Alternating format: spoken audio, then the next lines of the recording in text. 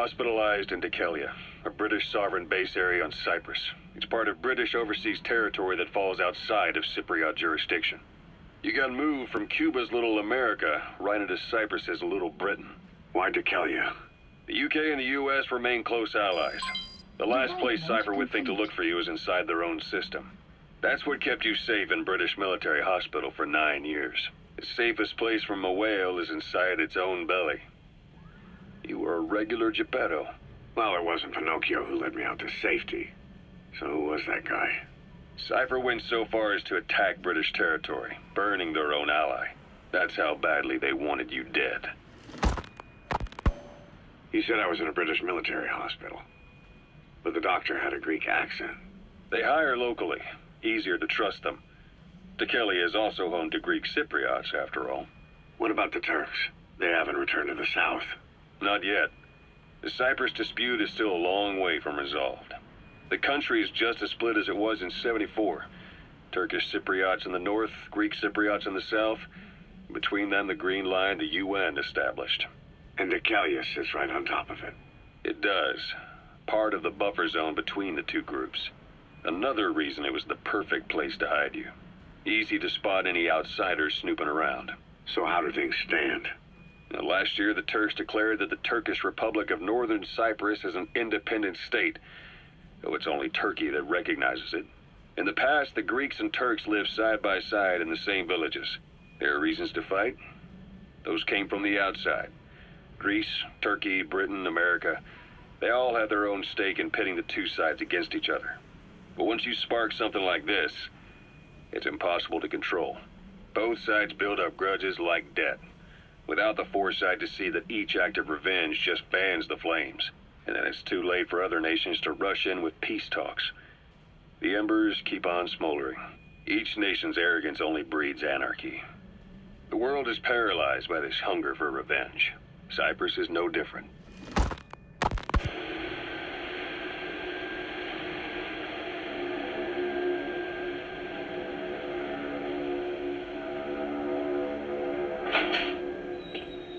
You're up. We're changing ships? We can't go sailing the Suez in a whaler. The Suez Canal.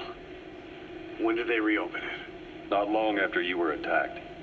Once they finished sweeping it for mines after the Arab-Israeli conflict. Can you stand? We're going to transfer to a container ship for passage through the Suez. Our destination is Pakistan, Afghanistan's neighbor to the south. There we disembark and head via Peshawar to the Zero Line, the border. We'll travel to the Khyber Pass by road. And then? We continue on horseback. Afghanistan's main roads are under Soviet control. We'll need to go around them. It'll be all narrow, winding paths through the mountains. We'll do better on horseback. It's a local guerrilla tactic. They use the higher ridges to avoid air recons. Then they charge down the mountains for ambushes. The Soviets still haven't devised a counter-strategy. Our time frame is only half as much as we really need. It's gonna be a tough march. Better horses than boats. Well, it'll make for good physiotherapy. Take the time to get used to that new arm. While the Soviets have indicated they are not participating in the Los Angeles Olympics, primarily because the United States has made no attempt to guarantee the safety of the Soviet Union's athletes, the United States is increasingly demonstrating the belief that the issue has nothing to do with its preparations, and in fact this is retaliation for the Western nations' boycott of the previous Moscow Olympics. That concludes today's news. That's quite some news. The Soviet Union not attending the LA Olympics? Yeah. Andropov's death has changed some things. They're calling it revenge for the Western boycott of the Moscow Olympics. Countries boycotted the Moscow Olympics? Yes. In protest of the Soviet Union's invasion of Afghanistan. Over 50 countries were absent. It's too bad I didn't get to see Yamashita's judo. When the 40th Army crossed the Amu River 4 years ago, détente went right out the window. The U.S. Congress chose not to ratify SALT II, and Reagan's hardline politics won in the presidency in a landslide. According to him, the Soviet Union's an evil empire. A second Cold War.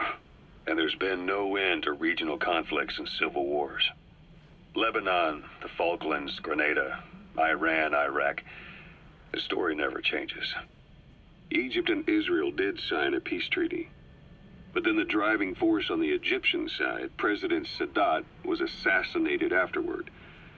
Apparently, his actions were considered a betrayal of his fellow Arabs. Islamic extremists?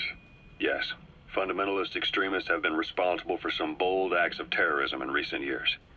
We've had extremist students in Iran take U.S. embassy workers hostage, and suicide bombings in Lebanon. Over 300 foreign soldiers stationed there have been killed. But countries have yet to develop an effective means of dealing with terrorism. Afraid of losing their own men, they've pulled their forces out, handing private forces a golden opportunity. Private forces? Small armies with no national affiliation, working for the highest bidder. That's right, they got the idea from you. After Mother Base went down, they began spreading to meet the soaring demand. Miller's organization is just one of many PFs now. The entire world is after you. But at the same time, it needs you too. Miller told me about what happened in the Caribbean 9 years ago. You do remember Miller. You'd formed a private army with him. An army with no allegiance to a nation. I remember, but... I see. You're not sure what's fact and what's a fantasy caused by the coma. It's still all a mess, huh? All I can do is tell you the facts as they were told to me. I've gone easy on you up until now, but this is where the hard stuff begins. 1974, the year before you entered your coma. You were in Colombia, operating with a small unit of men, basically mercenaries. Miller was among them. Miller was trying to find a way to turn his and your talents into a line of work. He was looking to start a business where you would fight on behalf of others around the world, those who needed military force. But the reality was, at that time, you didn't have enough gear to equip your own men. Then Miller came across this client. It was a huge job he was offering, but you had a shot at pulling it off. You accepted it and headed into Costa Rica. The client even threw in an offshore facility in the Caribbean. The Mother Base, that would be your new base of operations. Miller sure did have a head for business. As your mission went on, your unit grew and grew. More weapons, more money. Before you knew it, you were commanding 300 men. As the organization got bigger, your military powers swelled to match. It got so the international community couldn't afford to ignore you. You were just too damn successful for your own good. You, your men, had worn out your welcome. Everyone was out for you. East, West, First World, Third. It was only a matter of time before someone took you down. And that was XOF. Officially, they're an anti-terror unit under the CIA. In reality, they're Cypher's private strike force. They lured you to Cuba using Chico, the Nicaraguan revolutionary kid, and Paz, a mole who worked for Cypher as bait. While you were gone, XOF, posing as a nuclear inspection team, stormed Mother Base. At the same time, C4 they placed on the strut legs went off. The whole thing went down in minutes. XOF. Kisses and hugs followed by a big FU. All because of Miller's blind spot. A back door into Mother Base no one suspected. You remember a certain scientist. Huey was responsible for bringing the inspection team on board, giving the enemy a perfect opportunity to hit you at home. You were returning from Cuba when it happened. Mother Base came damn close to taking you with it into the Caribbean. Those of your men out on assignment returned right away. They refused to believe the wreckage in the water they found was Mother Base. But they checked the coordinates again and again, until reality finally settled in. You were supposed to die that day. That was XOF's primary objective. As far as most folks know, you did. The first doctor to see you wasn't even sure what he was looking at. Before they'd even finished operating, your men moved you to that hospital in Cyprus. It was a woman named Eva who arranged that. Rings a bell, huh? Most men in your condition would have been written off right from the start. But you survived. You went straight down to hell, and they pulled you out. Your eye wide open. Full of venom. The days of Naked Snake are long gone. Welcome back, Venom Snake. This world still needs you. Snake, try this on. A prosthetic arm. Yeah, Miller was calling it the arm that wasn't there. The physiotherapy's going well. Your arm's bulked up enough for it to fit. There. Perfect. A little time with it, and it'll work better than the real thing. What do you think? Huh. I can still feel my real arm. Well, you better get used to this one quick. You have any pain? Every now and then. Where? My fingertips. My left fingertips. Sounds like phantom pain. Your brain still remembers your old hand. Yeah. What about your vision? Can you see okay? Yeah, at the moment. Now, the shrapnel in your skull is pressing on your optic nerve. I'm told any hard impact could have an effect on your visual cortex. Yeah. The doctor mentioned that. Your brain might process visual information incorrectly. In other words, you could have hallucinations. You might see things that aren't there, or not see things as they really are. Caution. Heavy You experience any of that? I think so. When? Right after I wake up. Colors look faded. Colors, huh? Well, that's not a major concern in and of itself, but it could mean the difference between life and death in the field. You'll need to watch out for that. I will. All right. You should continue your physio. We'll be arriving soon. It's the last chance you'll get.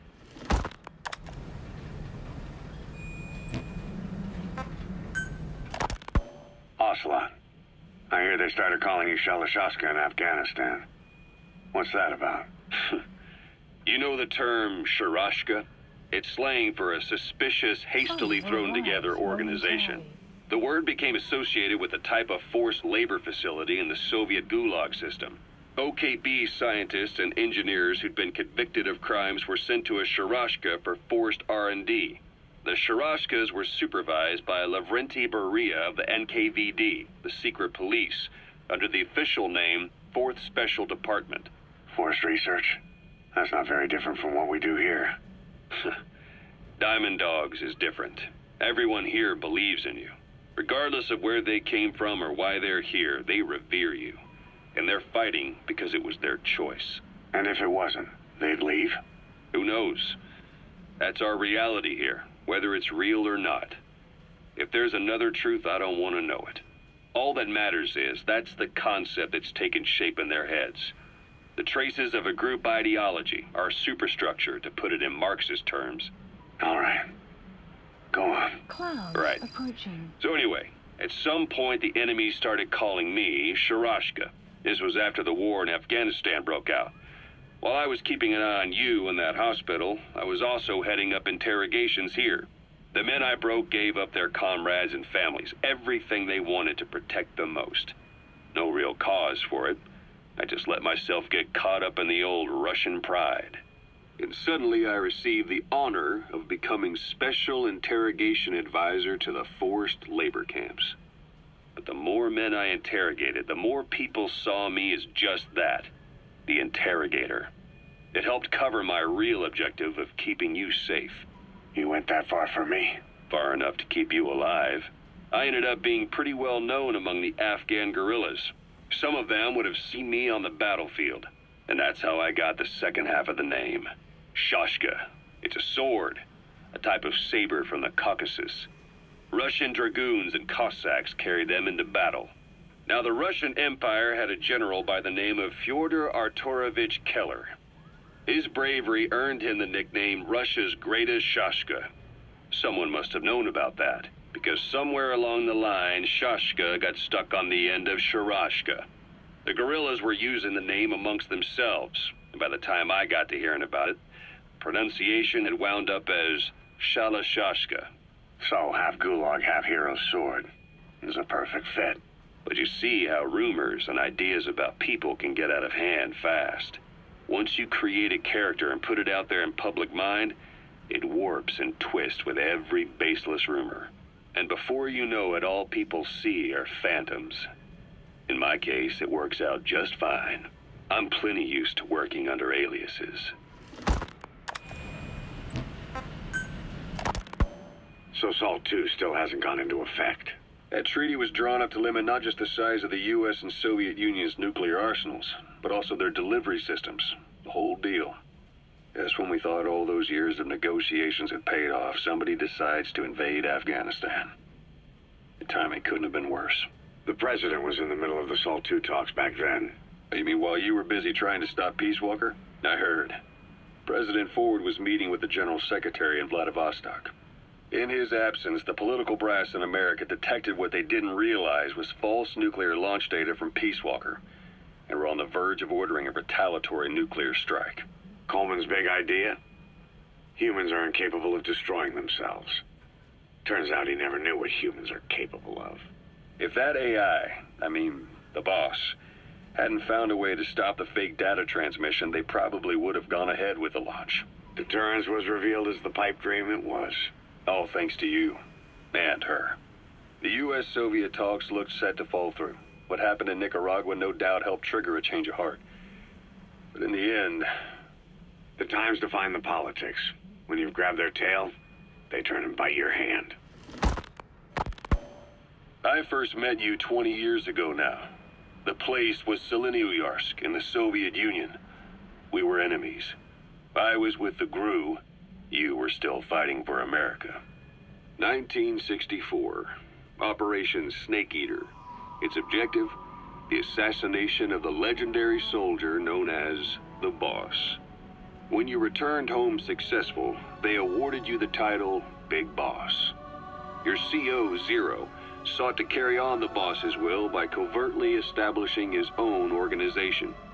You knew the original members from Operation Snake Eater. From America, there was David O., or as he was to you, Major Zero.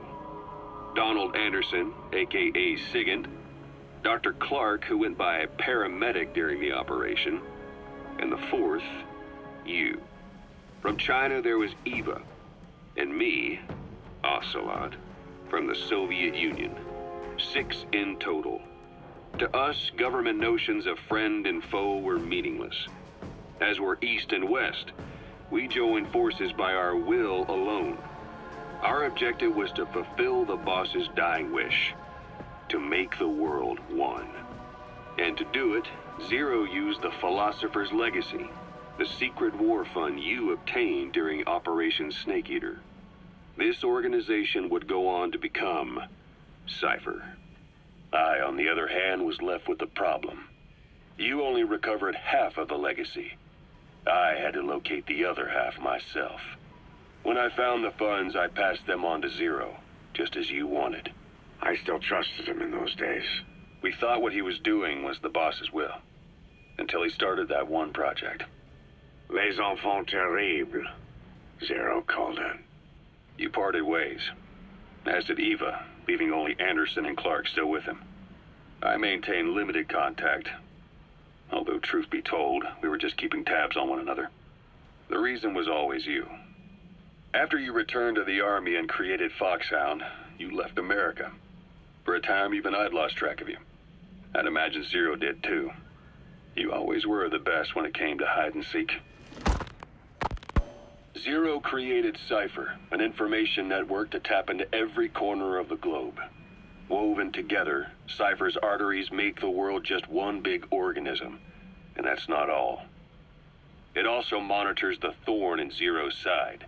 That's you, tracking your coordinates wherever you might go. The further you strayed from your roots, the larger Zero became. It's as if he was trying to close the gap between you. But before long, he disappeared from public life. Only a few people had direct contact with him. For a time, I was one of them. Then a year after you fell into your coma, he slipped out of sight entirely. Since then, nothing. No photos, no recordings, not even a reliable rumor as to his whereabouts. I tried every method I could think of, but Zero was gone. Freed of his control, his creation, his power continued to grow. Cypher is a great beast, and Zero was its spine. But even without him, it's endured, evolved. But now its body is rotting, riddled with parasites. Parasites like the ones who attacked you 9 years ago in the Caribbean, and then at the hospital. Cypher's Black Ops Unit, XOF. They learned where you were, and came to wipe the slate clean.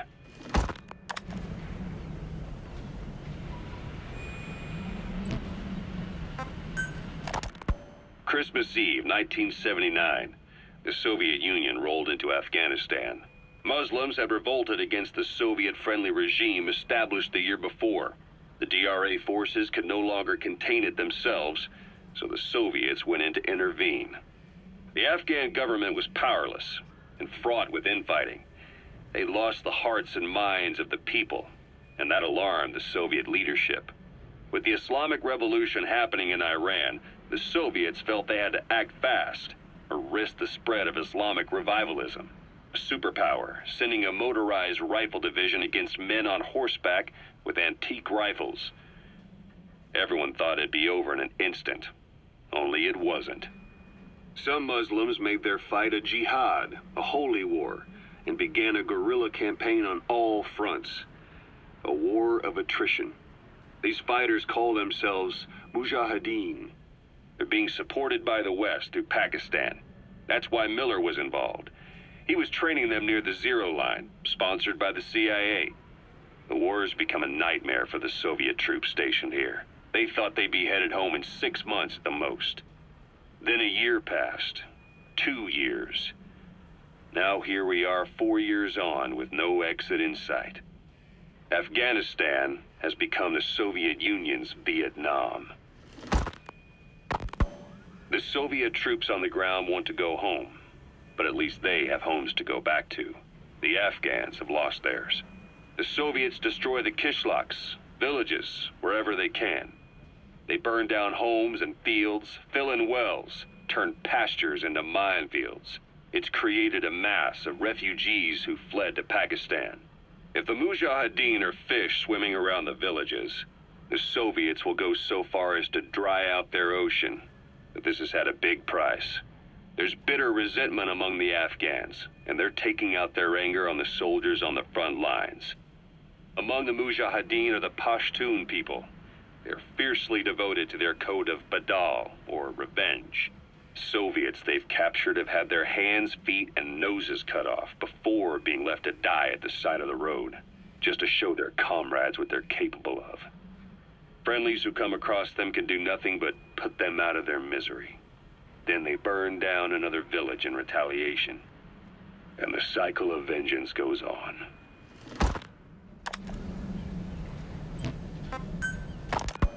This war, the Kremlin never expected to have this much trouble against the Mujahideen. Afghanistan is a tribal society. Tradition demands that its people stand up to any outsiders who set foot on their land. With the honor of their people at stake, they have everything to fight for. No matter how hard the Soviets hit them, they continue to appear out of nowhere, striking back, then vanishing again. But there's one thing even the Mujahideen fear. Every last one of them. The Soviet gunships. They're highly maneuverable and equipped with massive firepower. Plus, the underside of the fuselage is heavily armored. The Mujahideen can barely scratch them with their small arms. Anyone who hangs around gets mowed down by the gunship's heavy machine guns. This new honeybee weapon that was given to the Hamid fighters, it's no doubt something to help them strike back against the gunships, which makes it a weapon that could change the course of the war. Those guerrilla fighters known as Mujahideen don't actually belong to a single organization. Afghanistan is a multi-ethnic country. You've got the Pashtuns, the Tajiks, Uzbeks, Hazaras, and each of them is split into their own tribes, large and small. Each ethnicity has several rebel organizations that their various tribes gather under. They're united under the banner of jihad, but that doesn't mean they work like a single standing army. Just look at the area around Smasi Fort. A lot of Tajiks used to live there, but they fled after the Soviets started their scorched earth campaign. With the area uninhabited, the Hamid fighters, who are Pashtun, decided to move in. The Hamids are based out of the city of Peshawar. We passed through it on the western edge of Pakistan. The Pashtun people have long lived in Afghanistan and western Pakistan. They used to travel back and forth frequently. Then Britain went and established the border that still stands today. The Hamid fighters get generous support from the Pakistani government. The government wants to use them to secure influence over Afghanistan. Their liaison with the Hamids is Inter-Services Intelligence, and behind the ISI, you have the CIA. That's probably how the Honeybee ended up in the hands of the Hamid men.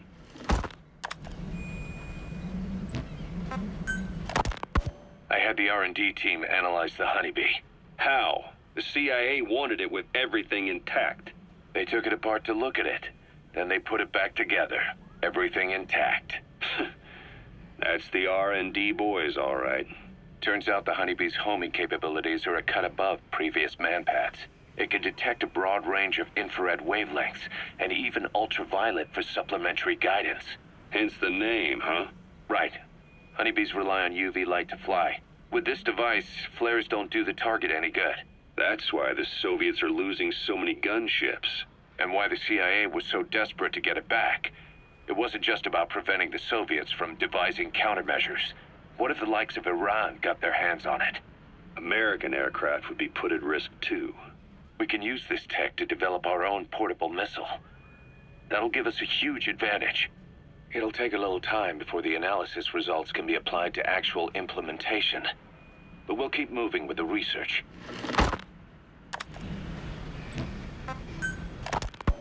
Kaz, what about the unit that attacked us in the mist? You knew something about them. That wasn't my first run-in with them. It happened right before I was captured by the Soviets. We were on the zero line that day, the Afghan side, on our way back from training the Mujahideen at a mountain camp in Kunar province. There's a lot of that work in Afghanistan. Most PFs shy away from it because it draws too much attention. But for us, that was the whole point. The job itself went great. We just had to make it back to a tribal area in Pakistan. But all of a sudden, visibility got real bad. It was no sandstorm. Our point man gave this strange report. He said he could see skulls in the mist. Skulls? The next moment, he went silent. We scrambled into formation, right before his arms and legs came raining down on us. It was always supposed to be a dangerous mission, so I had Diamond Dog's very best with me. We were calling out to each other. But one by one, the voices just went dead. Whatever happened to me, I lost consciousness before I knew it. When I came to, I was in a Soviet camp, tied to an interrogation chair. Could they be some new Spetsnaz unit? No. The ones that interrogated me were just the average rank and file. Whatever group attacked us, the way they moved was just insane. And that mist, appearing out of nowhere. The Soviets don't have tech like that. If they did, Ocelot would have heard about it. I doubt the West does either. Otherwise, the folks at Langley would be sleeping a lot easier. Why'd they come after you? Wish I knew. I'm the only one who survived. Though I don't think they planned it that way. If I was their target, they wouldn't have just handed me over to the 40th Army. Whatever the case, we need to watch our step until we know who they really are. And boss, if you ever do run into them again, don't try to take them on. You just get the hell out of there. When I first started dealing with Zero, with Cypher, it was a somewhat parasitic relationship, though a mutually beneficial one. Cypher had no army of their own, so they wanted us. They wanted our strength. They approached me as a potential business partner. But they had other motives. Cypher coaxed us into Central America, into that US-Soviet proxy war, to fuel Mother Base's growth. Once we were big enough, they'd force us to join them. That was the plan. That's why they had Paz, still Zeke. Right. And if we refused, she would use Zeke to fire a nuke from Mother Base. The world would consider us a liability, and countries would unite to destroy us. We stopped the launch. And yet they still took us down. Through that fake inspection they orchestrated to cover up their sabotage. That power Cypher wanted. We don't have it anymore. So why are they still after you? Is it just the fear of leaving you alive? I don't know. Was Zero really... All I know is the man I knew wouldn't want this. What do you mean? We have to consider that it might not be Zero we're dealing with. We know virtually nothing about Cypher anymore. How big they've gotten, what they want, or even who they really are. The new Mother Base started out as a test drilling rig operated by a mineral resources supplier, but their project fell through. The Seychelles government was happy to hand the place over to us. It was just scrap on stilts. So with a few dummy construction companies set up as fronts, we started renovating the half-finished rig. From the outside, it looked like the project was back on rails. Kaz, you... What? I see what you're doing.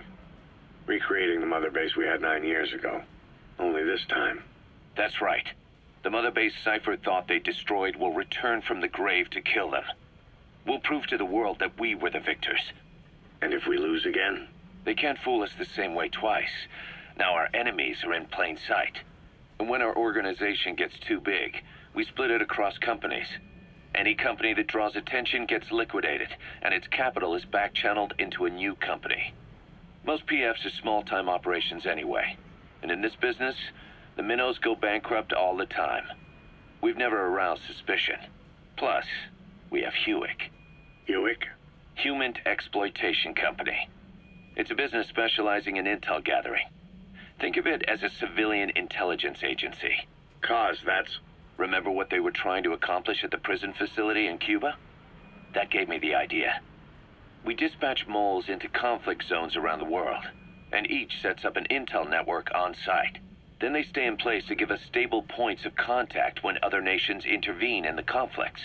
Hewick's strength is that it has a cutout at each level. You get your job from one guy, then you hand it off to another. No one has direct access. It's a perfect black box. Hewick members also work their way into the superpowers intelligence agencies to make sure Diamond Dogs gets work. We have those countries by the balls. That's our deterrent when we need it. Networking? In the intelligence community? Sure, that's how we've grown this far. And when you go out on missions, intel from Hewick will be there to back you up. But despite all that, Cypher has its eyes on us. The only reason I'm not dead is that they needed to know where you were. Figured if you woke up, I'd go straight to you. That's why you made that ruckus at the Zero Line. Yeah, to make their own surveillance work against them. I think it took some of the heat off Cyprus. Kaz. Then I just had to wait for you to save me. And I've gotten used to waiting. Kaz. That's not all. It was a good chance to scout the market. And with the West wanting the Soviets out of Afghanistan, their agencies are bursting at the seams with funding. Boss, let's start by building up our Afghan presence. Why put Mother Base in the Seychelles? We're at the center of the world here. We're all the way out in the Indian Ocean. Come on. Lebanon, Sri Lanka, East Timor, and Africa. From here, our reach extends to conflict zones the world over, including Afghanistan, of course. So it's prime real estate for a mercenary. Exactly. Latin America isn't as close as I'd like, but we have Amanda and her people to help in that department. And besides, the Seychelles government owes us a favor. Owes us? The Seychelles has strong ties to the east, which the West wanted to shake up. It came to a head 3 years ago, in an attempted coup. It was a force of South African mercenaries, with U.S. backing behind the scenes. They were only platoon size. But South Africa is home to some heavy PFs. Too much for the Seychelles to handle. In the end, they accepted help from the Tanzanian army, and quelled the coup. We set up the deal and handled on-site tactical instruction. That led to some training work for the Seychelles military. And when we put down a mutiny within their forces, well, we made a lot of people happy. They don't pay us. They just let us have a piece of their offshore territory on the promise we'll come running if something else happens. So we're bodyguards, too. It's a good setup. We can only take Mother Base so far here. We'll have to find somewhere else when this place starts getting big. Aren't you being a little hasty? Nothing hasty about it. You're back with us now. So, Kaz, the ship that took us from Cyprus, it used to be a whaler. Yeah, a Japanese vessel. How was the voyage? It was... stimulating. Well, she was part of a whaling fleet up until a few years ago. Her displacement isn't anything to write home about, but she can really move. She still had plenty of life left in her, but then the work dried up. Global opposition to whaling has been mounting for years. Is that right? The push to ban it has been gaining traction for a little over a decade. Individual species came under protection as the years went on. And then 2 years ago, the IWC adopted a moratorium on commercial whaling. Several countries, including Japan, fought it to the bitter end. But eventually, most whaling companies had no choice but to throw in the towel. You ever tried whale snake? Can't say that I have. When I was a kid in Japan, practically everybody ate it. That good, huh? The country was poor in those days, and oil was cheap. International opinions changed since then. In any case, that's why we were able to get a bargain price on the ship. Of course, we did end up spending 5 times the purchase price in modifications. We had to really work to fit in all the ESM and communications gear while keeping the whaler look intact. Right now she's going around conducting SIGINT missions. In the future, we plan to use her as a communications relay base between you and Mother Base, and also as a chopper resupply vessel. Diamond docks. The word diamond originally comes from the Greek adamas. It means indomitable, unyielding. Other words for the stones often mean eternal bond, fortitude, or purity. The same is true of the Star of Bethlehem flowers you laid on the boss's grave. They represent innocence, as well as chastity, yielding to no man while maintaining one's virtue. In other words, staying loyal to something.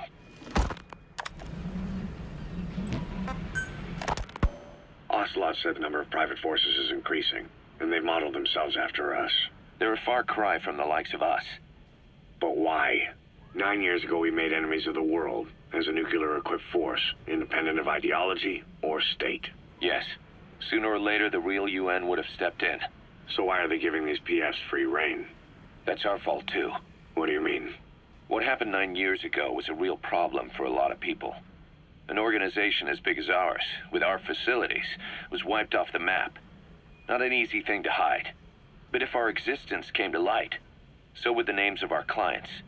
We had contracts all over, east and west, from superpowers to banana republics, the lot. Our clients denied all association with the likes of us. They had to make sure things didn't blow up on them. But at the same time, they missed us. They really missed us. The demand for armies for hire was as strong as ever. The international community turned a blind eye to what happened to us, despite still needing people who could do our jobs. History couldn't afford to lose us. As soon as we were gone, they needed a replacement. So private forces spread everywhere. And they're all just a phone call away. But still. I know. PFs are totally different from what we envisioned. Nation-states, revolutionaries, terrorists. They have a lot of clients, and Cypher is one of them. Cypher stays anonymous, but I know their work when I see it. In the eyes of those clients, the world's PFs are all just expendable pawns. The clients don't have to worry about losing their own men. Nobody knows they're involved, and PFs are cheap. In short, the world is chewing up soldiers and spitting them out. Even some of the old Mother Base's survivors are still working for PFs. Some guys created their own smaller forces.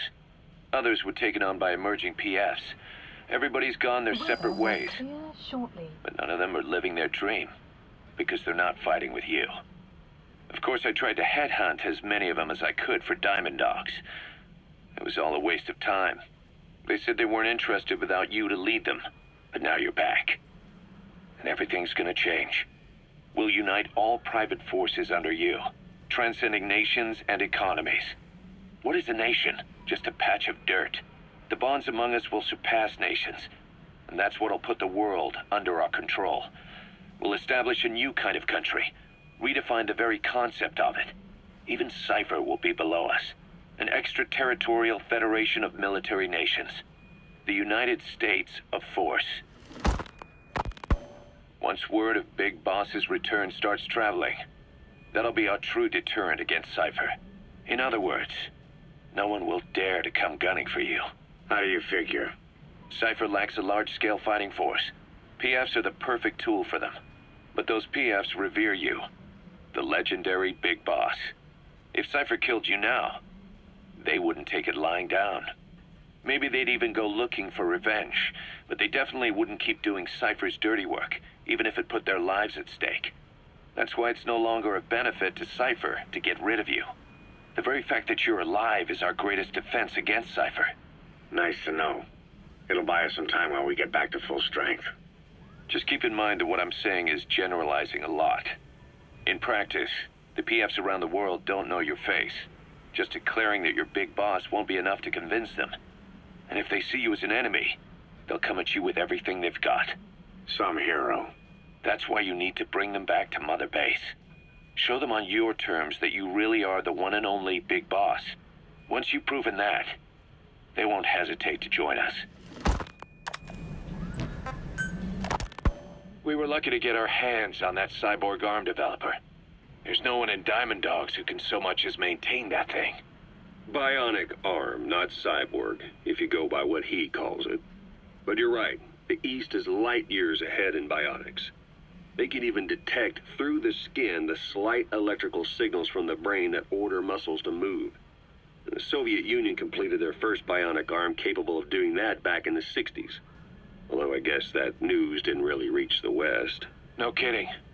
Zadornov's was the only one I ever saw.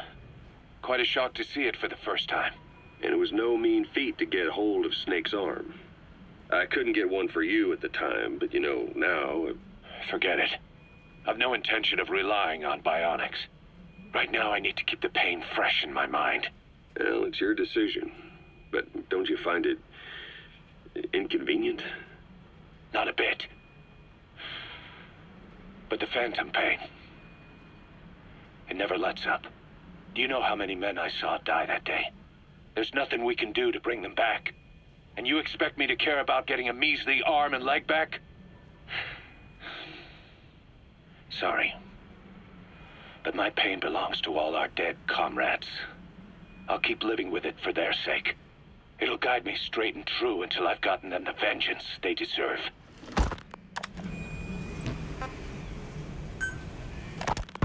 Diamond Dog's intel team specializes in information gathering, mainly HUMINT and SIGINT. They plant scouts and moles in the field. These operatives will blend into the local populace and work under the guise of a resident, or disguise themselves as travelers and ask around for information. They observe targets using various hidden bugs, cameras, and transmitters, and by tapping their satellite and phone communications. Analyzing all this information creates a clear picture of how wars and the PFs fighting them are changing. This data can also be used for threat assessment when deciding whether to accept contracts from certain clients. And during missions, the intel team keeps track of target locations and produces FOM predictions, reporting mission-critical information based on real-time remote observation of changes in the AO. What you hear from us over the radio is based on how we interpret the data gathered at the command platform. However, intel team operatives go unarmed in almost all situations to avoid revealing themselves to the enemy. Some will carry a knife, but most have nothing at all. As such, don't expect them to help you take on heavily armed adversaries like PF soldiers. Think of them as entirely passive in the hot zone. Plus, they use all manner of techniques to remain inconspicuous in the field. If you ever spot one, you'll have some serious explaining to do. So remember, their specialty is espionage. They may not be of use in a firefight, but when it comes to intel, they're pros.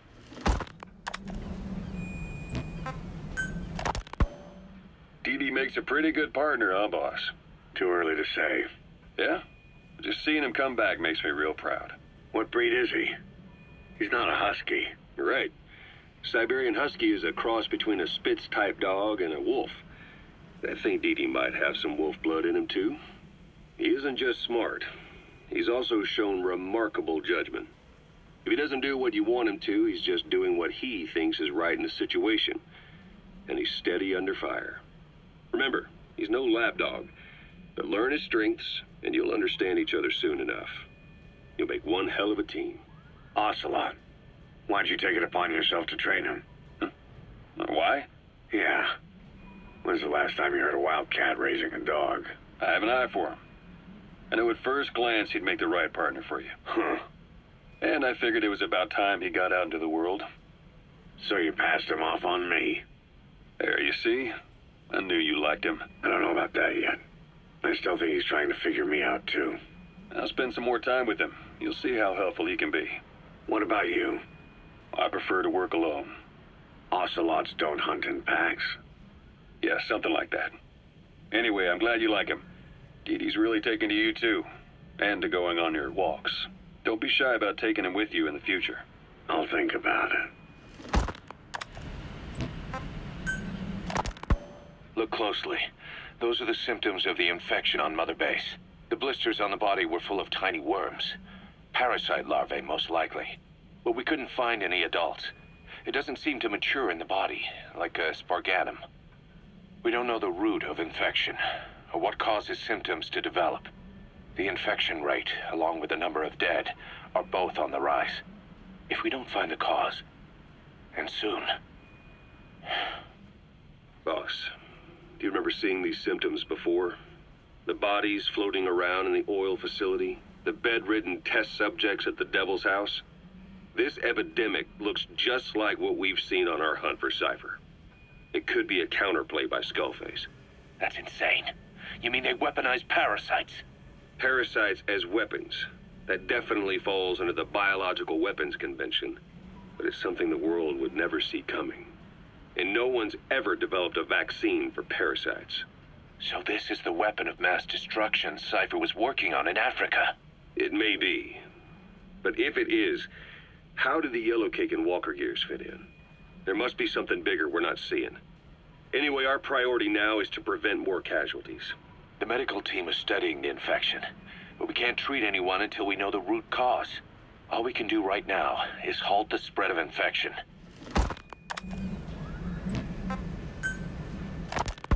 Remember before, boss? When Quiet attacked one of our guys on Mother Base, stuck a knife in his mouth. He's one of the very few soldiers who've had contact with her recently. Close contact. I don't think it's a coincidence that he was among those who became symptomatic pretty early on in this epidemic. Saliva and blood spatter, an open wound, mucosal infection. Whatever is causing this got inside him then. Miller, that is a baseless accusation. The source of the infection is Quiet. Everyone suspects her. We don't know that. And we've come across these symptoms before. The bodies in the water at the oil field facility, those sick people in the beds at the Devil's House. They're identical to what we've seen while we've been after Cypher.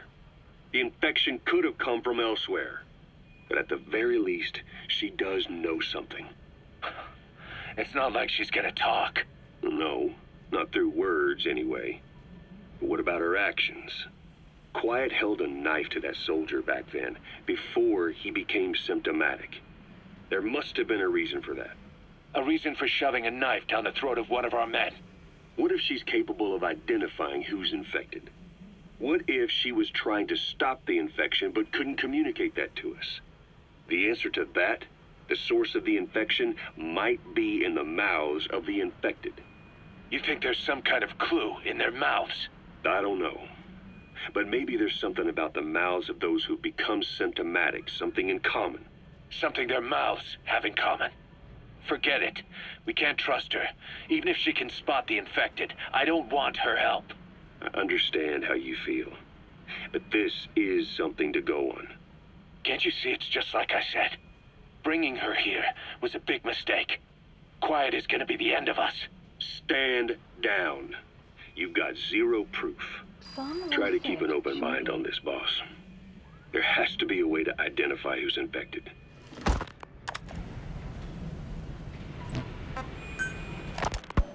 Snake, do you remember Amanda? Yeah, I do. Their revolution was a success. Somoza resigned, and Nicaragua has a new government. Amanda's really working hard for her country to be reborn. Good for them. She says she wishes Chico could be there. That revolution was the dream. For Amanda, for Chico, and their father. That chopper was no place for Chico to die. I'd like to at least think history will remember his part in the revolution. When you pick up a gun, there's always a chance you'll die for nothing. He knew that as well as the rest. Now that he's gone, it's up to the rest of us to decide what it was all worth. If we don't, there's nothing to prove that Chico ever lived at all. We're his mark on the world. Amanda told us that Strangelove contacted her after the revolutionaries came to power in Nicaragua. Strangelove, the AI researcher from Mother Base? I remember her. We'd lost touch with her, till Amanda heard from her out of the blue. She told Amanda she wanted to salvage Peace Walker's drive parts, or something from the bottom of Lake Nicaragua. Amanda passed the request on to her friends in the new administration. She's a national hero now, after all. So Strangelove got a Soviet military aircraft to transport something to somewhere. But apparently the cargo wasn't big enough to have been Peace Walker itself. So what was it? Who knows? We recovered Peace Walker's nuclear warhead ourselves 9 years ago. What could Strangelove have been after? Amanda said she didn't mention what her reason was or where she was headed.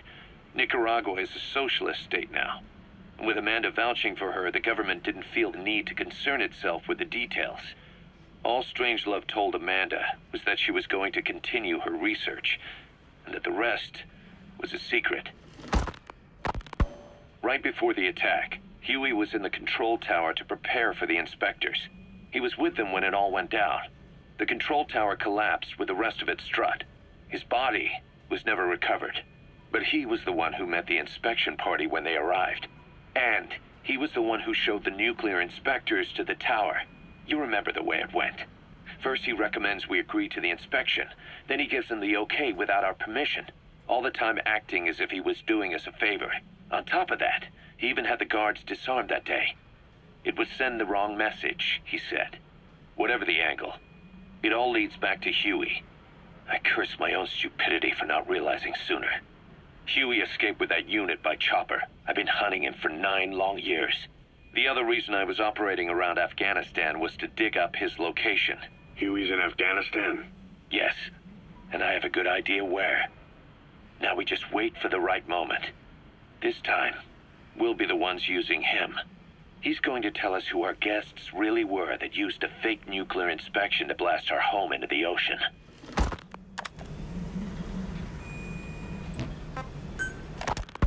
A sniper known as Quiet is lurking in the Afghan wilderness. This Quiet has performed a string of hits on Soviet officers. The attacks always occur in the same area, but sweeps of the area turn up no traces whatsoever. They've even posted guards, but they never spot a thing. And then before you know it, another body's lying on the ground. You ever heard of someone who operates like that? No matter how still and silent a person tries to be, they always create some kind of ripple. Be it breathing, a heartbeat, eating, excreting, body temperature, sweat. If this sniper can really vanish completely, that's just not human. I guess Quiet is the right name. But what is Quiet's objective? The local guerrillas wouldn't use this kind of tactic. I just can't see them hiring some superhuman mercenary. And the Soviet officers who've been killed, well, they were all opposed to or skeptical of the secret weapons development being conducted in the area. Sure, they were a problem for those supporting it, but the Soviets have nothing to gain by killing them. So we have an assassin with superhuman combat skills who isn't working for the guerrillas or the Soviets. Miller has a theory that this sniper is a hitman for Cypher. He thinks it's time we silence Quiet for good. But I'm against the lethal treatment. I say we bring the sniper back alive and break that silence. Because even if this Quiet doesn't say a word, there's still plenty we can learn. Just remember this, boss. If our hunch is right, you'll be on this sniper's hit list too. If things seem a little too quiet when you're in the field, watch out. Quiet's out there somewhere. And if possible, this is one sniper I want back here breathing.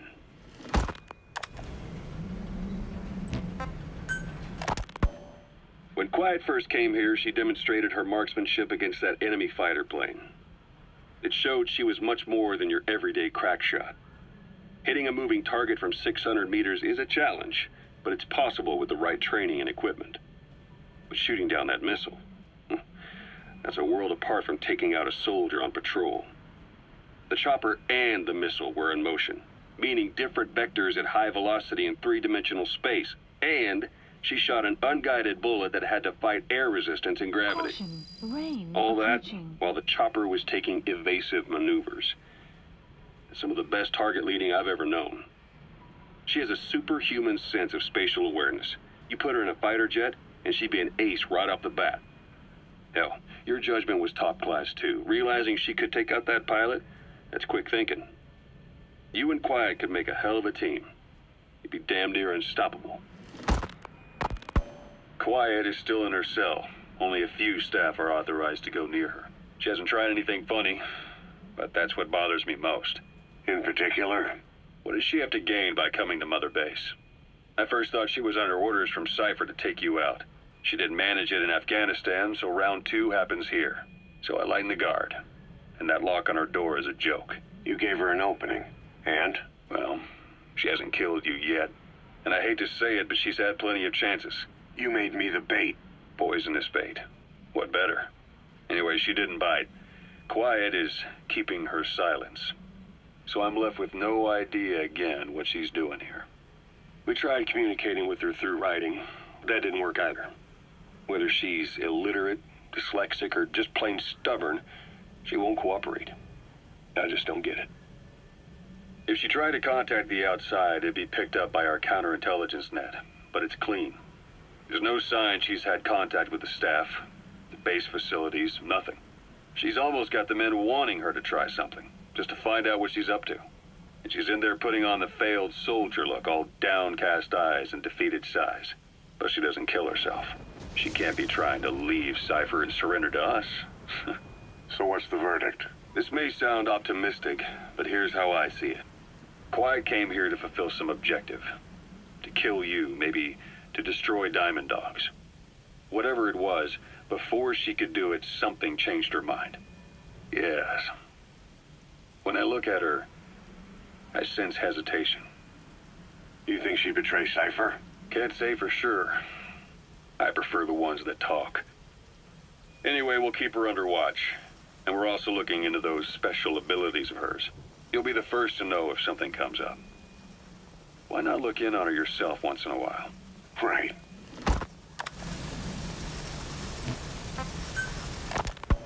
Boss, Quiet still hasn't made any moves. It's got me thinking. What? If you took her on a mission, she might break her silence. You want to let her out? Sure. Make her no different to the others. Everyone you pick up works for themselves, right? But her? I say work with her. See what happens. I wouldn't ask this of anyone but you. On missions, I'll make sure we have someone observing from a distance, and she won't be allowed access to all of the base. As for Miller, well, sometimes it's better to ask forgiveness than permission. The best part is, hiding is her specialty. If no one sees her leave the base, the staff will be none the wiser. And if she gets away? If that happens, you'll have to take care of her. But I have faith in you, boss. I think Quiet sees something in you. It's a big risk. But it's for the good of all of us. And besides, you can't deny her talent. Her unique skills and abilities would give you a hell of an edge out there. I'll think it over. How long are we gonna keep that woman here? You mean Quiet? My personal feelings aside, she's putting everybody on edge. You should hear the stories. I got sick from just standing guard at her cell. I won't stand on the same platform as that witch. She hit me for no reason. What is this, a private army or a kindergarten? The thing is, they're all serious. They're faced with something they don't understand, and a kind of mass hysteria has broken out. I've gotten wind of countless plots to take her out. There are no grounds for this suspicion whatsoever. Put yourself in her shoes, assuming they see her as a prisoner here. No, even more so, if they do, she deserves to be treated humanely. I always thought our men were a bit more noble-minded, but... Look, I understand this is a stressful line of work, but to make her the scapegoat... You've got it wrong. Quiet? She's with Cypher. We have men that lost their buddies to her organization. You could say that about more than just her.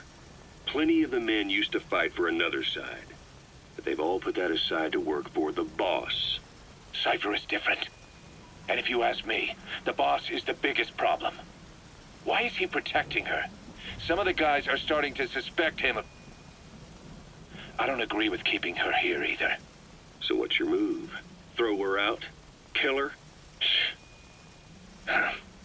She's our ticket to Cypher, and her physical abilities are outstanding. We could use someone like her. Don't make me sick. Her marksmanship, speed, stealth capabilities for a start. Then, there are the other things we've learned. Quiet appears to be able to use both eyes as master eyes simultaneously. That lets her track targets of different focal lengths at once. While looking through the scope with one eye, she can look for new targets with the other. That's why she doesn't need a spotter. She can operate alone, no matter the circumstances. See? I told you she's a freak. No one would be able to control her. No, there's one person who could. Hey, you trying to get the boss killed? Well, why don't we talk to him? See if he's willing to take her along. I don't like this. It's his decision to make. The two of them might even make a good team.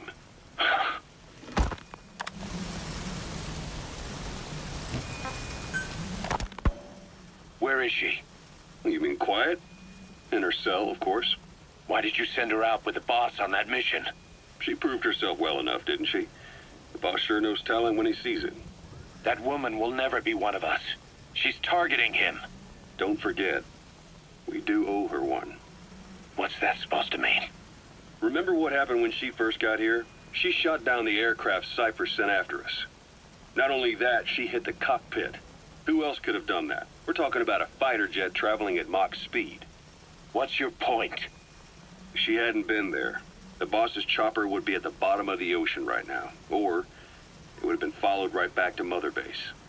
So let's say she does have some elaborate scheme in the works. If you want to catch her in the act, all we can do is sit back and wait. On the other hand, if she swears allegiance to the boss like our other Fulton recruits, he couldn't ask for a better partner. She's got you fooled. I have eyes on her. If she tries anything, she'll regret it. We lose nothing either way.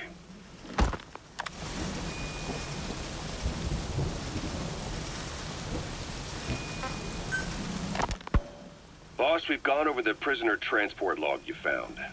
Quiet was grabbed by the Soviets and moved to Lamar Khatte Palace. They lost a lot of men to her. Can't blame them for wanting payback. But why did she just let herself get captured? I think it is time you knew. Quiet was carrying vocal cord parasites. The English strain, to be precise. The third English pair. Skullface was using her as a vector. An ace in the hole if his assassination plan failed. I knew it. But Quiet chose not to speak. She told me the situation in Diné, Navajo, the only language to which the parasites do not react. If you found out, she could not remain among you. And yet, she refused the Wolbachia treatment. Why? Because part of her still wanted revenge against you. Revenge against the boss? In order to stay here, she took a vow of eternal silence. But then, that sudden mutation showed this was not enough. As long as the parasites were inside her, she could not predict what might happen. And that's why she took off? Sacrificing herself to make sure the English strain died with her? Maybe. Or maybe she only wants to infect the world. Whatever her plan, we can't let her go free. The vocal cord parasites are the last of Skullface's legacy. It's up to us to erase it. Boss, the targets are Quiet and the English strain she's carrying. Your objective is to extract her. But if worst comes to worst, she may have to be eliminated. Both her and the parasites. We don't know for sure what Quiet's up to, but we need to secure her ASAP. She's being held at Lamar Khatte Palace. Make your way there.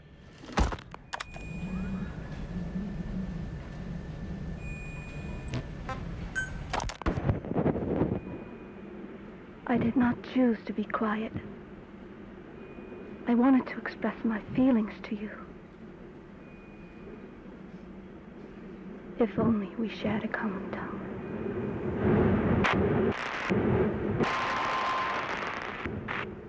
Vengeance was what drove me to them.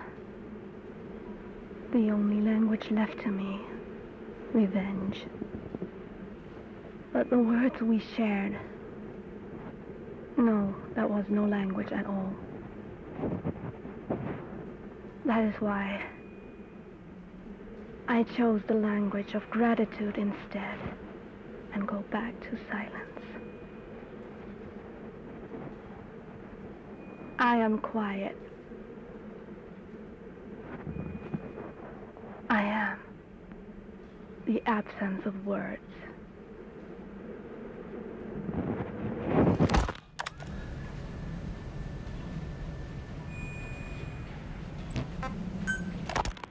It wasn't just Cypher. Back in the Caribbean, every eye in the world was turned on us. A private army, just a bunch of guys with guns, in possession of a nuke? Why wouldn't they be uncomfortable? And that's why you made sure the inspection happened. Well, I thought our best move was to prove to the UN through the IAEA that we had no nuke. Of course, I was against us having it in the first place, but that was Snake's decision. The boss wasn't responsible. Well, don't get me wrong, I still believed in Snake. I thought I was making the best decision for all of us, that's all. I figured we should get a third party to exonerate us before proof of the nuke did get out. And who better to do that than an organization with international authority? So the truth is, you took it upon yourself to agree to an inspection arranged by the UN. Only the inspection was a ruse, and Cypher's strike force, XOF, showed up instead. I had no idea that would happen. Enough bullshit! Oh, sure, like I could have known. You know, I was just trying to prove our innocence to the world. What's wrong with that? We're not interested in the excuses you've thought up. The truth is objective. Just see it from my point of view. You led XOF to the control tower. They seized it, giving them complete control over the base. Moments later, they detonated C4 on the strut legs. Anyone who'd managed to survive was hunted down by the assault force and their choppers. You can't believe I did that on purpose. That was the end of Mother Base. But it wasn't the end for you. How can you... Look, think about it. I lost something too. I built Zeke and it got buried underwater. I am a victim. That raises the big questions. Why were you the only one spared? You got away without a scratch. Why did Strangelove leave the base on the eve of the inspection? You two were close. Strangelove? And how did you manage to build something that surpasses Zeke in every way? Because you did everything they told you. You're the only one who didn't lose a thing. That is the truth. I was taken away against my will. Skullface forced me to do his research these past 9 years. He used me. I lost 9 years. 9 years. We all lost 9 years. It wasn't just you. I suppose blaming me makes you feel better, does it? But who's gonna give me back all the time I lost? You're not getting anything back. You're not a victim here, Emmerich. You're the perpetrator. I didn't know anything. Nobody can back that up. Yeah, all the evidence is at the bottom of the ocean. You know the hardest man to break. The type who's fooling himself. That takes time. It's easier to live a convenient lie than a painful truth. Is that the piece you've chosen, Doc? I'm not lying. Of course. Just let me check one or two things. On that day, you were in the control tower with them. Lucky you. That's how you got out unscathed. And you escaped on one of their choppers. Only you, right before the base went under. They had me blindfolded the whole time. I've never been so scared. The whole flight, I thought they'd kill me. But thinking of you kept me going. My comrades, all the way. And? There was a plane journey, then we traveled by road. When they finally took off the blindfold, I was in kind of a warehouse, on the floor. Afghanistan, it was that research lab. I couldn't believe they'd taken me halfway around the world. And soon enough, he came. Skullface. He's the one who's really behind that Mother Base attack. He forced me into that research. What kind of research? He told me to build a bipedal walking tank for the Soviet Union. Like Peace Walker. A system that could fire an ICBM-class nuclear weapon. That's how the Sahelanthropus project got started. Sahelanthropus. Those AI weapons I'd made in Costa Rica were like toys by comparison. A whole world apart from reptilian four-legged crawling and that ridiculous hunched-over bipedal waddling. My design evolved. To the dawn of mankind. Sahelanthropus, the first steps towards humanity. An upright bipedal weapon system. Originally, Sahelanthropus was going to be a manned weapons platform. I designed a cockpit in its head, and I planned to fill it with water as a buffering agent. Like how Paz modified Zeke for human control. Don't compare me to some amateur. I designed it for human control from the beginning. The problem was miniaturizing the posture control AI. You remember the reptile pod? The AI that controlled your unmanned weapons. Attaching it externally makes it vulnerable, so this time I wanted it beneath the armor. Meaning I had to make the AI smaller.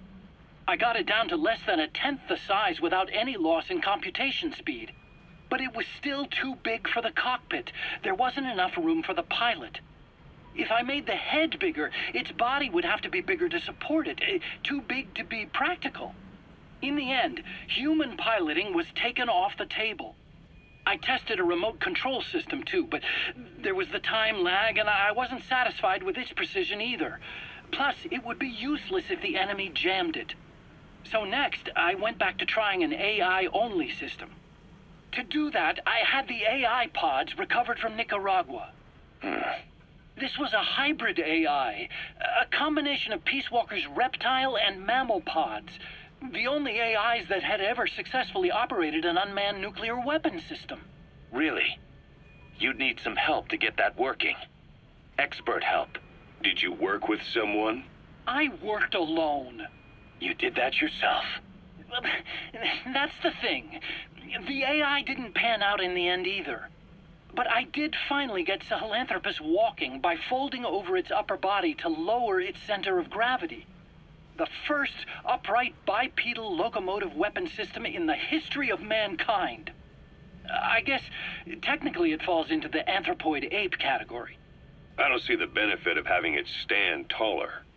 On terrain with significant differences in elevation like Afghanistan, you need a body that's vertically adaptable. That also lets it attack from long range while using mountain ridges for cover.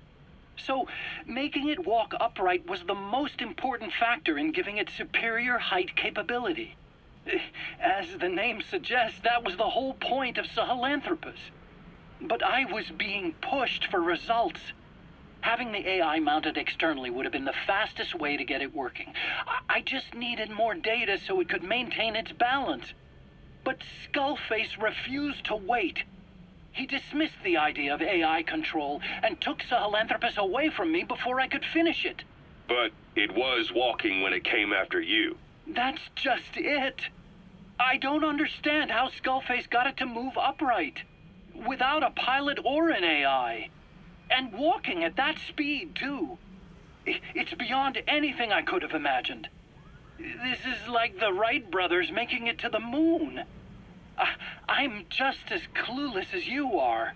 So this Sahelanthropus, where is it now?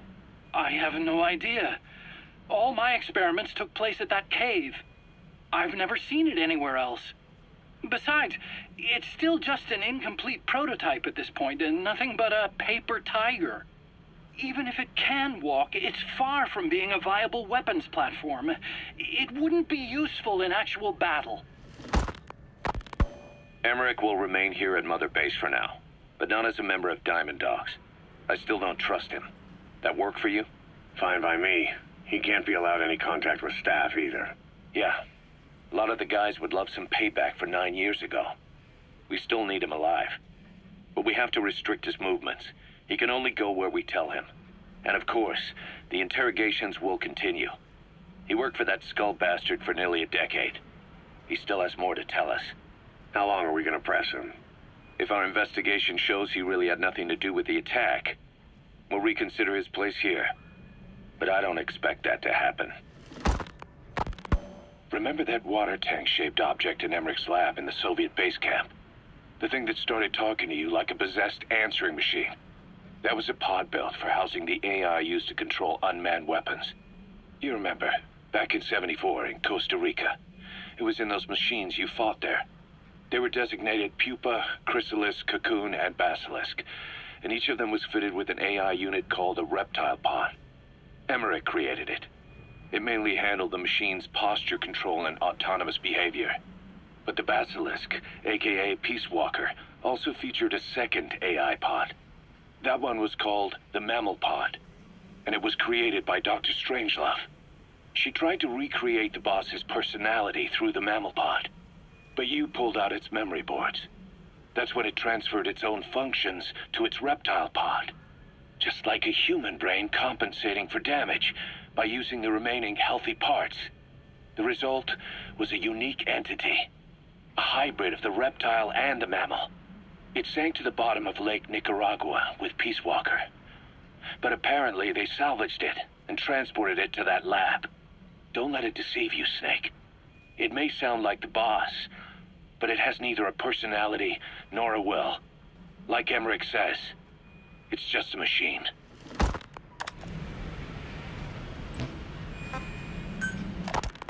You called that thing Sahelanthropus. Where does the name come from? Well, several years ago, an excavation team discovered a hominid skull in the Sahel region. Central Africa, the Southern Sahara. Cypher gave the specimen the name Sahelanthropus, man of Sahel.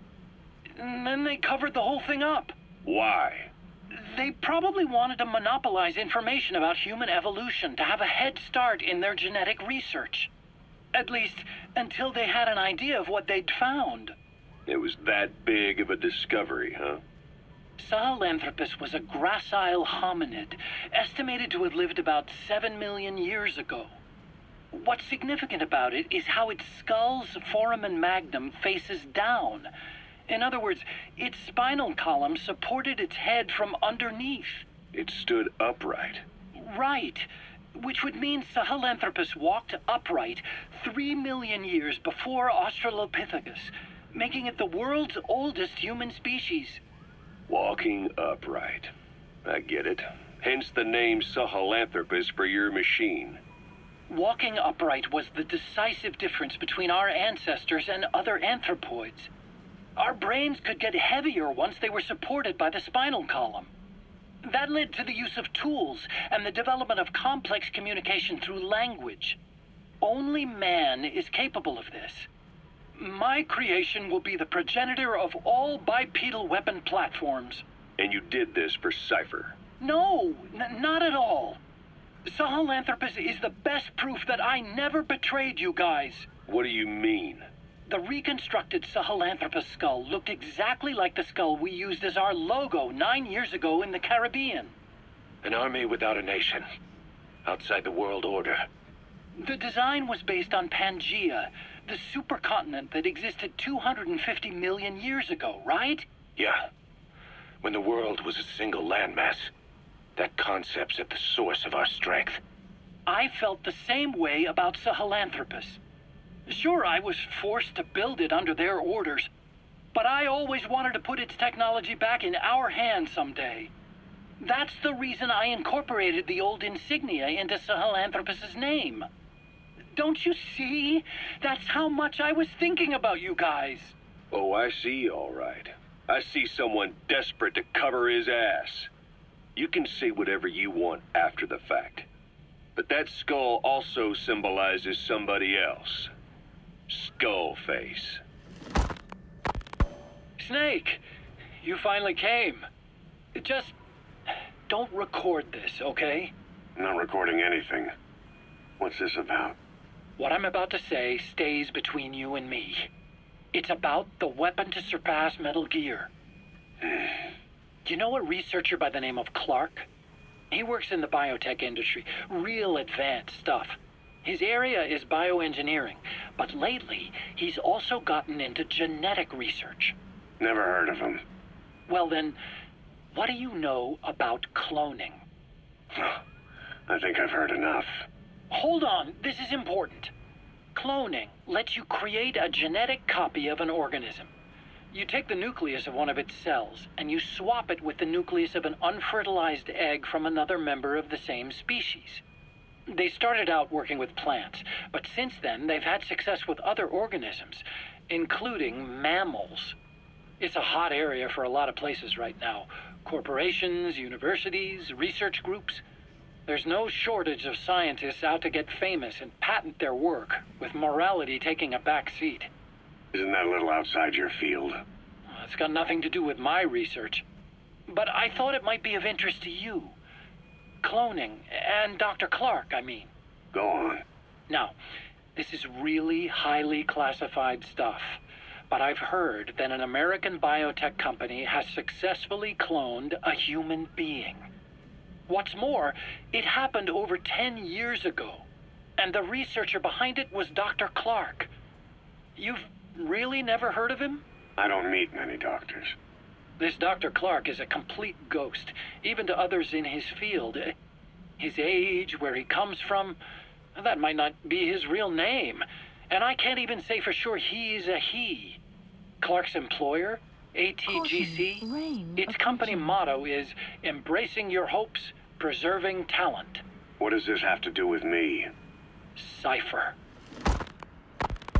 Dr. Clark works for ATGC, and they have connections to DARPA. Cypher couldn't function without the communications network DARPA's built. Meaning, Cypher has to be a part of the Pentagon. Or at least, the two are joined at the hip. DARPA is a driving force behind human cloning. It's a pretty high priority project for them. And this Dr. Clark, some say he's a pivotal player in Cypher. But that's not all. Every cell nucleus in an organism contains the genetic information for that organism. Think of it as a blueprint for life. Clark appears to be working on how to decode this information and rearrange it at will. If you could do that, it would mean being able to custom design human beings for specific purposes. Can you believe that? Suppose for a moment that this is all fact. A man of your talents, if your genetic information died with you, that would be a terrible loss for mankind. But what if mankind could preserve you for future generations by cloning you? All right, enough. I get the idea. Look, I know it's inductive reasoning, but this weapon to surpass Metal Gear they're developing in Africa, I believe it's something that uses this new technology. Speaking as a fellow scientist, it chills me to the bone. That's rich coming from you. If genes serve as our blueprint, then I wonder if they include an impulse that drives us to tweak the design. Can you imagine that? Genes, encoded with information that wants its children to decode it.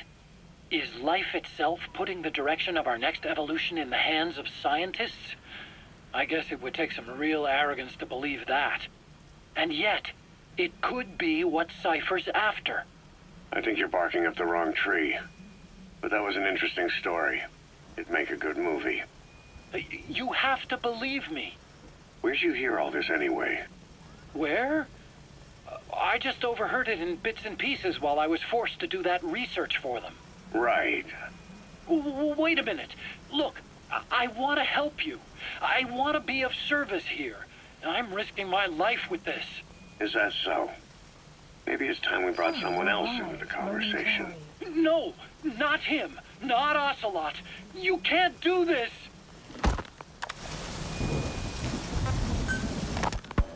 Fine. Yes, Strangelove was doing AI research in that lab. Why hide that until now? Okay, so what? I wasn't working alone. You've got to understand. You do understand, right? I didn't want to drag her into this. It's my load to bear, alone. So you didn't create the AI intended to drive Sahelanthropus. It was Strangelove. Skullface was never in favor of AI control. So naturally they argued. Strangelove, she got him angry, and he killed her. How? You didn't see it? So you found her inside that pod after the fact. And you just left her body to rot in there. Or perhaps you put her in there afterward. I asked him not to take her away from me. So she was killed by Skullface, but you asked nicely, and he put her body in the AI pod for you? That's right. Pathetic. You know, we have another idea. That you killed her. What, me? Oh, I couldn't kill her. You killed her and locked her body in the pod. I wouldn't. Don't treat me like one of you. I can't just kill anyone whenever I feel like it. I'm a normal human being. Oh, I see. So you just shut her inside and waited for her to die. I would never do that. What, you mean she killed herself? Yes. She climbed inside that pod and shut the door. It can't be opened from the outside. It was suicide. Suicide, I said. She killed herself. She got in when I wasn't looking and suffocated. She'd often try to do things like that. By the time I realized and opened the door, she wasn't breathing. I got scared and shut the pod again. I couldn't bring myself to open it back up. That's right. Me? Kill her? What is wrong with you? I see. Just tell me one more thing. Haven't you gotten enough today? Okay, I see it's a painful memory. You don't have to answer, just listen to the question. You see, we examined her remains. She had a scar on her lower abdomen, a surgical scar. It had been stitched up and had fully healed, meaning it was long before her death. She had a child, didn't she?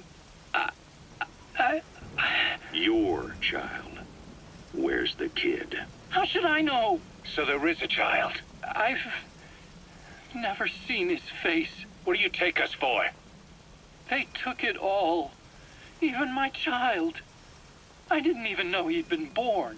I lost everything. How old would he be? It's 4 years since then. And you know it's a boy. Strangelove said so. And his name? We called him Hal, even though I never saw his face.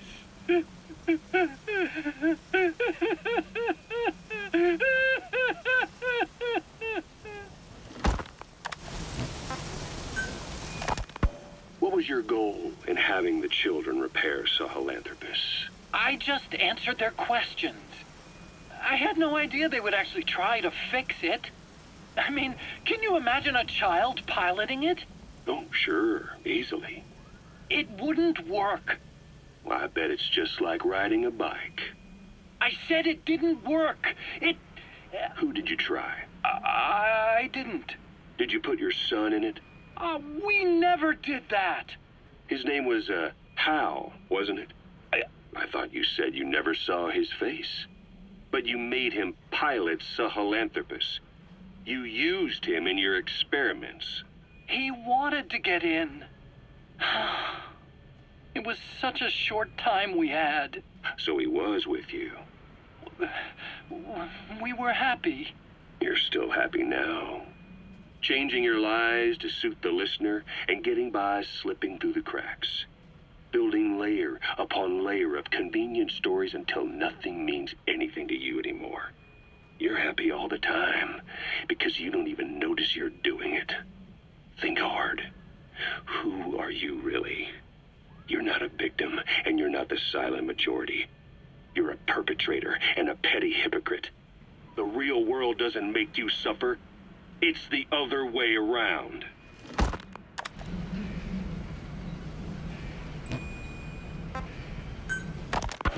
Well, Doctor, I have the report on the incident at the quarantine facility.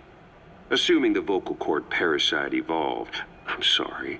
underwent a mutation.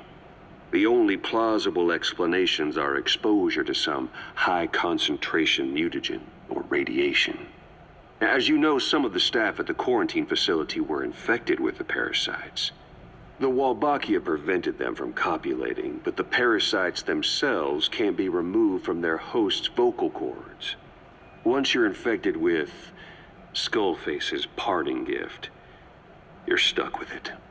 The researchers regularly used X-ray equipment to monitor the parasites in their throats. No problem there, they kept a close eye on the radiation doses. But that equipment didn't just give off X-rays. It was also emitting beta rays, even though that's unnecessary for the scans. See, beta rays have far worse effects on DNA than X-rays, meaning the only logical conclusion is that someone added in a beta ray emitter to trigger a mutation. Those beta rays leaked out from inside the equipment. Because the emitter was retrofitted, the shielding was inadequate. And the person who ordered and inspected the equipment was you, Doctor. That makes you the only person with the opportunity to install that emitter. So now you're saying I sabotaged medical equipment for some wild plan to make the vocal cord parasite kill everyone? Or maybe you thought it'd reveal a way to treat the parasite without using the Wolbachia. With that much to barter, I suppose some people would welcome even a pathetic cur like you. Just stop it. You'd have no shortage of buyers, but most would be happy with just the parasite. You wouldn't need to offer anything else. However, if that buyer already knew about the parasite, they'd also know that by itself, it's no longer the ultimate bargaining chip it once was. To sell to that buyer, you need to throw in a bonus, a way to one-up it. There's only one buyer who'd be after that. Emmerich, we record all communications on Mother Base. That includes radio transmissions to and from homemade devices. You've been in frequent contact with people in America. A private biotech company, a client of which is DARPA. And they are connected to Cypher. You made a deal with Cypher. You offered them a new parasite in exchange for your safety. This is the only place in the world where the vocal cord parasite still exists. And you used it as a testing ground, tried to resurrect their bioweapon. But your plan to obtain the parasite has failed. Your bullshit ends now. And don't think you're leaving here alive.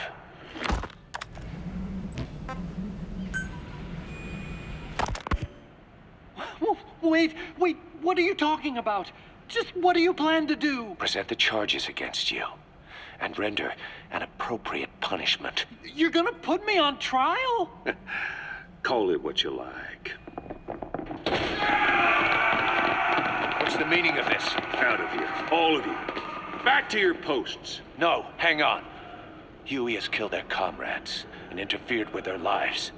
They've had all they can take. Kill that son of a bitch! Kill her! Stop! This is insane! You have no evidence whatsoever. You say you're an army free from governments. You talk big about being a nation unto yourselves. But from the outside, you're just thugs, rebels, a militia, terrorists, an unhinged threat to society. You're nothing but a bunch of psychopaths. So you're not with us? No, I didn't. I thought we were on the same side. That's too bad. I didn't. Men, you will have justice. But our organization, the boss's organization, is built on order and reason. There will be no lynch mob. So stand down for today. We will gather all the evidence of this man's crimes. And then he will be tried. Dismissed. What do you think you're doing? Go ahead and execute me. It'll be murder in the eyes of the world. You've lost your minds. Don't you get it? You're seeing phantoms. Just look at that dog. No, you named him D-Dog, but it's obvious anyone could see that's a wolf because you're all a bunch of wild dogs. You wanted to believe he was too, to feel some connection, to fight your loneliness. You wanted something to cling to prove you deserve to be alive. You wanted to forget the death, your sins, so you'd cling on to dogs, or wolves, or even Big Boss. The boss is the same, isn't he? Every one of you is alone. That's why you suspect your own. I know, because I do the same. I'm one of you too.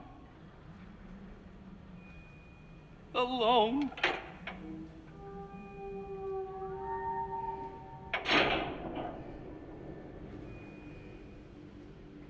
Open your eyes!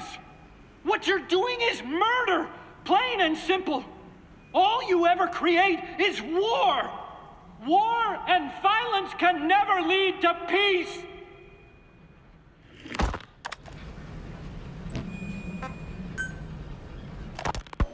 The R&D team's going to take over Emmerich's work.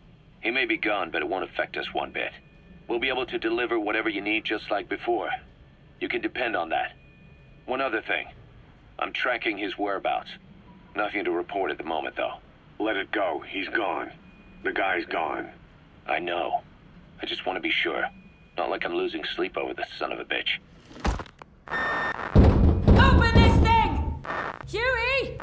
Damn it, Huey! Open it now! Please! Let me out! Kill me. Kill me!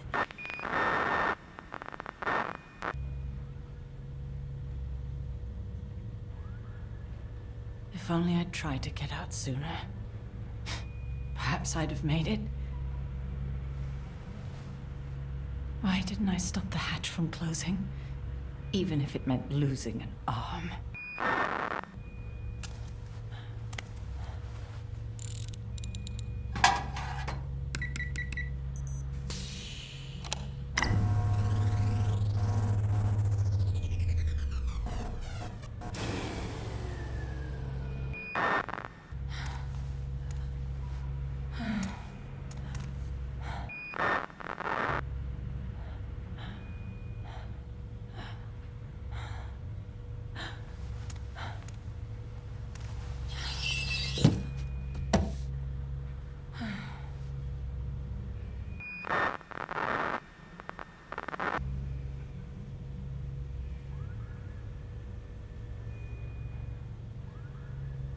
Well, I guess I'll stay a while.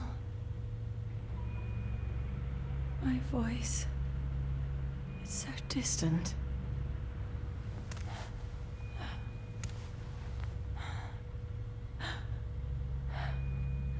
But you can hear me, can't you, Joy? I know you can. You're recording all of this. Deep down in some memory board he'll never find. Duplicating it.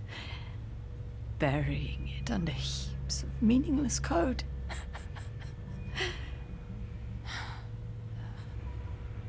Anyway, I guess I can say what needs to be said.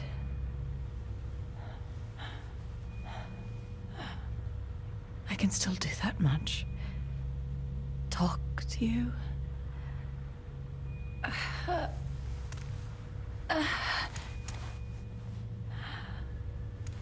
Even if I can't face you.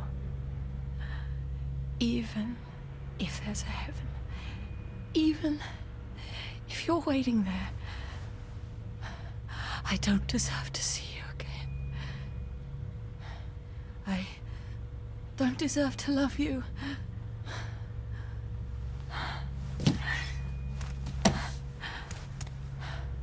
I signed up for Zero's plan.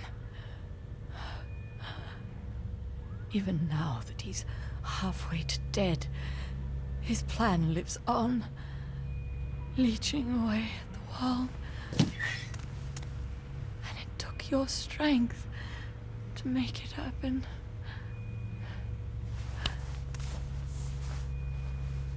In using you, I put the world in his palm. Once and for all.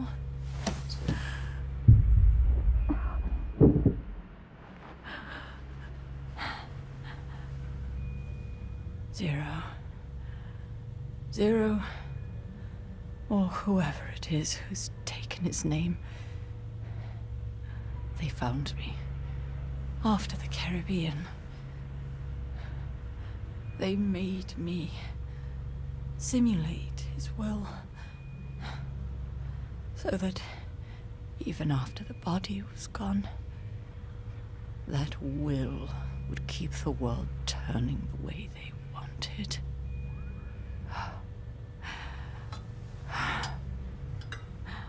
I had no choice. They dredged Lago Cosibolca, pulled up your phantom, forced me to revive and modify you. I thought I could bring you back, but in the end, I sold your will to him.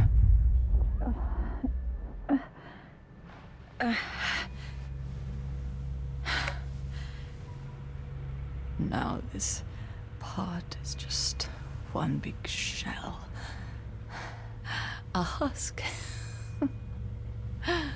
Your phantom's no longer here. As for me, everything I touch turns to ashes. I could never make anyone happy.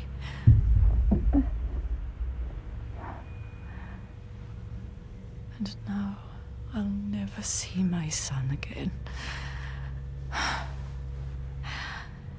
But at least Hal's free from his father's hands.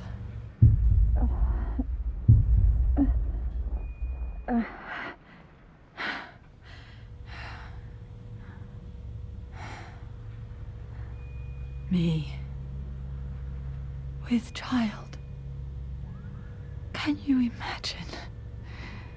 I wonder how you took the news. Were you jealous? I knew what I was doing. If I could pass your will onto a child I carried, my genes, your meme, a father would be irrelevant.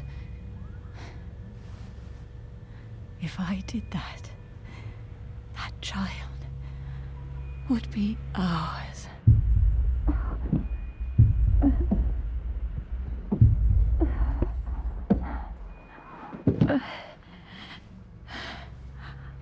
I've been a fool. Pride, conceit, baseless theories. Of course, I couldn't see through the dream. The false you I created. I only wanted to pass your will on to the next generation. But Zero took it away. And now I haven't just lost you. I've lost my...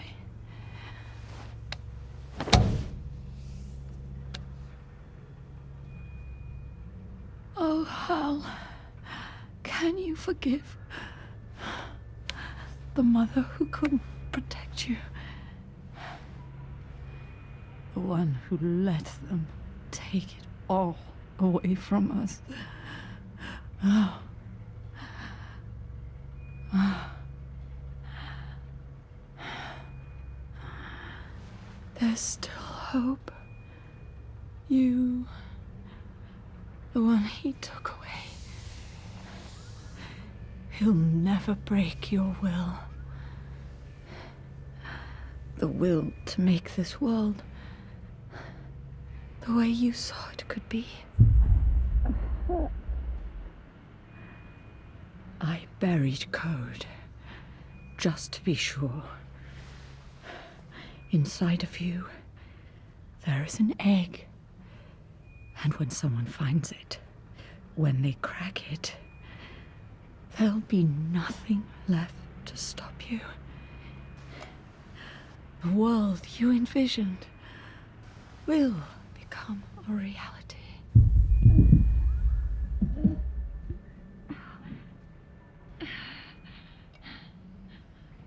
Joy. I know you can hear me. You do remember my voice, don't you? Please, take care of our son.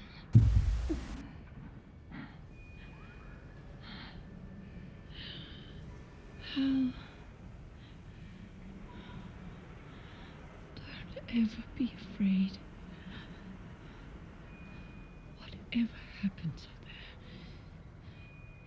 she'll be watching over you. The system, the framework for your world will protect you. You don't need me. You just need to be strong enough for the both of us.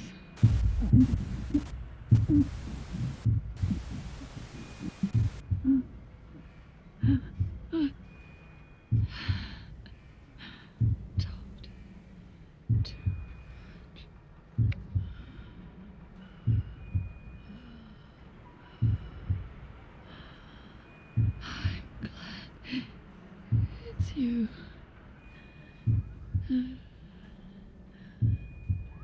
Here at the end, I think I hear your pulse. Clouds approaching.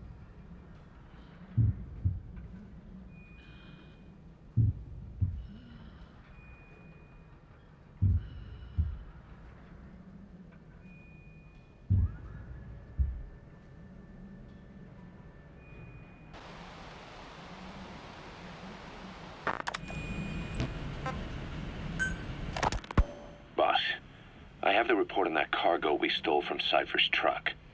The PF was transporting two things. The analysis of that malachite has come back first.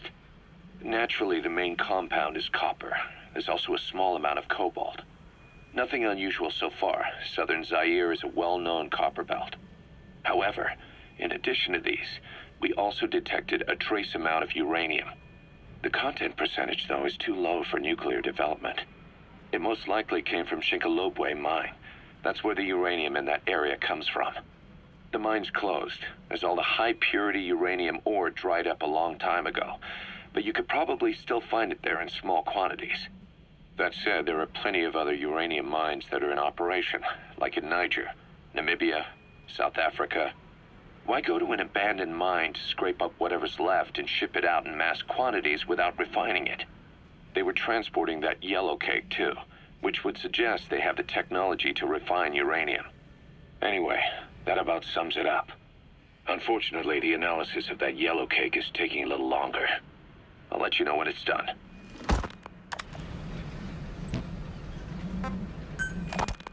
Boss, sorry to keep you waiting.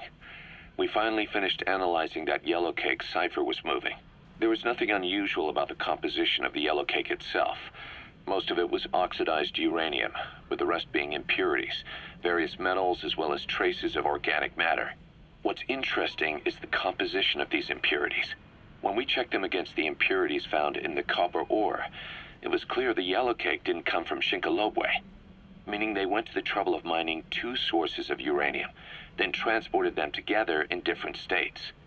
Another thing, we detected a very thin layer of highly enriched uranium in the middle of the yellow cake. Now that is very interesting. It may not be a lot, but it points to the existence of uranium-enriching technology. After all, yellow cake can't naturally produce highly enriched uranium. If they could mass produce this, they'd be just one step away from a gun barrel-type nuclear bomb. But uranium enrichment requires advanced technology and a large-scale facility. If that kind of place existed in Zaire, the Soviet Union wouldn't sit idly by. And there's another question. Where were they transporting the yellow cake and malachite uranium? The first place that comes to mind is South Africa. The government was supposed to have abandoned nuclear weapons development after caving to international pressure. But rumors persist that it's continued in secret. Plus, ZRS were escorting the truck, and they're based out of South Africa. And then South Africa does have an abandoned test site. If Cypher's involved with nuclear development in South Africa, but how would that fit with their weapon to surpass Metal Gear? We need more information. Shinkolobwe. There's a name I haven't heard in a while. The U.S. bought a lot of uranium from Shinkolobwe mine during World War II for the Manhattan Project. They even sent a squad from the Army Corps of Engineers to reopen the mine after it was flooded. That's how good its uranium must have been. With that, the world's first nuclear test was a success. Shinkolobwe uranium might have been used in the Hiroshima and Nagasaki bombs, too. Just hearing its name is like seeing all the phantoms of the war rise up to haunt us. But all the uranium's dried up, and the mine's been closed for years. So someone reopened it. Right. Zero-risk security seized control of the area and were forcing locals to work in it. And the Zairean government was getting a slice of what they took in exchange for looking the other way. Mobutu has to finance his tastes somehow. He'll gladly sell the rights to some old mine. The question is, why would zero-risk security do this kind of thing? Or rather, why were their employers, Cypher, interested in an abandoned mine? They'd be getting trace amounts of uranium, yet to the naked eye it appears to be ordinary malachite, meaning security would be lax. Not a very efficient way of obtaining it, but easier to move. But how would they enrich it at its destination? Did the yellow cake really have a layer of highly enriched uranium in it? Having trouble believing it? No. If they say it's real, then it's real. In which case, they might have some enrichment method that we don't know about. And this was to test it out? It's possible. And that would mean it's almost complete.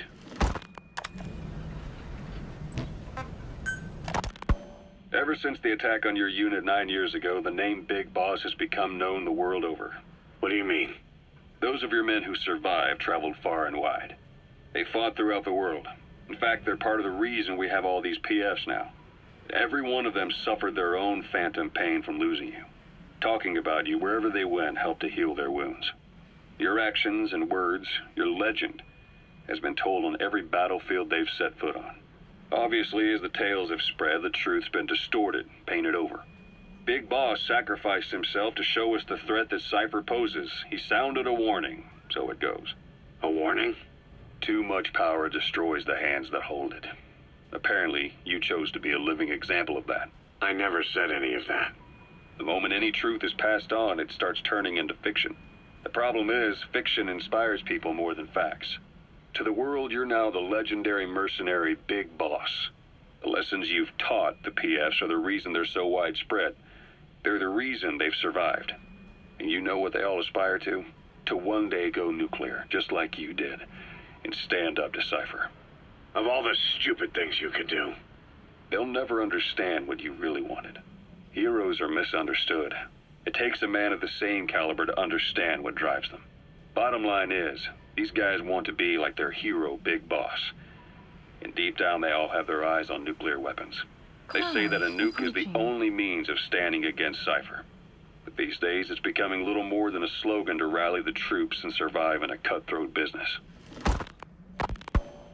Currently, there are 3 major PFs who've expanded into Central Africa. CFA, Rogue Coyote, and Zero Risk Security. HEC's investigations have shown there's almost no overlap between their areas of operation. It's not so much a turf war, more like they have a gentleman's agreement. If you do cross paths with them, you probably won't have to face more than one at a time. Still, don't expect a walk in the park. The CFA, Contract Forces of Africa. These guys are a major player. Their head office is in Pretoria, South Africa. That's also where the South African Defense Force is headquartered. We think the two are closely connected. An HEC investigation revealed that most of the CFA's operators are former SADF soldiers. South Africa has been locked in struggles with neighboring regimes for years. That means constant action, and we know better than anyone that's the best kind of training. A company drawing its recruits from hardened military vets. You can bet they know how to handle themselves. Do not underestimate them. Within the CFA is a company of soldiers made up mainly of locally hired operators. They speak Afrikaans to communicate with personnel from the CFA, But if you notice any speaking the local language, that's them. Though hired from the local population, they were originally part of a paramilitary group, so they'll have plenty of combat experience. And unlike their days shooting junkyard rifles out of beat-up pickup trucks, the CFA now supplies them with the latest gear from the West. On top of that, they've been combat trained by the South African Army. All that adds up to a much stronger fighting force. So don't brush them off. Look at the Angola-Zaire border region. The east bank of the Munene River in particular. It's a microcosm of a problem that stretches all across Africa. There's a civil war going on in Angola, fought between the government MPLA and the Western-backed UNITA. Zaire is still a dictatorship under President Mobutu, but numerous uprisings have broken out in its remote regions.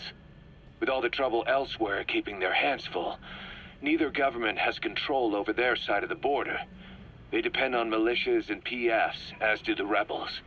Government forces, guerrillas, militants, groups of all shapes and sizes hawk whatever resources they can to hire PFs. Conflict brings PFs. PFs expand the war zone, and more conflicts erupt in a continuous chain reaction. Sounds like our kind of work. Mother Base could grow by leaps and bounds.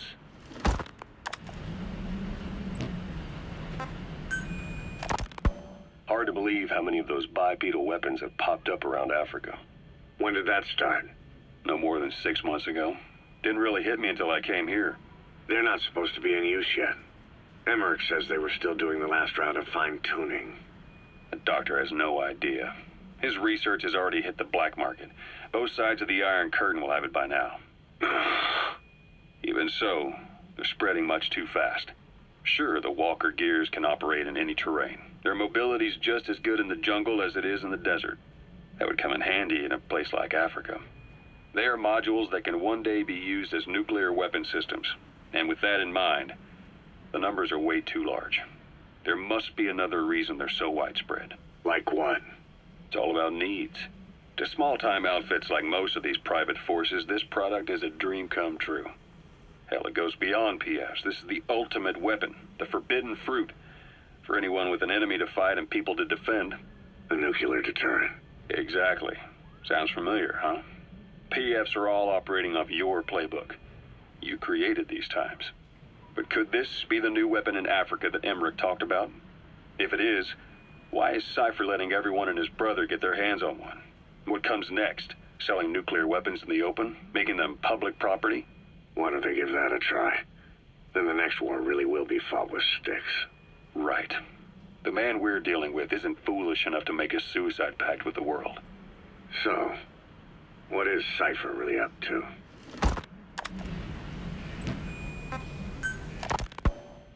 Zero-risk security aren't as hardcore a military outfit compared to the other two PFs in this region. The company sends operators to conflict regions around the world, not just Africa. They have decades of combined experience. They're also based out of South Africa.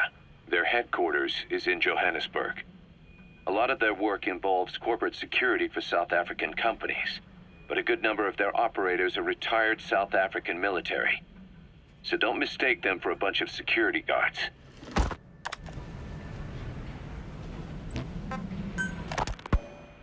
Rogue Coyote operates mainly out of Africa these days. Of the three PFs, they're the smallest. However, they scooped up most of the Rhodesian SAS after the country collapsed 4 years ago. Picture their entire organization as one big special forces unit. With Rhodesia a British colony, the Rhodesian SAS had its origins in 22 SAS Sea Squadron. They started out as a group known as the Southern Rhodesia Volunteers, but in '51 they were incorporated into 22 SAS as members of the British Commonwealth and deployed to fight guerrillas in the Malayan emergency. Even now, 22 SAS keeps the Sea Squadron designation empty in recognition of their service. In a way, you could say the SAS almost makes up the core of Rogue Coyote.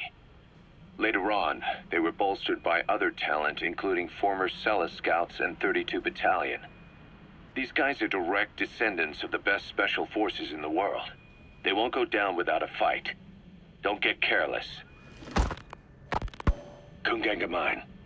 A civil war's been going on in that region for the last 20 years. It's being fought by what are now two ethnic groups, the Buta and the Mbele. Originally, you could barely tell them apart, but the reason for the current armed conflict goes back to World War I. After the war, their land was colonized by a European power, and it decided to give local control to the Buta. That split the two groups into rulers and subjects, laying the foundations for an inevitable civil war. The friction between them remained even after they won independence from Europe. The Buta are holding on to power to this day, and the Mbele rebels continue to fight back. The conflict is funded by locally mined gold, rare metals, diamonds. They've used the money from those to arm themselves, buy oil, and even hire PFs. The Buta administration owns the mining rights to Kungenga Mine. But most of the laborers are Mbele, who they've taken prisoner. The product they've gouged out of their land is bought up by cheap Western corporations. And the civil war is fueled by the profits. That's how it goes. One country's people is split apart by another country. Then the two groups tear up their own land for money in order to fight each other. Now this civil war started by a foreign power is the norm, and it's sucking up all the country's resources. PFs are just the same. They follow the money, taking war with them wherever they go. That goes for us too. It's an endless river of bloody retaliation, and we're standing downstream. Should we make a stand and staunch the flow? Or wade in amongst the corpses and make a bigger splash than the rest? We'll follow your lead, boss. Boss, about those invalids you saw in that devil's house. Poor bastards. All strapped down to the beds, with those lumps on their chest. The medical staff tell me they were probably a type of cyst. Cysts can get that big. In some cases, yes.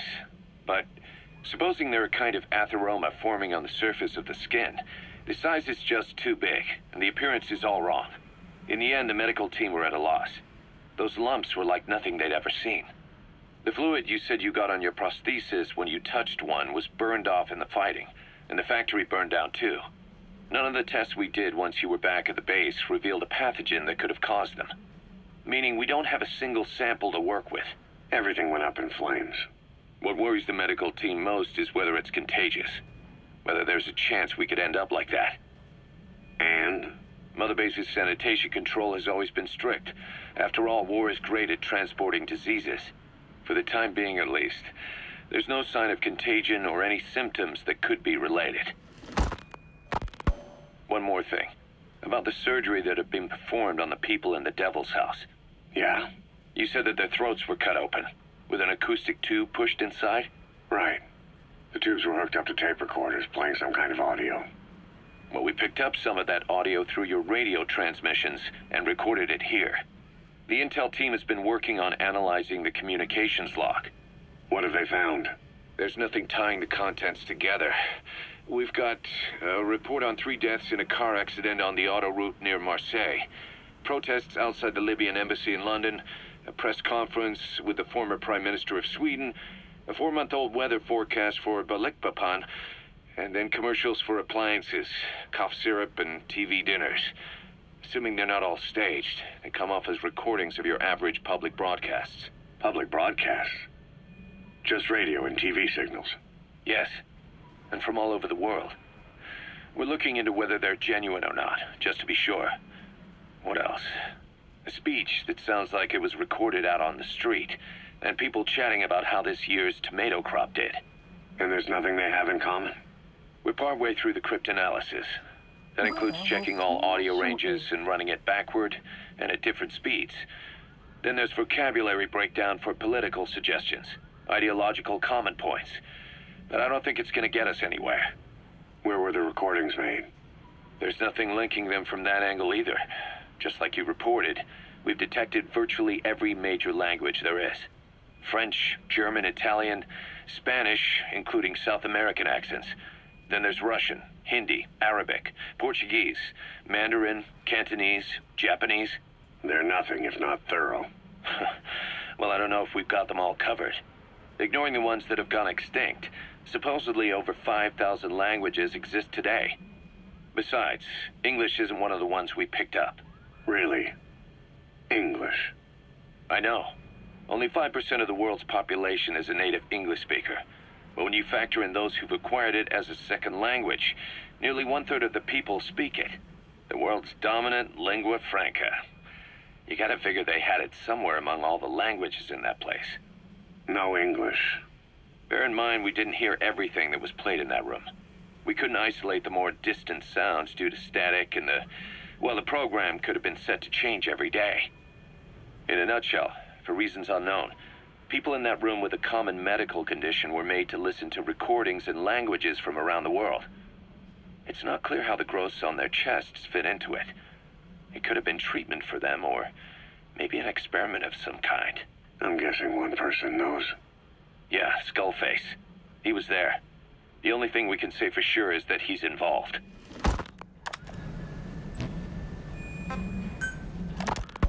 Snake, I wanted to ask you about the man on fire. What do you remember from the hospital? Anything we can use? Well, he took off the moment the sprinklers started up. Sprinklers?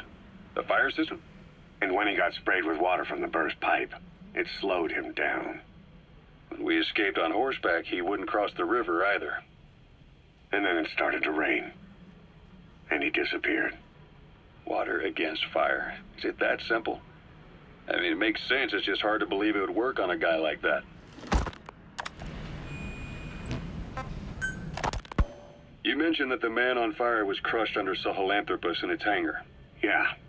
He was caught under the wheels of its transport platform. But his body wasn't found. What? We searched the area the moment we arrived, but there was no trace of him. I wasn't hallucinating. I know. I trust you on that. That means someone must have taken the body. But when I got there, everything was still as it was. Even Skullface hadn't been touched. I can't see a reason to sneak into a place like that and drag out the biggest, heaviest guy there. What are you getting at? The only option left is, he got up and walked away. That platform ran him over. Just ran him over. You're saying that's not enough? I don't want to believe it, but maybe not. He shrugs off bullets, even rocket strikes. There's no reason to think that would finish him. It seems ridiculous, but I'll start gathering eyewitness accounts just in case.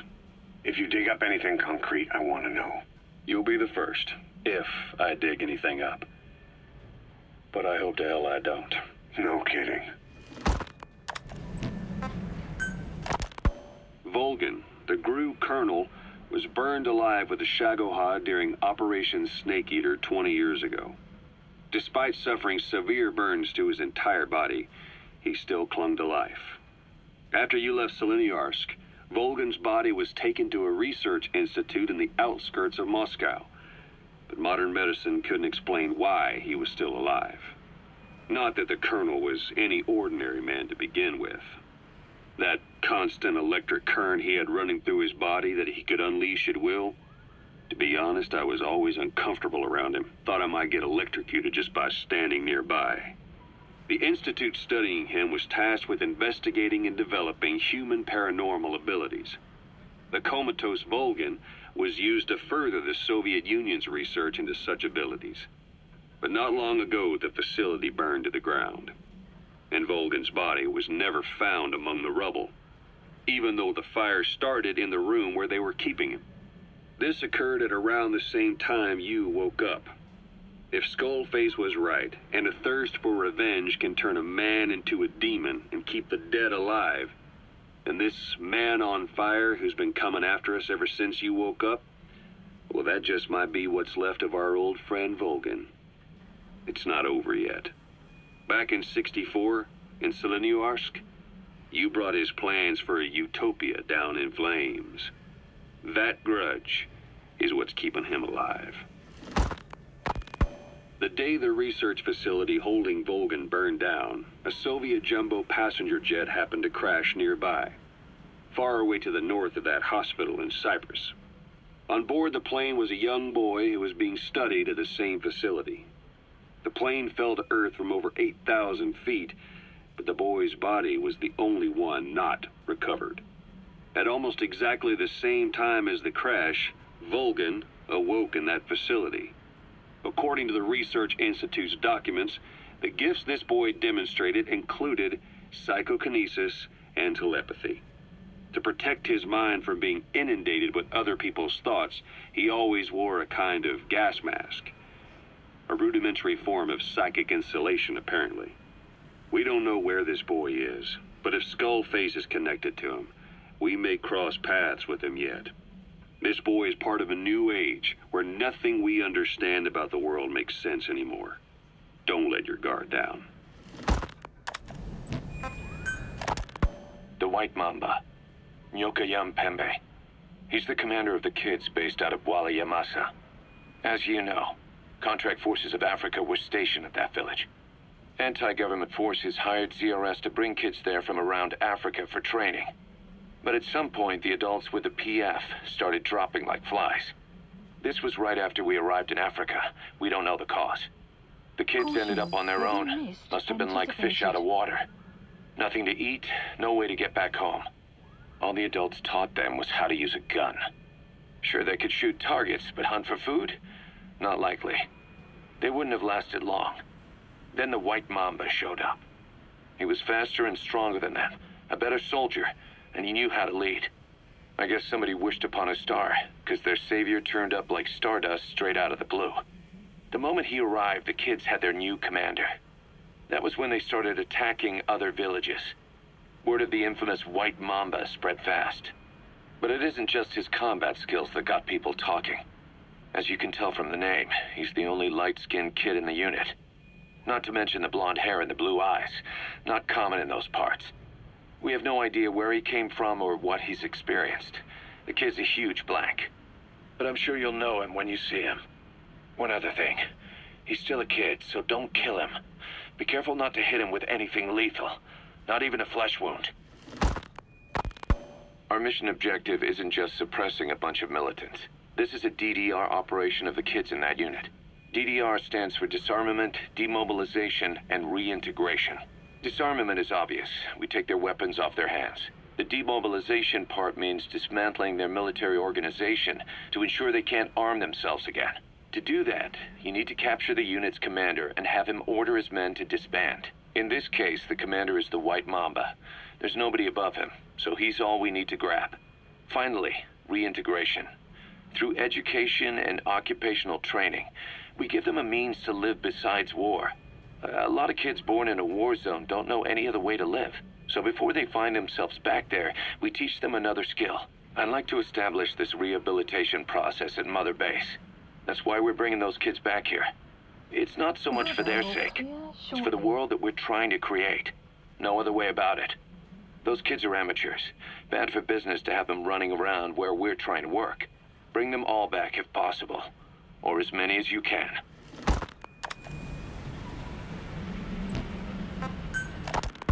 We placed the White Mamba and the rest of his unit in the staff living quarters. How's that going? It's a disaster, but what else can we do? We've taken away his weapons and banned him from using his nom de guerre. Apparently his real name is Eli. He must feel like we stripped him of his whole identity. We'll let things simmer down. I put a guard on him for now. Still, the question is, who is he? Where did he come from? And how has he survived? He's still not talking. No, he won't say a word about himself. But you know, it looks like he speaks English. One of the deck crew called out to him in English, and he said something back. He just lost it all of a sudden, started mouthing off at the guy, in perfect English. He wasn't stringing together words he picked up somewhere. So English is his mother tongue. He could be from the east, or the south, or maybe even further north or south. English is well established in countries all across the continent. It's rooted in Africa like a weed, or maybe parasite is the better word. So just speaking English doesn't help us figure out where he comes from. Could even be from off-continent. Right. In any case, we'll keep an eye on him. If we learn anything else, I'll be sure to let you know. Boss, we've got the results of Eli's genetic tests. We can finally put this worry behind us. We used the PCR technique and conducted DNA fingerprinting of the copied DNA sequences. Neither is mainstream science yet, but the concepts and procedures are sound. Both tests say there is 0% chance that the two of you are blood relatives, meaning the results are negative. He's not your son, nor is he your clone. He's just another person. It was 12 years ago that Zero made plans to clone you. Eli's age and appearance certainly are a good fit. I admit the first time I saw him, I did a double take. But it looks like we were worried for nothing. Eli isn't your clone. Though you might still have one somewhere out there. But if Eli isn't the boss's clone, why does he seem so obsessed with him? Not to mention having one hell of an attitude for his age. I don't know. Learning the truth about himself, cursing the fact he's a clone, bearing a grudge against selfish adults, and coming to hate who he was cloned from. Big boss. If that were really the case, I could understand it. I might even feel a bit sorry for him. But no clone could have a totally different DNA fingerprint. And the tests left no room for error. You yourself were there when we drew Eli's blood sample. Come to think of it, when we went to OKB-0, he'd snuck onto a chopper and was there. Yeah. He was acting strange even then. Or actually from a little before that time. That was exactly when we began these tests. Maybe he suspected something when we drew the sample, not knowing what we were doing to him, and becoming mistrustful of us. Hard to say. Eli's had an attitude problem from day one. So what is he then? Well, if he's gonna tell us that himself, we'll need to get him to open up more first.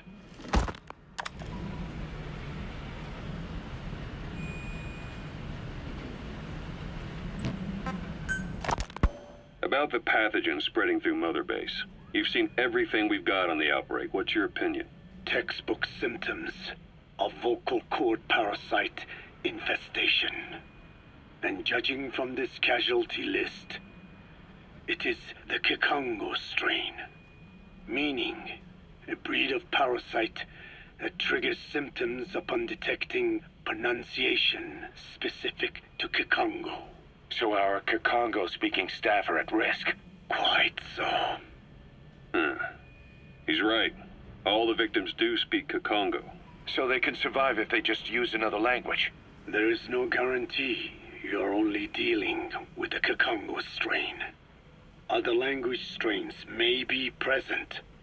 You well know he was teaching them languages from all over the world.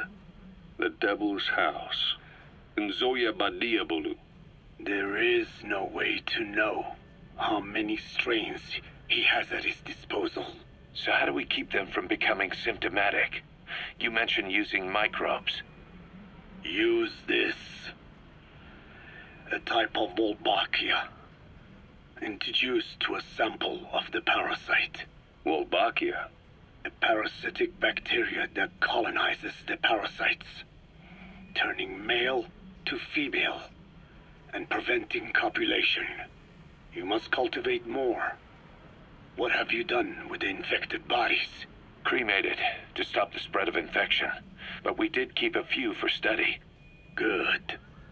Take this sample, grind it to a pulp, and introduce it to the larvae now nesting in the dead. The Wolbachia will multiply rapidly within those larvae. They're soldiers, not some petri dish. Conventional cultivation methods will take too long. Extract the Wolbachia from those larvae and vaccinate your men. Kikongo speakers first. This is the fastest, surest way. No one is to speak a word of Kikongo until the Wolbachia are safely inside them. I will instruct your medical staff in detail on site.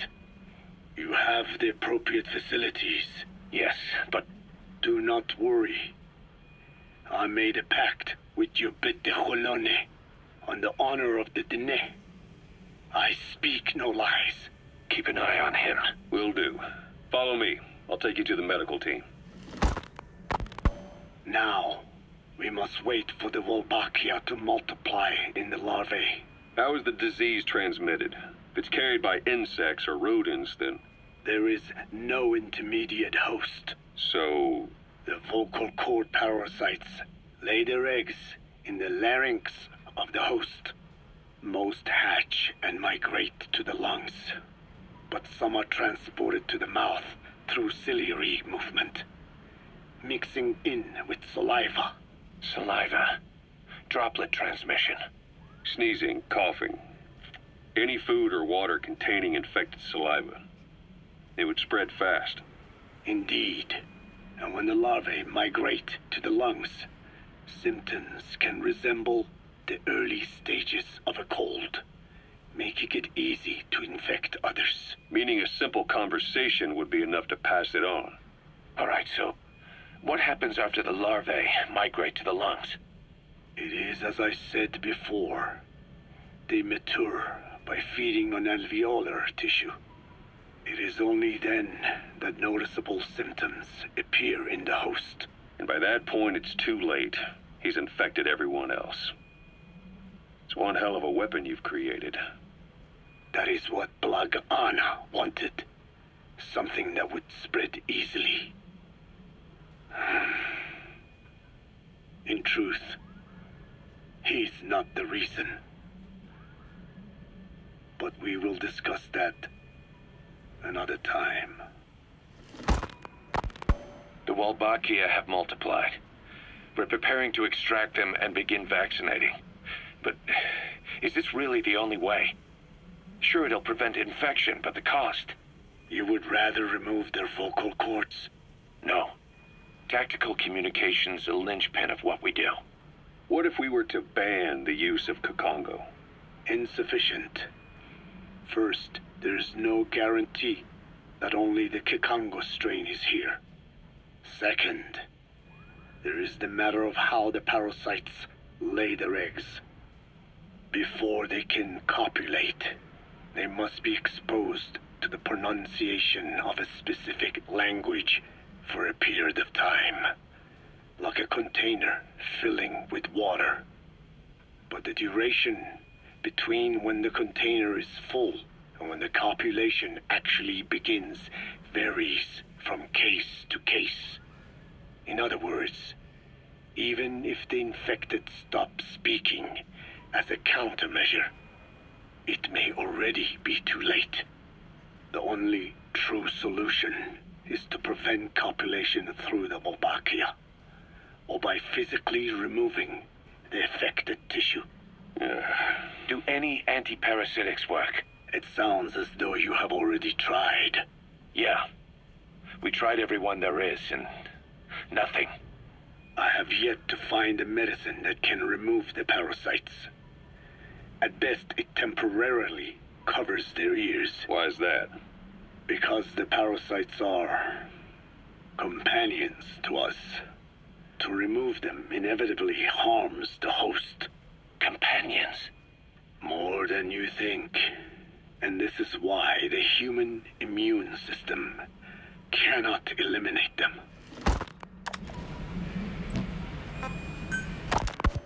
We've inoculated the staff with Wolbachia to keep them from becoming symptomatic. That should also contain the infection. How did this happen in the first place? It has to have been a Cypher spy within our ranks. If this is so, then why the Kakongo strain? If their intent was to wipe you out. Skullface said the remaining English parasite was close to the boss. If this latest strain was his doing, he wouldn't have tipped his hand. It is possible someone brought eggs onto the base without knowing. Stuck to their shoes, clothing. Now, that makes the most sense to me. And where did the eggs come from? You mentioned that your boss visited Nzoya Badiopulu. Sure, but his gear's disinfected immediately upon return. Then he was not the carrier. And not just the boss. All staff dispatched to high-risk regions were quarantined on the flight back. When the symptoms first appeared, we checked and disinfected all equipment used up to that point. Any and all prisoners, soldiers, materials, and animals extracted during missions were also quarantined. So, that just leaves... I have seen children around here. Where are they from? All over. Some were being held hostage at a mine. Then there were the troublemakers at Bwala Yamasa. Bwala Yamasa? Yeah. Their clothes, their things. Did you burn them? They're just kids. We couldn't. And besides, not one of them's shown symptoms. The parasites don't infect prepubescent hosts. Their vocal cords are not fully developed. Well, if infection doesn't occur in children... It is possible they carried eggs on their clothes, and the infection spread from them. Check the kid's stuff. I doubt there is any trace left by now. But if there is, some of those kids must be close to hitting puberty. How could we have missed this? The name Bwala Yamasa got quite a reaction from you. I'm guessing the Kikongo strain was released in that village. Cypher used that region to experiment with vocal cord parasite transmission. The Kikongo strain. The settlements around the refinery upstream of Bwala Yamasa were the proving grounds. They would infect one villager, then record transmission speed. Dangerous work. If they failed to contain the infection, it would slip into the surrounding regions. At which point the world found out about the parasites, making them useless as a weapon. Incredible they'd risk such a thing. The test site was densely populated too. A terrible place for such experiments. No doubt, they thought burning everything would wipe away all traces. The settlements were covered in oil anyway. Who would wonder if one day they caught fire? And so it did. They burned it all, living and dead. Those remains. But they miscalculated. Transmission speed was far faster than anticipated. It may have been the temperature, or hygiene standards, or perhaps the parasites reacted quickly to Kikongo. Whatever the reason, nearly all villages were swiftly infected, and the settlements reduced to mounds of corpses. Making matters worse, the dry season was ending. When it came time to burn the village, the Moneni River had swelled. Many of the bodies were waterlogged. Meaning they didn't burn completely. The corpses still contained viable eggs, and the larvae washed downstream. And when the people downstream drank that water... That marked the end for Bwala Yamasa. I learned all of this at the mansion. I warned him of the risk of eggs getting out. And? We are prepared for any eventuality. I get it. Putting the oil field back online. The oil leaks, saner. They planned to pollute the river, prevent the spread of infection. But the oil flow was stopped, and downstream the people of Masa village started using the water again. The PF soldiers deployed at the village were locals, spoke Kikongo. They were infected, and the kids survived. I've heard enough. And who stopped the flow of oil? Don't. We did. That confirms it. The source of the Kikongo strain infection was Masa village. And the children brought it here. It is no one's fault. There is no blame to be cast. The parasites, they were tested in other regions? Their physiology requires that they be tested under varied conditions. Another test site was in Afghanistan. So it was the parasites there. Both the Pashto and Tajik languages are spoken in the mountains of Afghanistan, and population density is low. Ideal testing grounds for how accurately the parasites target only the specified language. It is also relatively easy to prevent the spread of infection. And the results? The first test, I am told, was a success. Once the Pashtun Mujahideen were infected with the Pashto strain, they were all but wiped out. The Hamid fighters at Smasei Fort. It was doubly successful. No Tajik Mujahideen or Soviet soldiers became symptomatic. So the parasites proved to be effective. What about the second test? also supposedly a success. A Pashtun village was the target. However, the original aim was to obtain samples of the infected. In this, they failed. And the village? The Soviets enacted a standard scorched earth operation. That must have been the village where Malak lived, before being held captive at La Marjate Palace. Having had more time to think on it, the details shared with me may have been false. They are madmen who would do anything to cover up the truth. They certainly seem to like tossing their problems in the fire. As a boy, Skullface's life went up in flames.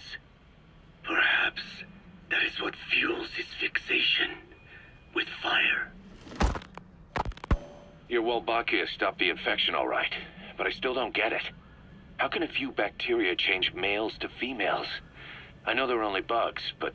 It is not such a rare thing in the natural world. Caution, heavy Many mist insects and anticipated. nematodes are infected with Wolbachia. But why? They nest in the cell cytoplasm of the host, even in the egg cells, with the result that the offspring are born infected. Mother-to-child transmission. However, Wolbachia cannot nest in sperm because they do not have cytoplasm. So even a successful infection of a male ends after a single generation. This means the Wolbachia must resort to maximizing the population of infected females. Sounds like an ethnic cleansing campaign on a tiny scale. Gender change from male to female is their survival tactic. So more females means more Wolbachia carriers, so it can keep thriving in the following generations. But the parasites in a human host are supposed to be a mating pair. If there's no male, there'll be no offspring at all. It's killing itself. Slow down. This tactic is intended for environments where a single male can copulate with multiple females. Originally, the Wolbachia did not infect the vocal cord parasites. I created a mutated strain, modifying the Wolbachia so that it could infect monogamous pairs. The Wolbachia's greatest multiplying tactic, the male-to-female change, worked against itself in the monogamous parasites, just as you said. Then I performed repeated selection of Wolbachia strains until I achieved 100% certainty of male-to-female conversion. Creating female-female pairs, unable to reproduce. And you say the Wolbachia affects the host of the host, that is, us, cutting off our means to reproduce? It is almost certain. Of course, we will not turn female. After all, mammals possess no natural gender-changing function. But some Wolbachia strains can cause cytoplasmic incompatibility in the host. Is that some cell deformity? Put simply, it means the altered sperm of infected males kill the female's egg on contact. And that's happened to us? Yes. And yet, what occurs in humans is not just simple CI. To date, there are no cases of Wolbachia affecting humans. The fact that this strain causes this effect, is it the vocal cord parasite's affinity with humans? I do not know enough to say for sure. So the parasite warps the host. Reminds me of what Skullface said. It is the way of all organisms to create their own optimal environment. Just look at you and this base. Organisms that cannot do this are doomed to extinction. The difference with parasites is that their environment is another organism. That creates a connection between life and life. parasitism, symbiosis, or death. In this way, the host too is challenged to adapt.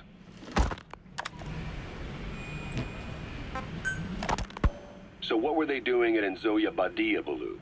That facility with all the people laid out in rows? The abandoned factory Shabani was held in. It is precisely as you guessed. Black Anna was coding languages into the vocal cord parasites.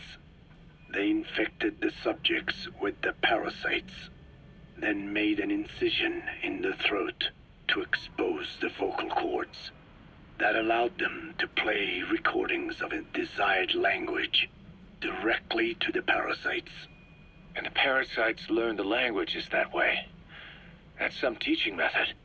I just don't get how a bunch of bugs had the brain power for it. They don't. Do not judge them by human standards. They do not learn as a function of intellect. Then how do they do it? What language the parasites react to is coded into their genes. You could expose the Japanese strain to English for years, and it would never learn the language and react to it. The pronunciation, rhythm, and structure are different. But what about, say, Spanish and Portuguese? Linguistically, the two are very close. Yeah, they're both Ibero-Romance languages. Even so, a Spanish language mating pair exposed to Portuguese will not copulate. Only when they hear Spanish. Only then. And the majority of their offspring will be the same. So it's a literal case of a mother tongue. But if that's so, I don't see how the different strains can be created in the first place. Well, among the many thousands of offspring, there may be just a few that react to Portuguese. You're talking about mutations. Correct. Playing the tapes helps to identify the mutant strains. Those specimens are then isolated and bred with one another. From their children, specimens that react more strongly to Portuguese can again be selected and bred. Repeating this process creates a strain that reacts solely to Portuguese and never to Spanish. Mutation and selection. No different to breeding roses. So you kept increasing the change over the generations, adapting them to languages from all over the world. Must have taken a hell of a lot of patience. More like patience. Just how many died for this? There's something I still don't get. In order to tell which larvae will react to Portuguese, you'd have to let them develop and then see which copulate. That means you'd need tens of thousands of guinea pigs. There's no way you could do that in a facility that small. For normal selective breeding methods, you would be right. But there is a more effective selection method when training the vocal cord parasites. Go on. It is not only when mating that the parasites listen for language. Shortly before hatching, larvae display markedly increased activity in reaction to particular language. The active eggs can be identified under a black light, so the eggs that react to Portuguese are selectively placed in the throats of subjects. So you see, narrowing down strains that react to the target language is an effective process, though I'm sure that even so, many lost their lives to create the various strains. Taken against their will into that dungeon. There are two reasons for playing the tapes for the parasites. One, to isolate the eggs that respond to the target language. And two, to cause the specimens raised from the selected eggs to mate. I get how the system works. But why do they respond to language before they even hatch? It's not like they can mate from inside an egg. It is because the larvae learn the language before hatching. You mentioned that what language the parasites respond to is hard-coded into their genes, and that they don't have the brain power to actually learn a language. But then you say that the larvae at Nzoyabadiabulu were learning the languages in the egg. Your story doesn't add up. Your country is home to a unique songbird. The Japanese bush warbler. Sure, what of it? What a beautiful call it has. But no bush warbler can sing it perfectly at the start. As chicks, they can barely chirp at all. They must learn from their parents and other adult birds. Only then can they sing properly and attract females. So naturally, there are individual differences in each bird's call.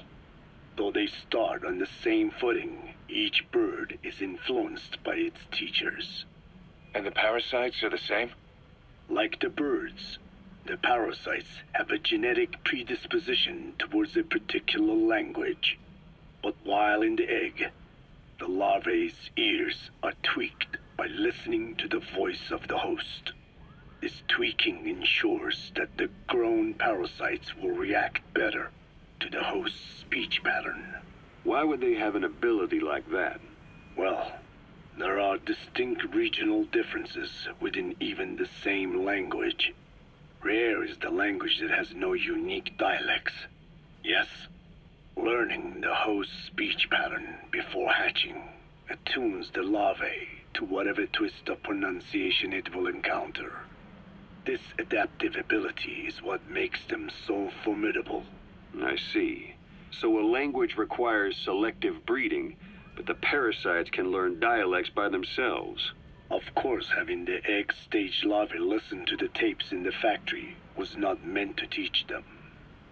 It was more important to use that trait of theirs to identify the mutated strains. As I mentioned earlier. Is that really accurate enough to use as a weapon? You could wipe out a neighboring ethnic group by accident if their pronunciation is too close. What you say is true. In that sense, they are imperfect as ethnic cleansers. But for his purposes, they are good enough. His objective was not to exterminate any one ethnic group, but to render the world's lingua franca, English, inert.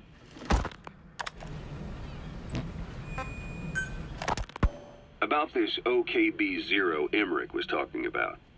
Its location and features match the citadel in the mountains northeast of the Soviet base camp. Built during the time of Alexander the Great, it was left in ruins following one of Genghis Khan's campaigns. Its occupants changed time and again due to war, and it was expanded on more than one occasion. Ultimately, it fell into the hands of the Soviet philosophers. The Soviet army was using it as the headquarters of its Afghan invasion force. But it would seem that Skullface's connections with the philosophers gave him license to develop Sahelanthropus there. And that's what Emmerich was doing at the place, before he got the axe. But OKB is a designation the Soviets use for weapon design bureaus. There's no way they'd have one of those in Afghanistan. And in principle, the numbers that follow OKB are always integers above 1. There is no 0. Perhaps this was a secret facility of the Soviet and Chinese philosophers dating back prior to World War II. Though it's more likely Skullface just picked a fake name that more or less fit the Soviets' pattern. He doesn't go there often, but he sure as hell won't miss this. They use the heliport on top of the tower for his visits. Start by heading for the heliport. Then wait for your chance to make contact with Skullface. It seems Sahelanthropus's armor is made from depleted uranium. That offers some serious protection. The U.S. military is planning on using it for its main battle tanks, too. Maybe that's where Emmerich got the technology. Uranium? They're using nuclear fuel for armor now? No. What they use for nuclear fuel is uranium-235, which is extracted from natural uranium. Depleted uranium is a byproduct of that process. Sort of like the leftovers, I guess. The garbage. Uranium-235 makes up 0.72% of natural uranium, whereas depleted uranium contains only 0.2%. What are the benefits of using it for armor? It's a pretty short list. Uranium's a heavy metal, like lead, meaning it can hold a greater amount of kinetic energy. But it also boasts a hardness closer to tungsten, That makes it an ideal material to use for, say, armor-piercing ammunition penetrators. But it's not the best choice for armor. Its volume is less than that of ceramics, but for an equal weight, you could end up with less protection. So why use it then? According to Emmerich, it came down to him being unable to source ceramics technology from a manufacturer. Plus, given that it's an upright walking vehicle, he wanted to reduce the bulk of certain areas. Despite all that, depleted uranium still makes for some tough armor, and Emmerich says it's been proven in live fire tests. It stops most Soviet tank shells.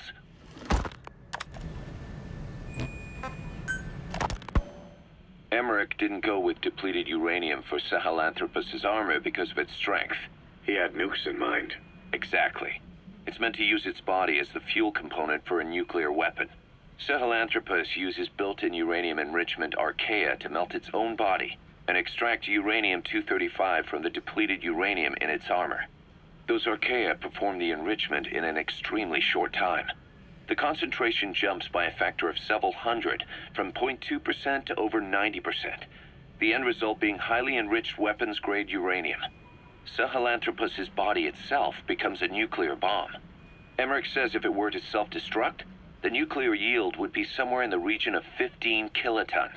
Since you need about 50 kilograms of highly enriched uranium to trigger a nuclear reaction, that would mean Sahelanthropus contains something like 23 tons of depleted uranium. That's not very much. No, it isn't. That's about what you'd expect to find in a main battle tank's armor. The point is, it can be transported anywhere, even use its conventional weaponry on the battlefield, and the international community will never suspect a thing.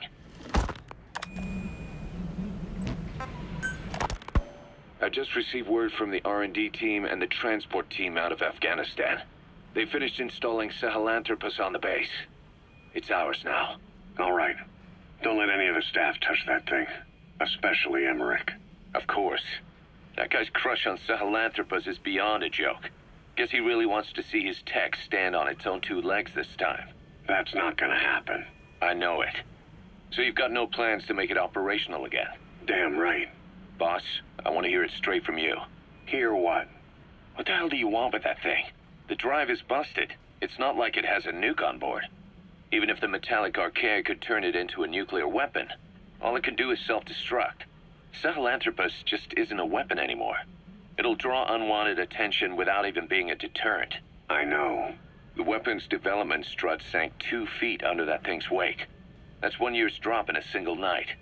We've started on reinforcing the strut, but there's no guarantee it'll hold up if a storm hits. I know that too. Boss, why keep it?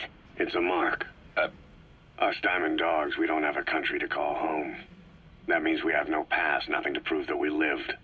Every one of us threw it all away when we came here. Sahelanthropus is a symbol to show that the likes of us brought at least one crisis to its end. A mark in history. So we can't just fade away. It's of no practical use to us, but we still need it. A symbol of what we've done. I'm glad I sounded you out on this. Snake, on behalf of all of us, I want to thank you. I don't need gratitude. I need security. Keep Emmerich away from that thing. Roger that. Code Talker, what are the metallic archaea? Volcanic craters spewing sulfur. Water hot enough to boil your skin off. Ocean depths of 800+ atmospheres. Wastelands radioactive enough to kill you where you stand. There are groups of organisms that survive despite. No, because of living in such environments. I've heard about them. Extremo something. Extremophiles.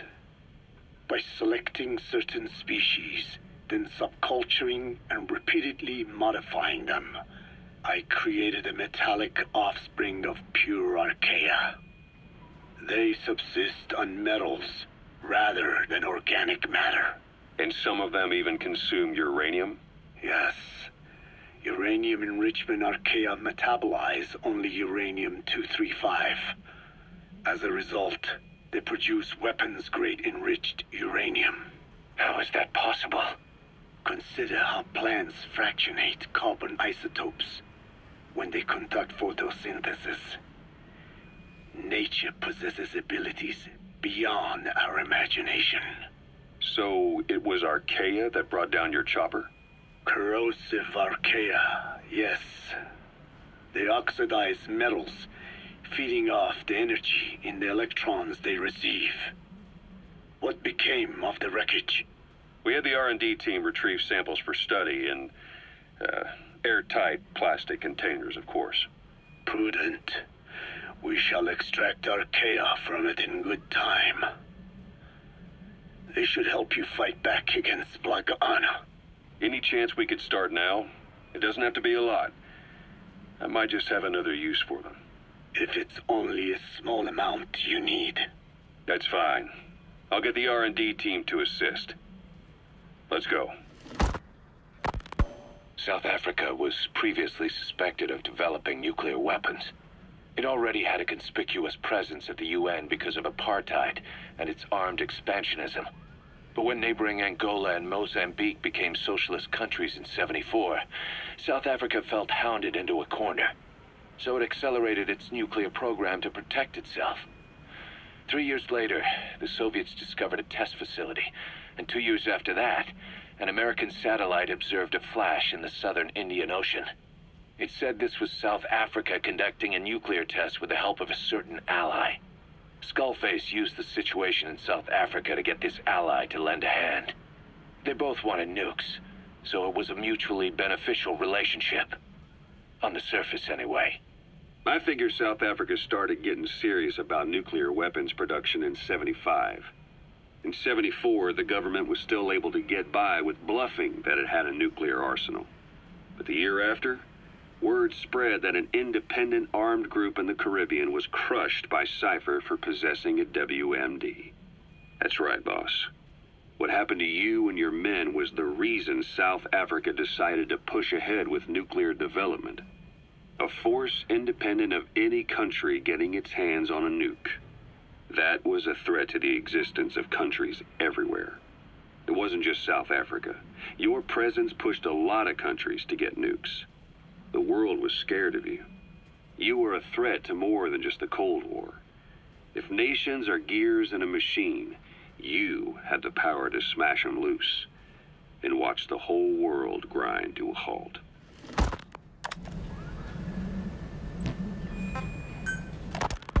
Emmerich uses externally powered legs of his own design. It's bionics technology, a product of the U.S. military's failed attempt to develop a powered exoskeleton. All the wearer has to do is apply a little force, and the actuators continue the movement in that direction. But his legs are unique.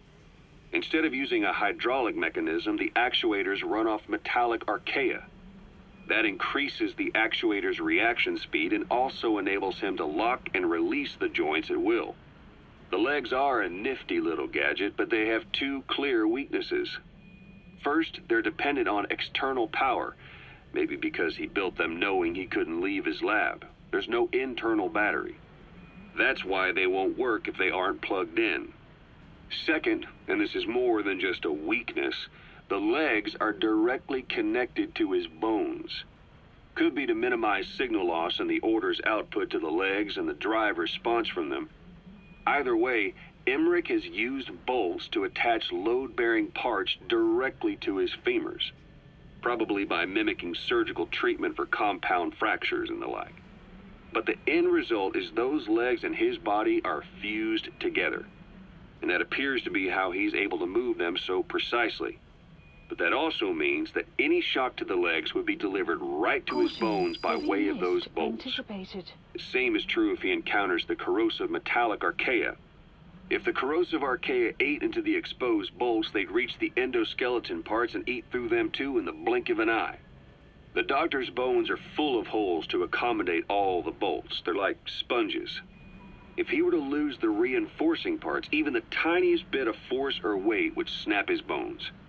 So when I dangled those corrosive metallic archaea in front of him, he realized straight away what would happen. Life wouldn't be worth living if he lost those legs of his. I'd bet that is what the doctor fears the most. I just helped him imagine what it would be like. Thanks to that, I got the information we needed without either of us getting hurt. You know how he is. He's probably already over the shock. The better you know your adversary, the easier it is for you to get information from them. And vice versa.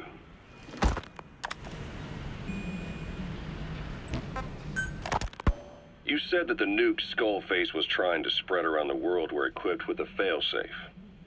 Something that could shut them down at will. His will. Quite so. After all, he needed a guarantee that a buyer wouldn't simply turn the weapons back on him. So how can they be stopped? The criticality trigger, that is, the detonator, is a complete black box design. Any attempt to dismantle it causes it to melt in seconds, using the corroding archaea. The design ensures that no detonation is possible unless he disengages the lock. So he had a way to disengage it remotely. Precisely. The client simply presses a button. At that moment, the detonator begins transmission with a surveillance satellite. The satellite reports to him how the client is trying to use the nuke. If he does not object, the lock is disengaged. But if it's a risk to him in any way... The detonator melts down. The same is true if detonation does not occur within a preset time after the lock is disengaged. The nuke is rendered useless. Who the hell would buy something with strings attached like that? The client would never know until the moment they actually try to use it. Most likely, he would have explained the time delay as the detonators needing time to activate. And he only intended to sell to technologically primitive groups in the first place. Let me guess. He'd claim it was defective and offer a replacement. Shadier than a used car salesman. Skullface shakes your hand like a friend, using the other to control you like a puppet. This is how he works. This is yellow cake that Cypher was having the PFs transport. Before we met you, the boss recovered it from a truck crossing the savannah. Are there metallic archaea inside it? Yes, the archaea metabolize uranium-235 to subsist. They must be stored inside yellow cake, or they cannot survive. So those biological traces we took for impurities were actually the real cargo? Of course they are deactivated, so they do not trigger a sudden enrichment. They are like baker's yeast. Yet, they do gradually enrich the uranium as they feed. I imagine you detected weapons-grade traces. Yeah, we did.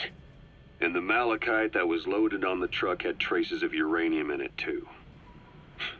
So that's the flower, huh? Skullface was gonna sell do-it-yourself nuke kits. The uranium-enriching archaea complete with the user's manual. And the ores with the uranium could be sourced by the client or provided by Cypher. Even the trace amounts buried in common ores can be enriched to weapons-grade uranium by the metallic archaea. Proving that must have been the most important factor of the trials. That and the ability to successfully prevent detonation. So if the amounts of uranium in the ores are low enough, they can get past any inspection. And you only need a tiny amount of the archaea to act as the yeast. No great challenge to smuggle that either. The first step towards saturating the world with nukes. His plan. That was not my intention. My only goal in developing the metallic archaea was to save the Dene. What made you think a tool for creating undetectable nuclear weapons would save your people? After 70 years, the Dene reclaimed the Navajo nation from which we were banished. We bore all the hardships of poverty, but we were proud to live the land we called our own. But in the moment the atomic bomb was dropped on Hiroshima, everything changed. I don't get it. The nuclear arms race between the US and the Soviet Union began with the end of the Second World War. Suddenly, there was a massive demand for uranium. And it was our ill fortune that the ground beneath the Navajo Nation was rich with uranium ore. The Black Ana government set up mine after mine, and many of the Diné worked them, never informed of any danger. Every day, they went to work with no protection. The slag was simply piled out in the open. When rain fell, uranium traces left behind would seep out, and when the ground dried, it was blown about as dust. Land and water were contaminated, irradiated. Many of us became sick and died. That pain lives on to this day. I had no idea. Wanting more than anything to revive the land my forebears left to me, I was delighted upon discovering microbes that eat uranium. If they could be domesticated, I believed we could rid our land of uranium. Were you successful? No. The research called for funding on a colossal scale. But nobody was willing to invest with no prospect of a return. And that's when Skullface showed up. Correct. I can save you and your people. We share the same will. That is what he said to me. And I believed him. Black Ana forced me to abandon my uranium cleanup work and focus on nuclear weapons. And he held all the Diné hostage. Today, the uranium mines within the reservation are finally closing down. It is simply less expensive now to source uranium overseas. New victims, different places. But uranium is a tactical resource. To rely on a foreign country for it is a difficult decision to make. And he was in the perfect place to influence that decision. He could have condemned your people to the mines forever. The contamination comes not only from uranium. The fallout from the Nevada nuclear tests also settled on our lands. As if our fortune were not already bad enough, we are also downwinders. To save the Diné, I must complete my original research. Code Talker, haven't seen you eat a single thing since you got here. Let me guess. Photosynthesis? Oh? What makes you say that? Well, a long time ago, I knew someone with a similar ability. Well, you are correct. Most of my body is covered with parasites. I supply them with water, and in return, I receive sugars they produce when exposed to light. Mm-hmm. It isn't just my skin either. The parasites also act as my eyes. They have replaced many of my internal organs as well. It is thanks to them that I live on after over a century. How did you obtain them anyway? Through your research? I would like to say as much, but there is more to it than that. Let me take you back 20 years. I had hit a dead end with my parasite research. Then I was approached by a foundation. They said they had a sample of an unusual strain of parasite. Which foundation? Apparently, they had links to ARPA. But that is all I learned. I was somewhat ignorant of the ways of the world. Just being able to study it was enough for me. Yeah, I've heard that before. Go on. Half in doubt, I visited them to discover the body of an old man. Well, to be precise, his partial remains. A collection of parts, you could say. The man had died in an explosion. An old man, you say? His flesh had not decomposed. In fact, the tissue's cells were still metabolizing. The parasite had infected, or should I say assimilated with, the tissues, and was keeping them alive. I became obsessed with studying the body parts, foregoing food and even sleep. Every day was filled with new discoveries. The parasite's biology, internal anatomy, life cycle. But there was only so much I could learn through observation. And so I made a decision. To truly know the parasites, I had to live with them. So, you implanted them inside you from the dead man's flesh? Correct. It was quite a gamble, whether or not they would adapt to me. But fortunately, it appears I was compatible with them. Or perhaps, through my many years of research, my immune system learned to tolerate them.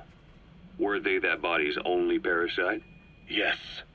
However, there was a separate specimen that supplied its host with adrenaline in response to pain, and yet another that could control insects at will through secreting heterogeneous pheromones.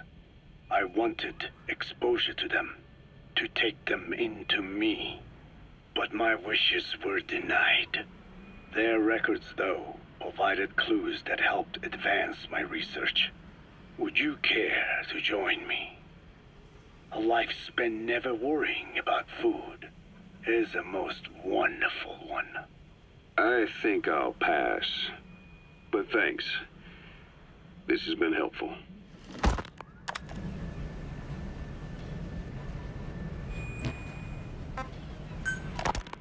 The one that covers. The parasite that lives on the surface of the skull's bodies is what gives them their power. Similar to my children, who live in my skin.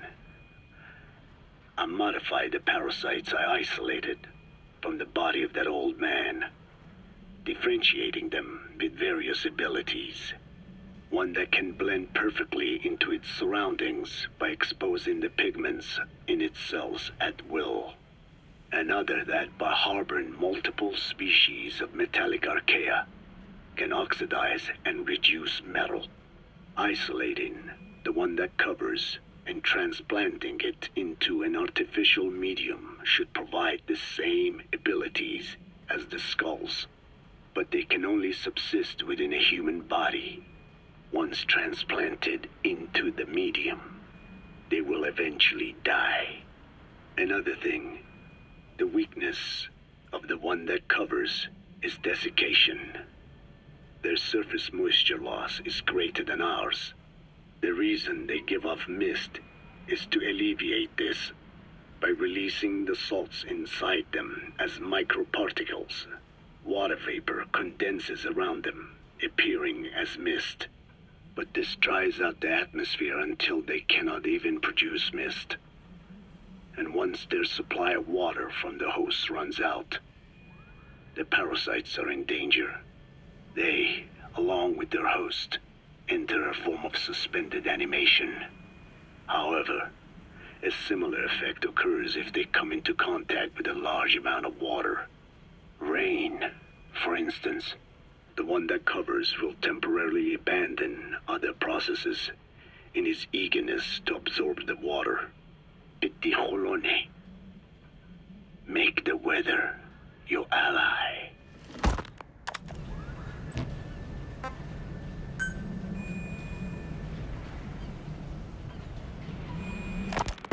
There's something I've been wondering. Why are you called code talker? During World War II, the U.S. military used the languages of different tribes, including the Navajo, as codes, right? I know the term code talker was used to mean people sent to the battlefield to speak in those codes. Were you one of them? Our mother tongue was indeed used for war. But I did not go. I was already over the conscription age. However, I was made to help craft the codes that were spoken. So in a wider sense, you could call me a code talker for that. Navajo is a complex language, and virtually no one outside the US speaks it. They must have thought it was the perfect language to use as a code. Yeah, in the end, the Japanese never cracked it. The cipher is king in information warfare. Of course, they didn't simply speak in Navajo. They created substitutions for words according to a code book, and then translated those into our language. Young Diné was sent to the front lines of the Pacific Theater as code talkers. To fight is an honor for the Diné. They were the pride of our people. But I cannot say this history brings me joy. Words are alive. When they are spoken, life is breathed into them. They become a part of the listener. Our words were transformed into lifeless ciphers and used for war. This, after the Black Ana spent generations suppressing the language. Yeah, I'm sorry. So I guess we shouldn't be calling you code talker, huh? No, I do not mind. The reason Skullface called me code talker was because I also am responsible for coding language into the vocal cord parasites. I am the same as those young warriors, used for a cipher's sake. I must never forget that. The name, Code Talker, is a lesson carved into my being. You said Skullface ordered you to weaponize the vocal cord parasites. But you also said he wasn't the reason. And he wasn't. I was seduced by the parasites. That is a fact. How? You mean from your curiosity as a scientist? That I cannot deny. But there is more to it. The story goes back to the 19th century, to my earliest memory. One day, a man from the government visited our Hogan, our home. I cried as he yanked me from my mother's arms and took me away to an Indian boarding school. From that day forward, I became George. This was the name my teacher gave me. I was forced to give up my Diné name, forbidden from speaking anything but English. If we dared utter a word of filthy Navajo, the teacher made us eat a bar of soap. Yeah, that was the U.S. government's education policy for Native Americans. To erase our words was like erasing our people. Their education was tantamount to ethnic cleansing. Over time, the overt persecution of our language stopped. But to this day, it continues to be eaten away by the lingua franca, that is English. Many of the Diné outside the reservations can speak nothing else. And it isn't just our language. Across the world, minority languages are being destroyed by dominant languages. Many are on the verge of extinction. Enter the vocal cord parasites. Yes. I began thinking that minority languages needed some sort of deterrent against dominant languages. In order that their peoples and cultures would survive. It was then that I came across literature at the Foundation claiming that man acquired language thanks to a type of parasite, one that distinguishes between languages as a precursor to reproduction. If I could just resurrect it, make it more pathogenic, I would have my deterrent against English. But I failed to hide that aim from Skullface. He noticed. Yes, I wanted to retaliate against the English language, though never did I intend to actually use it as he planned. You know how the story ends. I was forced to study how to make the parasites compatible with all the world's languages. All but English. However, he in fact secretly isolated an English strain. I will not be held prisoner by the man's phantom. The English strain must not be allowed to exist either.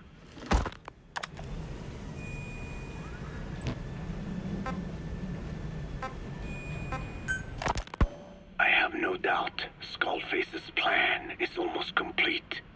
At that point, I will no longer be of use to him. I must leave behind this record at least. A record of how the ancient vocal cord parasites became these abominable ethnic cleansing parasites. I believe he has two purposes for the ethnic cleansing parasites. The first, as their name suggests, is ethnic cleansing. This conflict between East and West that envelops the world will not last much longer. Once the Cold War ends, and the weight of America and the Soviet Union is lifted away, the ethnic conflicts they kept suppressed will all rise to the surface. It is not difficult to imagine that the radical sides will begin cleansing their adversaries. But what if an ethnic cleansing parasite matching the language of the aggressors were to be unleashed? The aggressors would be washed off the earth. At the very least, the idea that retaliation could eradicate your people would prove a powerful deterrent.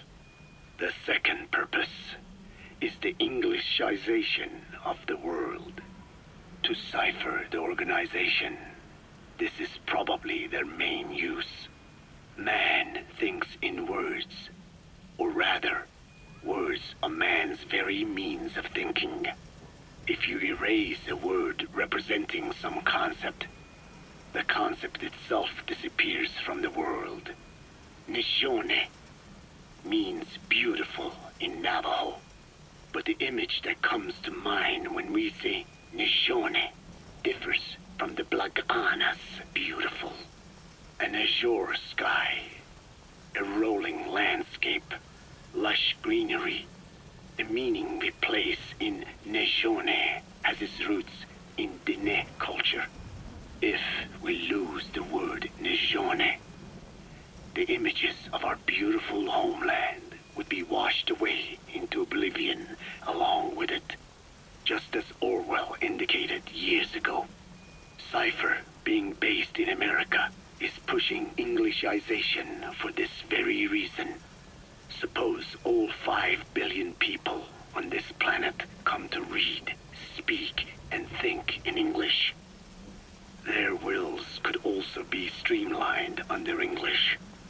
Cipher's control would be all the easier. Economic governance would progress in leaps and bounds. The ethnic cleansing parasites would be a great aid in accomplishing this goal. There is no need to destroy every language besides English. All they need to do is weaken other dominant languages competing with it. Russian, Chinese, Arabic. If people know they risk their lives speaking such languages, they will flock to the lingua franca that is English. Cipher need not even focus attention on smaller languages. After all, they are already being eaten away by English. Business, education, film, commodities. English has permeated every area of global society. I can see this when I look at young Dene. Some of them have already lost their grasp of the Navajo language. It is said that over 2,000 languages of the world are facing extinction. This very moment, cultural concepts and forms of expression are disappearing forever. The spread of electronic networks gives greater meaning to Englishization. Networks have no national borders. By basing them on a single language, they can penetrate deeper into and between people. That basic point of unity provides the ideal environment for someone who aims to control people's wills. But how does this differ from building the Tower of Babel. The ethnic cleansing parasites attempt to rob man of his words. Such irony. It was the vocal cord parasites that gave words to him in the first place. Ancient man had no language, unable to produce complex sounds due to the structure of the throat. He could communicate only through simple vocalizations and gestures. Then the vocal cord parasites infected his larynx. Man's transition to walking upright did not gift him solely with intelligence, but also with his voice. At the time, the vocal cord parasites never harmed man. They merely took a small measure of nourishment. In fact, you could call it a symbiotic relationship. Some animal species use particular vocalization patterns to attract a female and reproduce. Songbirds, certain insects, and also the vocal cord parasites. The difference is that the parasites themselves did not produce sounds. Rather, they had their hosts, man, do it for them. Once secure on the human host vocal cords, a male vocal cord parasite caused the host to produce a certain sound pattern, something like a warble of a bird. Meanwhile, females parasitizing other host pharynxes need only wait. Upon hearing the sound pattern of an attractive mate, they would manipulate their hosts into making contact with the person it came from. The female traveled through his host's saliva to the other host's vocal cords, where the male was waiting and the pair copulated. We can only imagine how the female manipulated his host, but it was probably through smell. Smells traveled directly to the limbic system via the olfactory cilia in the nasal cavity. Volatile compounds released by the female would stimulate the limbic system, which controls instincts, making the host feel amorous. This kind of sexual selection naturally led to competition between the male parasites. Males that had their hosts produce sounds perceived by females as more attractive succeeded in copulating and producing offspring. Evolutionary traits caused by sexual selection are curious. The peacock's feathers, the mannequin's dance, the firefly's luminescence pattern. Even with courtship behaviors that are not advantageous to survival, those individuals that excel in them produce offspring, and it escalates with each generation. The same was true of the vocal cord parasites. Courtship vocalization rhythms and intonations became more sophisticated, and in order for man to produce such sounds, they had to alter his vocal organs.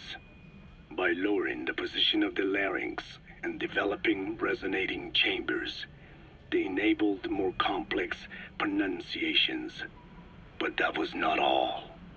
The vocal cord parasites activated a transcription factor that would later control man's language ability.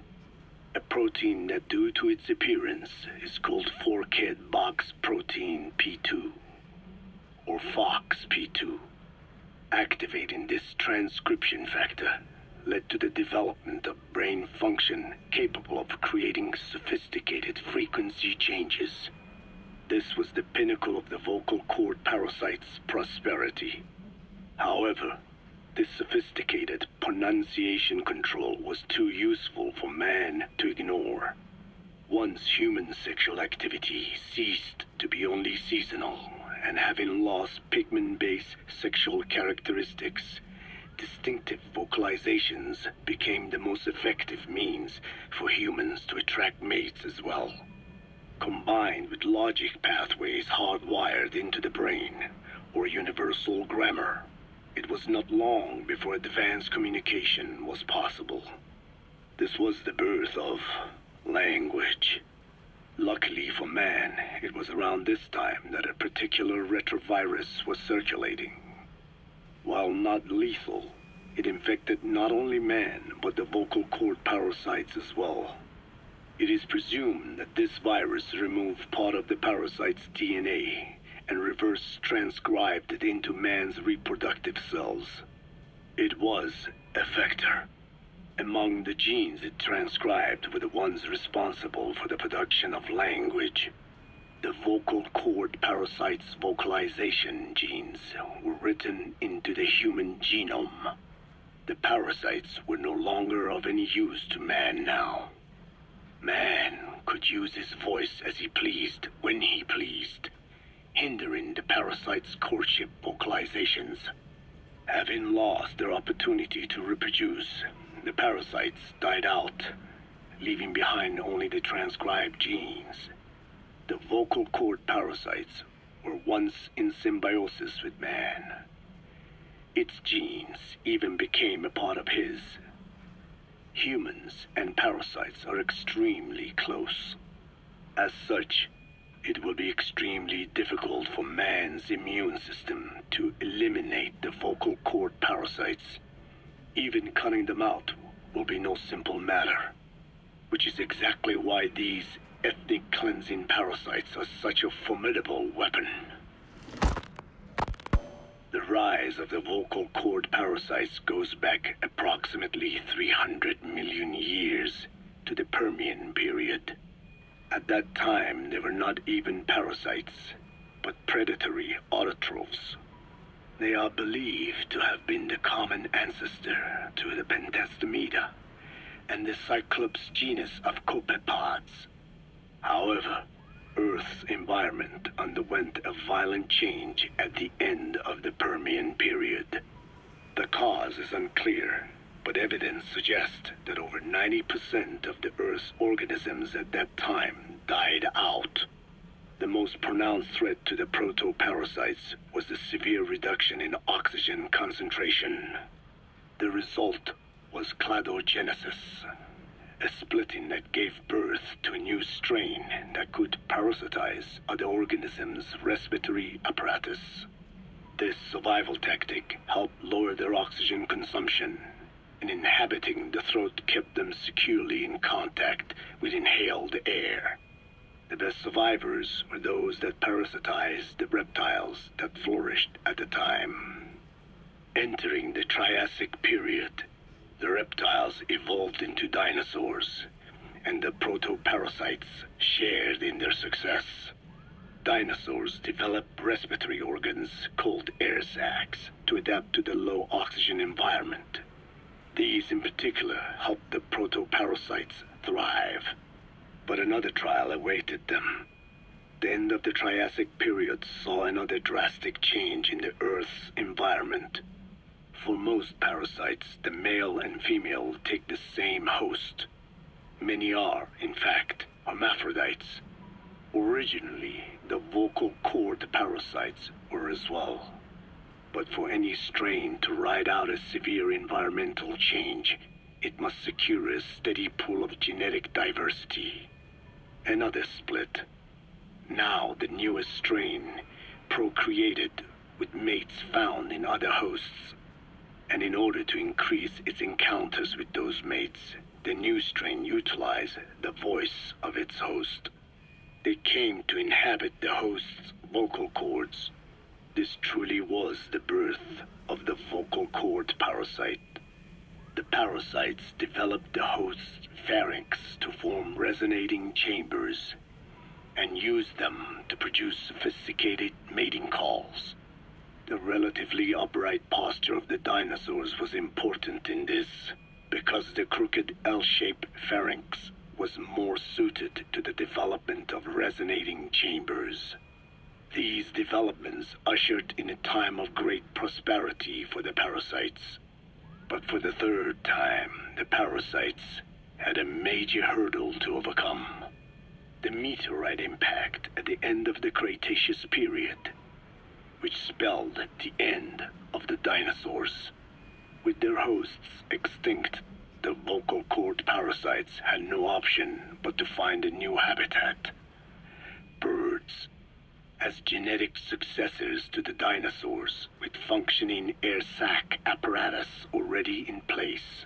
Birds were the perfect choice, but the parasites could not survive in birds that flew at high altitudes with thinner air. So they parasitized ground-dwelling birds and altered their respiratory system for the sake of reproduction. They gave the birds the means to produce sophisticated sounds, the syrinx responsible for chirping. This is the proof that points to activation of FOXP2 in songbirds as well as humans. The Cenozoic era began with a rise in oxygen concentration, which helped mammals to evolve and increase in size. The parasites then shifted to humans as a more effective host. Humans' bipedal upright walking meant that our throats could support larger resonating chambers.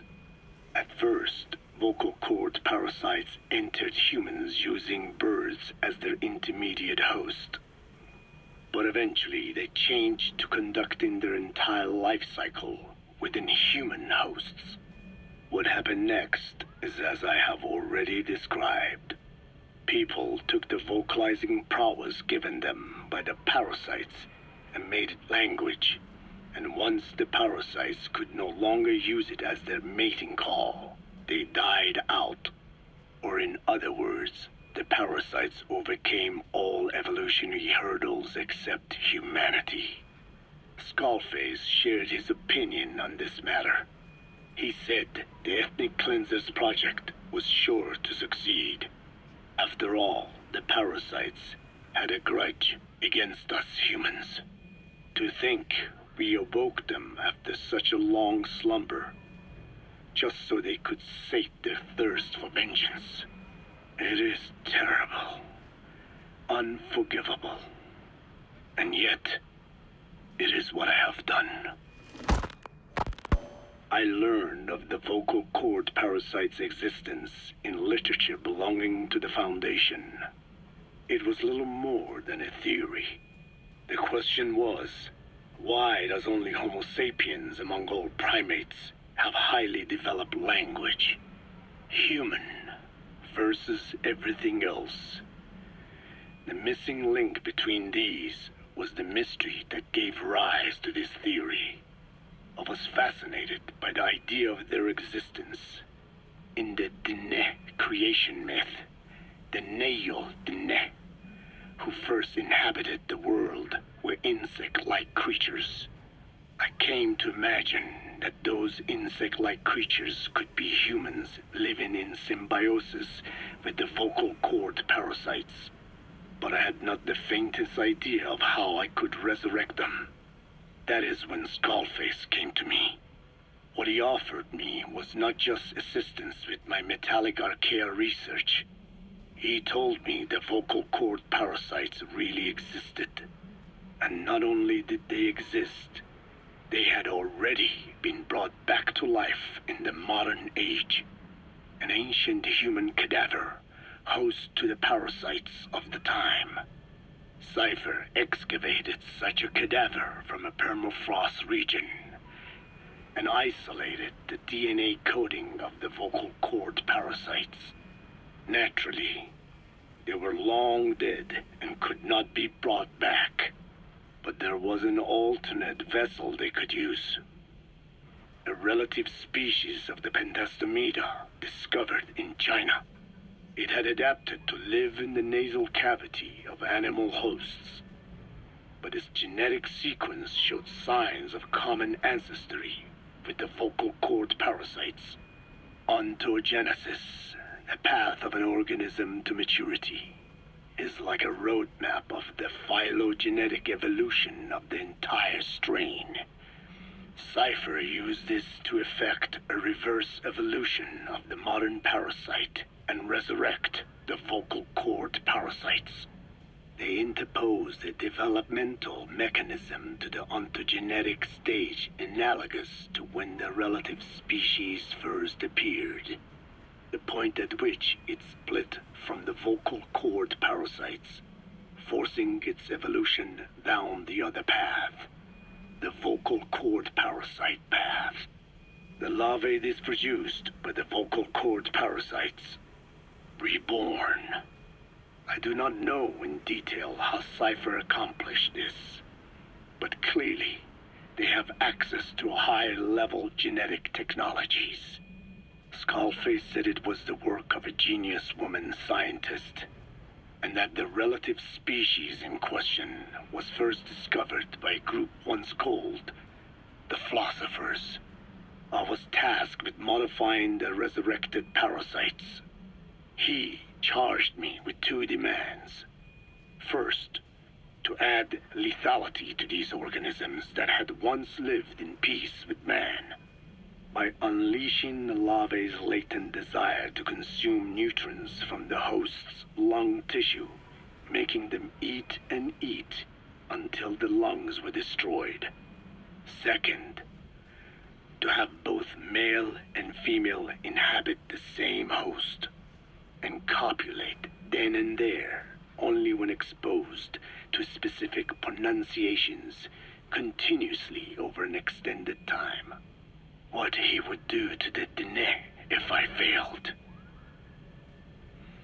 I had no choice. Originally, the ultimate objective of the ethnic cleansing parasite project was the identification of not only languages, but of actual cultures. Language is deeply connected to ethnicity, but many languages are employed by multiple ethnic groups, and confrontation between those ethnic groups is by no means rare. If the cleanser parasites were to be a deterrent against ethnic conflict, they had to distinguish between groups using means other than pure language. The original plan called for this to be achieved by differences in the transmission vector. Each ethnic group has different lifestyle customs and eating habits. For instance, parasites living in shallow water and taken in through the skin could be used to target rice farming groups, or parasites using cows as their intermediate host would be ineffective against cultures that abstain from eating beef.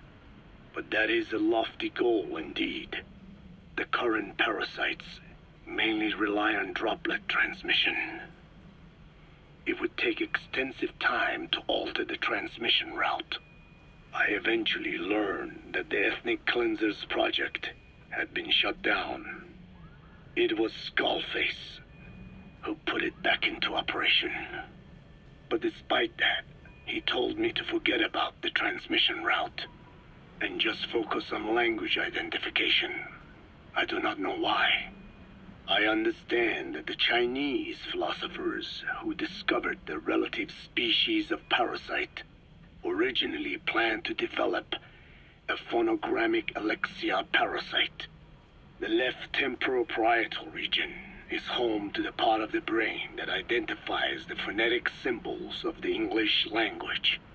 They wished to create a strain that would parasitize that region and suppress its literacy functions.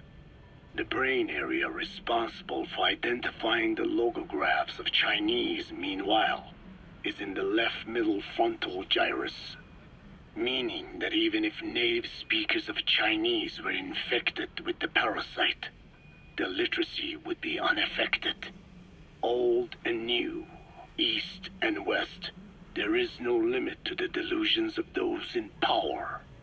But this delusion threatens to become a reality. I have to do something to stop this. There must be something I can do.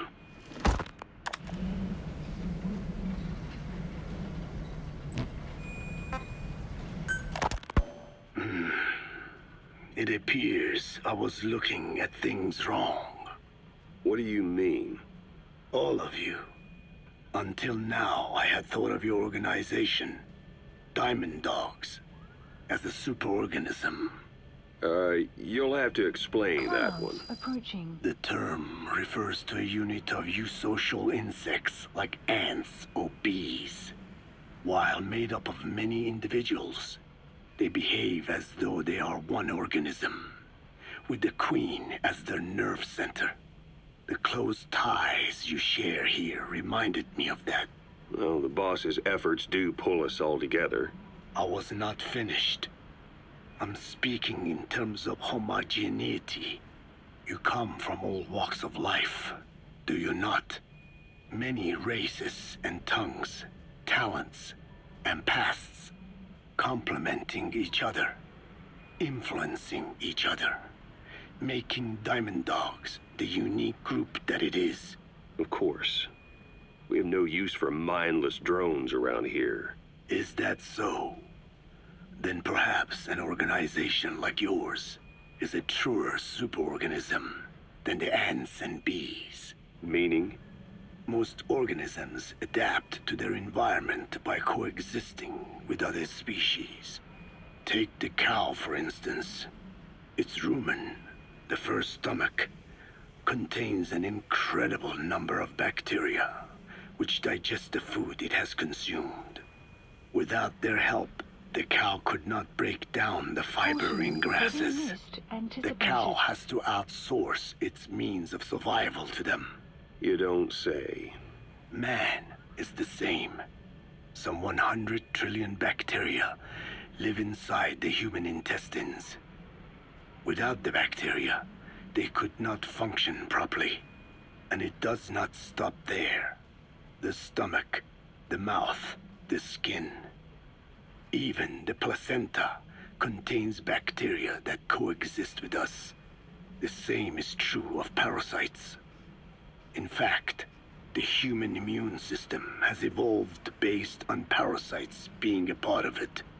Without them, the immune system can run amok and even damage other parts of the body. This is all very interesting, but what does it have to do with Diamond Dogs? A harmonious superorganism is made up not of a group of homogeneous individuals, but of diverse individuals that complement each other. That is what I saw in your group here. Then it occurred to me that man is a superorganism. Man's phenotype is not determined solely by his genetics. Some say if you mapped the genomes of all bacteria in the human body, the result would be over 100 times bigger than the human genome. The sum of man's genome and those of the organisms he coexists with, call it a metagenome, creates the superorganism we know as a human being. Well, now that's quite a leap. You think so? Then try a broader perspective. If our world were a human body, you would be parasites. You make a living by doing the dirty work that the world powers cannot handle themselves. From their perspective, you are likely a nuisance. But without you, pus would build up around the world, and autotoxemia, self-poisoning, would follow. The world needs your kind. Thank goodness for that. Skullfaced forced me to turn parasites into weapons. Creatures with which we are supposed to coexist. Meanwhile, that foundation I worked with focused solely on the human genome, apparently thinking that manipulating it would get them whatever new form they want. Both ways are mistakes. Neither is a true superorganism. I am Diné. By speaking with those living inside me, we enhance one another and enjoy harmonious growth. Such was the original purpose of my research. You have made me remember this. Well, it's an honor. You can travel the world, but you won't find another place like this. If the whole world was like this base, I think the peoples of the world would bid farewell to fighting for good. Maybe that's what the boss wanted in the end.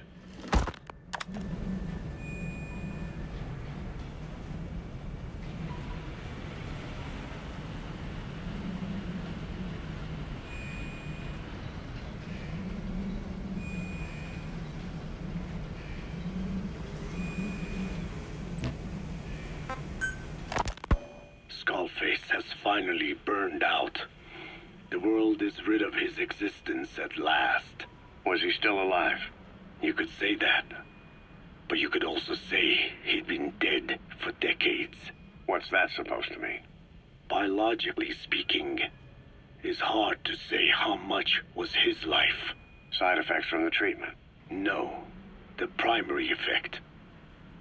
Keeping a dying host alive as long as possible. That is the whole point. But in the end, he grew too dependent on his children.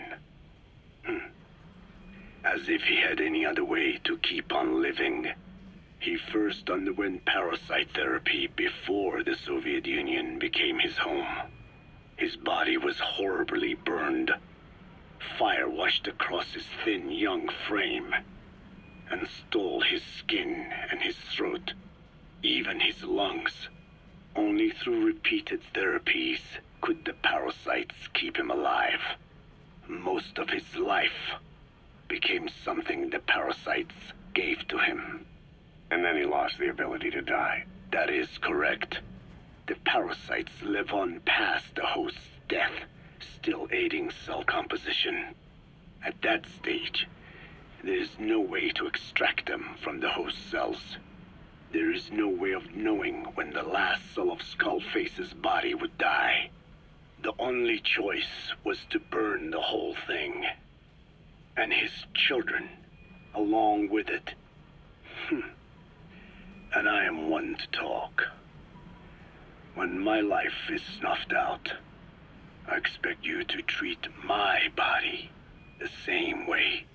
And when I burn, I will truly be one with my children for the first time. You say there were 3 English vocal parasites. According to Skullface, yeah. Skullface had 2 of the English strain with him. You burned both of them. There was an oil fire. I tossed him in. So that just leaves 1. And you tell me Skullface said he used it. He said it was very close to me. Very close. One of your comrades. Or someone ordered to kill you. Or he could have been speaking metaphorically. Metaphorically? Close to your spirit. Close to your heart. Someone who either loves you or despises you. The second one makes a long list. Whichever it is, act with caution. Skullface implanted someone with the English language strain. Who it is irrelevant. Why? I tell you what Skullface really meant. Very close to you means you will be exposed. All the infected here have been given the Wolbachia.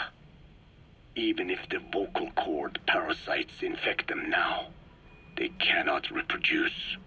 But if there's a different host among us, host to the English strain. If that were the case, we'd see the symptoms.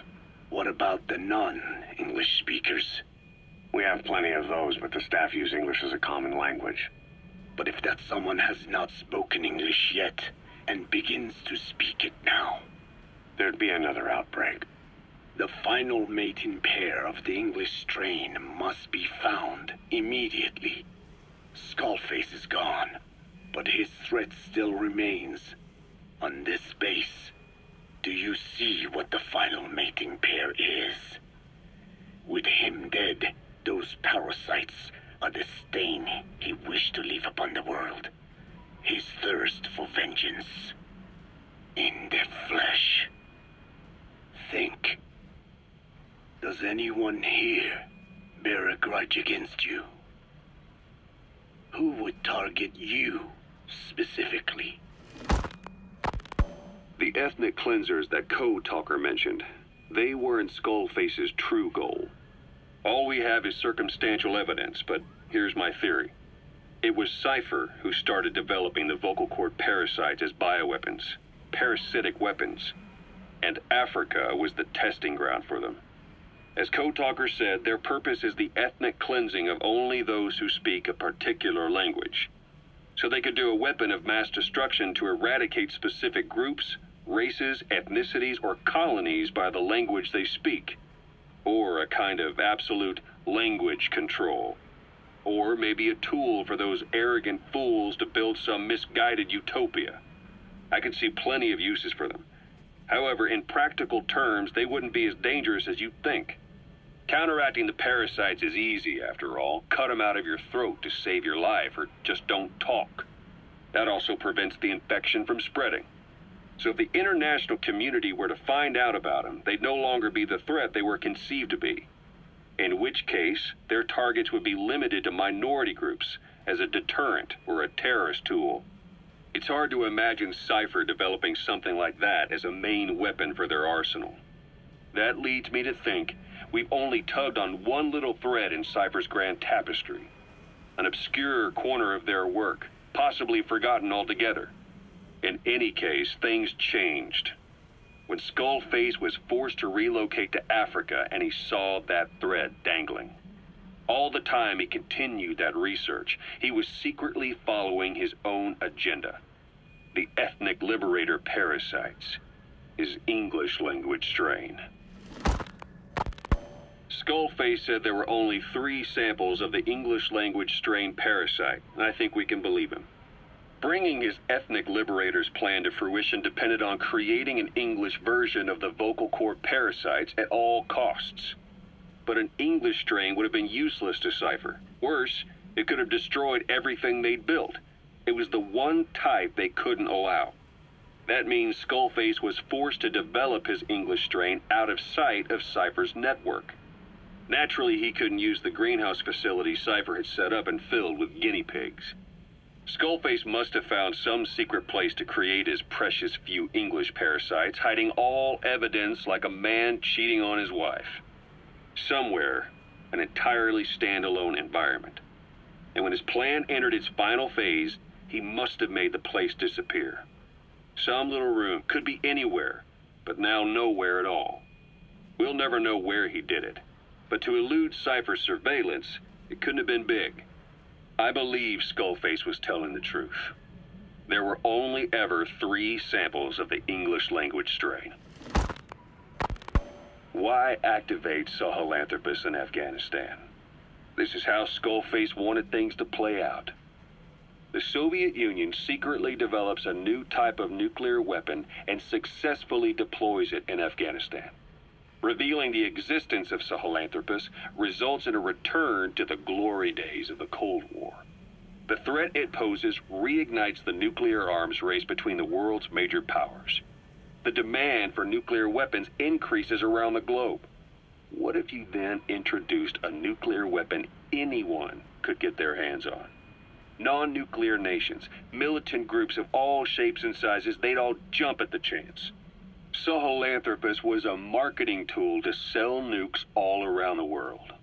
But I think it's safe to say that plan was stamped out before it got up and running. The world's intelligence agencies never did turn up anything conclusive on it. After all, Sahelanthropus vanished before word could spread. Everything that's happened is already a fading memory, never to join the pages of history. Except for Cypher. Cypher won't forget. They'll already be working on something, quietly, beneath the surface. They'll use the pieces of data scraped together from this incident to build their own bipedal weapon. It'll take them a long time to complete it, but for now, the greed sector have found their new life's work. We'll have to be ready too.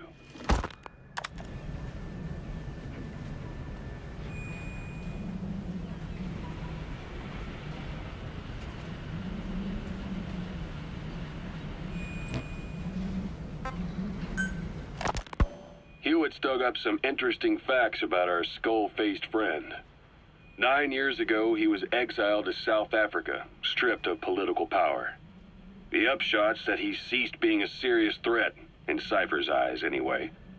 They eased up on surveillance, giving him an opening to establish his own military unit, one that answered to his will alone. Those men likely had no idea their orders were coming from Skullface. They probably didn't even know the organization was a part of Cypher at all. Anyway, it was in South Africa where he found renewed interest in parasites. And when he discovered the vocal cord parasites, he began to make his plan. Wipe the English language out of existence. Free the world, not by taking men's lives, but by taking their tongues. In his eyes, the greatest symbiotic parasite the world's ever known isn't microbial. It's linguistic. Words are what keeps civilization, our world, alive. There was something Skullface said. America is made up of many peoples, but those peoples never mix. Quite so. One nation, home to hundreds of different ethnic groups, many of whom stick to their respective living areas, little colonies, not interacting with other groups, going out of their way to avoid one another, their land, organizations, relationships.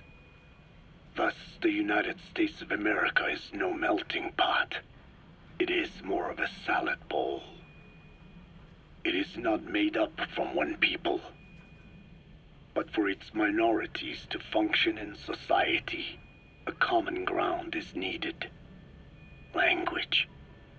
Even if the country is not one. No, because it's not one, a lingua franca is necessary. English. American hegemonism was born from the illusion that English could unite diverse ethnicities. In taking in people from around the globe, America became a microcosm of it. Now the boundaries between it and the rest of the world have become blurred. However different our neighbors may be, English enables us to create symbiotic relationships with each other. If English can bring unacquainted neighbors together in America, this should hold true for the world. This salad bowl that is the world can also become one.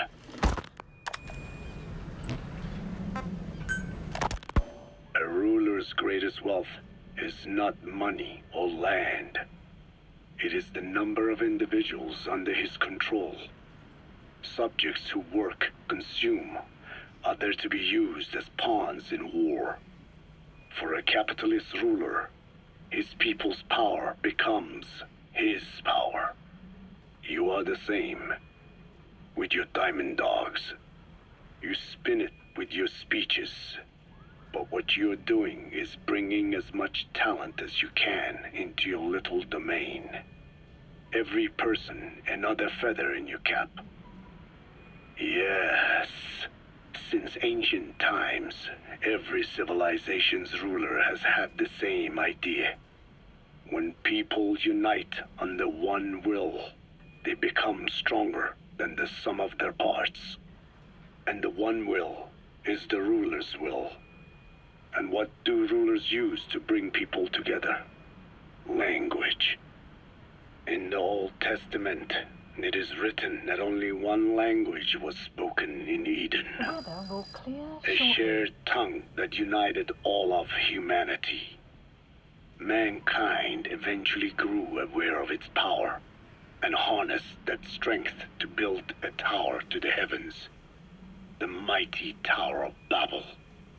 This angered God, who splintered the language of man, and the tower was never completed. Languages emerged, and the earth was divided as men went their separate ways. Every age is the same. A ruler's first order of business, after conquering new land, is to force his tongue on its people. Ancient Rome, Napoleon, and now Zero. English is wreaking havoc around the world right now. The British Empire tilled the land with war as its hoe, then began planting the seed that is English. Eventually, American capitalism became the new instrument. To play its game of wealth, you only had to abide by one rule: English. By exploiting people's desires, English has become a leash, that people gladly wear around their necks, it would seem.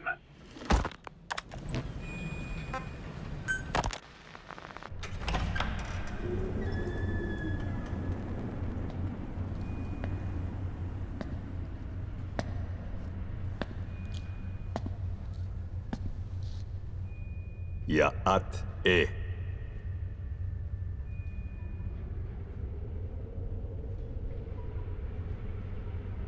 You disappoint me. Have you forgotten my face? Leave me be. You won't respond to anyone else, so I figured it must be me you wanted to see. But now you won't even look at me. Have I not suffered enough? Not until you've eased my suffering first. To tell you the truth, old man, I'm in a bit of a bind. It's about your children. You know what I mean? The parasites. The ones that infect a man's throat, killing him if he speaks their language. They must not be allowed to multiply. You are allowed to live only in order to help me. But you don't want to, do you? So why not choose death instead? Because you want to protect the Diné and their land from me. That's your purpose, isn't it? Don't lose sight of that now. It's in your interest to cooperate. Because if you don't... Madness. The parasites can't detect your people's tongue. So I'll just have to resort to more heavy-handed means. I have the greatest respect for your people. I would rather avoid such a thing, but we don't always get our way. I was born a tiny mote in a mighty tempest, and until those winds abate, all I can choose is how to act when they blow me this way or that. Tell me, Code Talker, what happens to a man infected with a pair of your parasites? Can they be removed? Can the full-blown symptoms be prevented? It is impossible to remove the parasites alone. They have too close an affinity with humans. Then how do you stop the symptoms from developing? All right. I was hoping for an answer now, but perhaps you just need a little more time. I'll be back soon. I've set up shop, not far from here. We'll be seeing a lot more of each other. If you're close by, then it is almost complete. We're in the final phases. All that's left is to see if I can actually disable a nuke, with the help of your metallic archaea. Once that's done, I won't have to return here again, and your suffering will end, as will your people's. We're almost finished, Code Talker, each in our own way. My only regret will be not finishing you. There's nothing stopping you. I'm only alive because you want me that way. Ridiculous. As you wish. My regret is this misunderstanding between us. You and I, our goal is the same. We should be working together. A symbiosis. You do not know my mind. I simply want the Diné bloodline to endure. Really now? You're just another mote in the storm. How you react to all the slings and arrows, that's what counts. That's why you call those squirming monsters your children. What I have done is forbidden. Forgive me, all of you. The world should be left the way it is. You of all men should know that.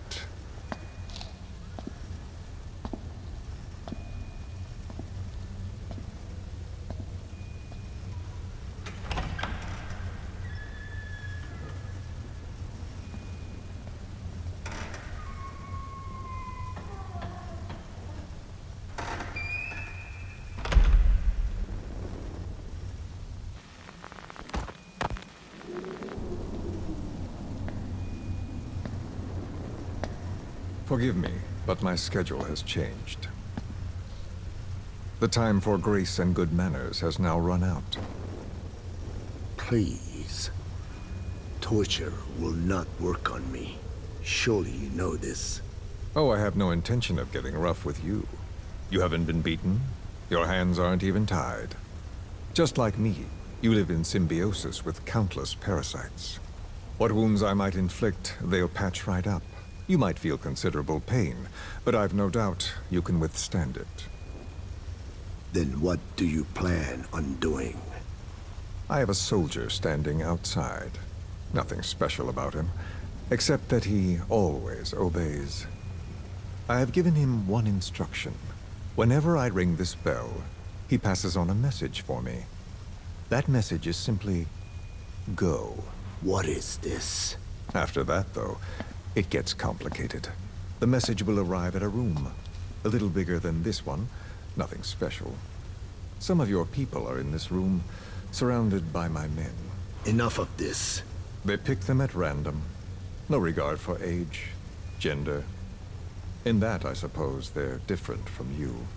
Not as discriminating. They tied them up, one by one, blindfolded them. We had to maintain order, you understand? You bastard. Go. When they hear that, my men will pick one of your people and infect them with a parasite. Your parasite. It won't work on my people. True. The vocal cord parasite doesn't respond to your language. But what about English? An English strain. It exists. A ring of this bell, and they infect one person. If that person abandons the Navajo language, the English strain will trigger symptoms. You monster. So, it's quite simple. Every time I ring the bell, another of your people is infected. Don't do this. I don't want to do this. I'd rather not have to ring the bell, which is why I'm hoping you will talk to me. What do you want? What else could you possibly want? You know the answer to that. How to prevent the symptoms caused by the parasite. You cannot control it like some slave. Forget the idea. Forget it? Unlikely. I will never tell you. What have you done? You made me do that. You black-hearted... Settle down. Don't use it again. Well, that is up to you. All you need to do is tell me what I want. How to prevent the vocal cord parasite symptoms. Why? Why do you need to know? The adult soldiers at Amasa are all dead. What? The parasite traveled downstream. How? It would appear that he was involved. Another demon who woke up from 9 years of slumber. As a result, the vocal cord parasite spread through the village. I told you this would happen. It was an unfortunate accident. He is becoming an annoyance. He may stumble upon the truth sooner or later, but I suppose that is really of no consequence. One day, he too will pay for what he has done. Black Anna. The real demon is you. You know, this incident made me realize something. You are right. I should have acted with more humility. These creatures cannot be controlled. All the more reason I require a means to stop them. There is no such way. Oh, really? Wait! Don't ring it again. It is up to you. Out with it! I see now. There must be more to it than that. What? They are in you. You use this land to breed more of my children. And not just here. No. In pursuit of your ethnic cleansers, you sifted through many language strains, finding hosts, breeding more and more. You would have been infected in the process, infected with countless strains. Most likely your mother tongues as well. Romania, Northern Transylvania. You found that one too. Yes, the Hungarian strain that responds to the CK's dialect. Silence! Black Anna, Weather will clear shortly. it is you who shall pay.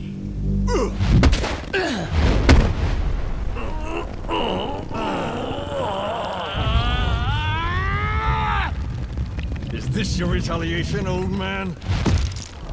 Let my people go and never bother them again.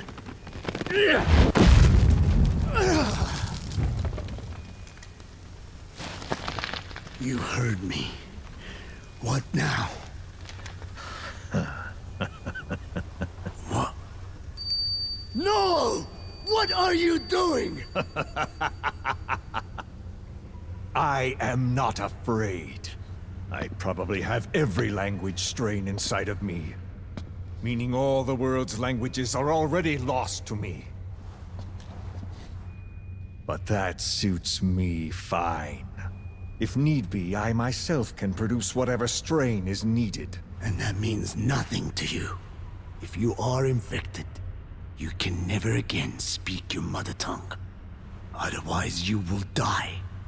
As will every one of your countrymen. A few words here and there won't trigger the symptoms.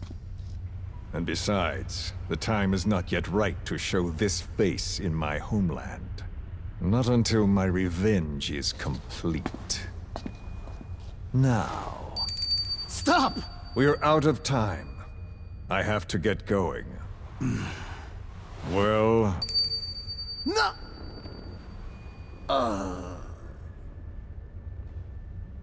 Radiation. It's radiation. Radiation, of course. So it can be used. But how much? I do not know. Radiation denatures their reproductive cells, preventing them from mating. Same principle as the sterilization technique. The reproductive cells are more sensitive to radiation than the rest of the body. But I have not tested it. There is no telling what mutation could result, or how the host may be affected. Not to mention what could happen if this is done post-infection. I don't care. This plan goes into action now. As long as it works, the details can wait. You wouldn't be lying to me, of course, old man. I can guarantee nothing. I owe you my life. My body has been burned on countless occasions, but it survives, thanks to your children. That is why I trust you. Then do not repeat my mistake. What's that? In the West, it is said that the Word became flesh and dwelt among us. In the East, it is said the man of flesh brings spiritual power to words. The people knew back then that these creatures carry the gospel. They do not belong in our hands. They must not be touched. How enlightening. I'll remember that. Consider this my thanks. What are you? Catch. No!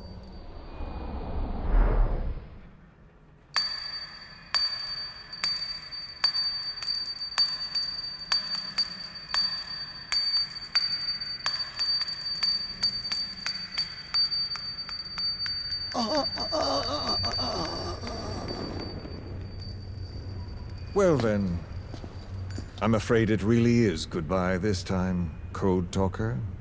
Huh?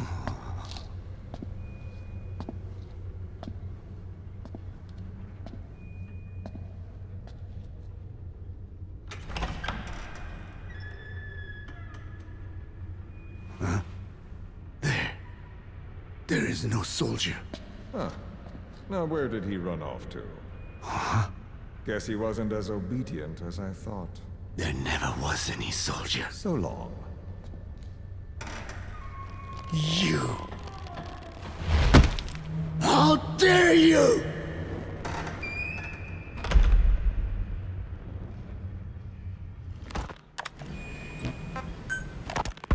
Skullface, real name unknown. Born in Hungary, more specifically northern Transylvania, after it reverted to Hungary from Romania. While he was young, the country allied with Germany as part of the Axis powers, but later during the war, it came under Soviet occupation. The Hungarians struggled for independence, but the Soviets came down. Hard. Just like he said, time and again the country was ruled by a foreign tongue. When he was a young boy, he lost his native language, the bedrock for any developing child. His country, his family, his face, his identity, everything was stolen from him. All he had left was his skull. Skullface first tried his hand at espionage during all the chaos from the war. Agents, military officials, and soldiers who operated out of Hungary during the war vanished over the course of several months. This Soviet spy hunt rocked the counter-intel world. Mysterious fatal illnesses, accidental deaths, drownings, people having strokes behind closed doors. Just like Stalin, no one knew who was behind it. But all you need to do was look for who had the motive. They were all taken out by a man without a face. And now we've got an idea of how he did it too. He'd gotten revenge for his people, but he wasn't finished. Skullface defected to the West, eventually ended up with the SAS. That's where he met Zero. It's possible he began planning this whole thing back then. It's hard to say. In any case, Zero made him his XO. He always did have a thing for oddballs. But this one was set to lead a unit no one else would know about. When Zero created Fox, he also formed XOF as a support team. An unconventional special forces unit designed to support Fox, make it stronger, with Skullface giving the orders. Zero never even told the boss about it, nor the CIA, naturally. If Fox was Zero's silver bullet, XOF was the recoil when he pulled the trigger, just like Newton's third law. While you were with Fox, Skullface was operating behind the scenes, sometimes as your backup, sometimes as a mole or a scout, sometimes as your cleanup crew. Fox's tail, making sure the mission succeeded and that you survived.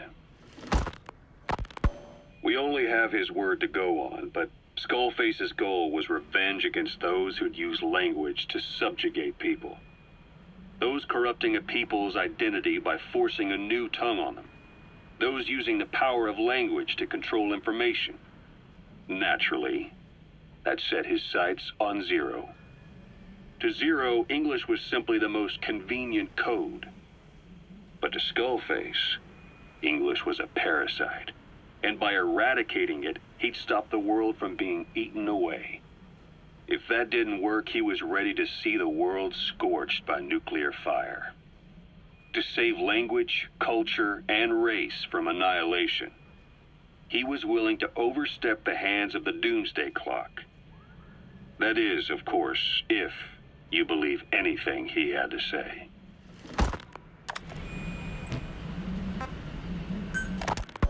Boss, we gave Ralph, that kid who died in the accident, a burial at sea. The man in charge of that facility has been severely punished. But ever since, the kids have been acting strange. It's obvious they've lost their trust in adults. I was getting reports of them ignoring the staff, or getting insolent, and even violent. And a few days later, several of the kids did a disappearing act. They snuck into choppers and shipping containers and got off base. Why? Your guess is as good as mine. These kids were born in a war zone and forced to grow up as war fighters. If they're left alone, war is how they'll die. But I thought we showed them there are other reasons to live. I never liked having children on Mother Base. But the thought of them going back to the battlefield and picking up their old lifestyle is something I can't stomach. It makes me think of Chico, 9 years ago. We have to get those kids back. Hell, they know too much about our operation. I never expected even the kids to betray us. Snake, you remember the White Mamba? Of course, he's been going by Eli since we brought him on base. He was the leader of the child soldier unit we took out of that village and into our protection. Well, according to the kids you brought back here, all the escapees were especially close to Eli. There's reason to suspect he's behind all 6 escapes. We've already detained him. I'll be questioning him shortly. Wait. You'll be? Ocelot. You're incapable of taking an impartial stance with those kids. Question them all you want. It'll get you nowhere. Ocelot, you get too many kicks from your art of interrogation. It's not a matter of art. It's about quick, minimal strokes of psychological warfare. That's what gets the answers. And it's the best way to keep both questioner and subject safe. The risks only increase the more an interrogation drags on. At that point, it causes as much pain to the inflictor as the inflicted. Like I said, too many kicks. What I'm trying to tell you is we need quick results. Otherwise, it'll be too little, too late. I know that. And besides, I know the subject. I won't go overboard with a kid. Forget it. You're not needed. Snake, we'll want to question the other kids too. Be sure to bring them all back. Snake, about the escaped children. Eli confessed. The way he tells it, they wanted to go back to the battlefield. Don't rob them of their freedom, he said. If you bring them all back, there will be consequences. Next, he'll be asking for our surrender. Consequences? What consequences? No idea. That's all I have for now. You're too attached to those kids. Stop protecting Eli. Listen to yourself. Let me question him, and we'll get some real answers. Not necessary. I'll report as and when. Boss, we found weapons in the children's section of the living quarters. As you know, weapons are strictly off limits. We've got some rule breakers. The weapons we found were handmade. Blades ground out of knives and forks, a couple of bow guns built out of scrap, and explosives made using detergents.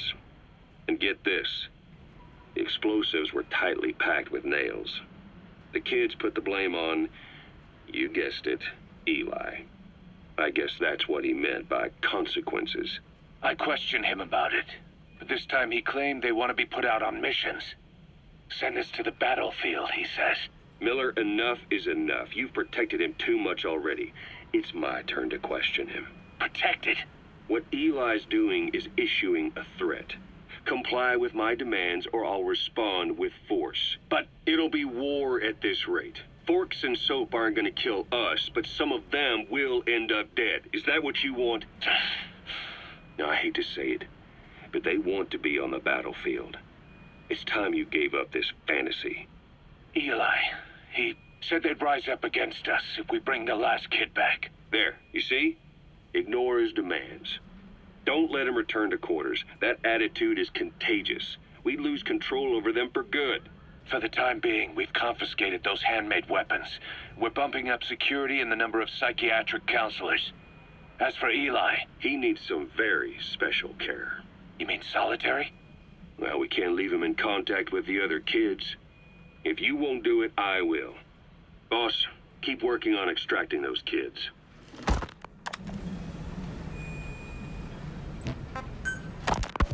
The kids you brought back to base have laid out the situation. They all escaped to each of their home villages, or were trying to get home, and lost their way. Not that homesickness is gonna explain everything we've seen. Each of their home villages? They were trying to raise troops for the rebellion. You really think these kids have an armed uprising in them? You read the report of the security team member who had a rock thrown at him. There'll be a riot if we don't do something. And Miller, this is because you didn't act fast enough. Fine. I'll admit you were right this time. Seal off the kids' quarters from outside contact before it's too late. All right.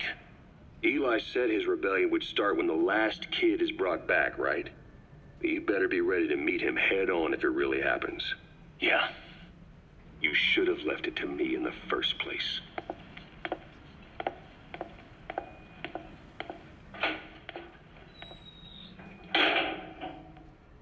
Boss, they're just kids.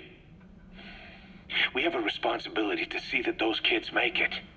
It's not about feeling protective or the pros and cons. I hate kids. That's exactly what I heard from the people who raised me.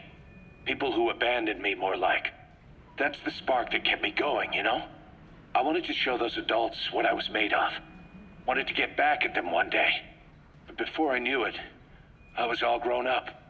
Never saw it coming. All of a sudden, people treated me as an adult. Some adult I turned out to be. But I feel like if my life had been different, if the adults I knew had been different, I could have grown up better.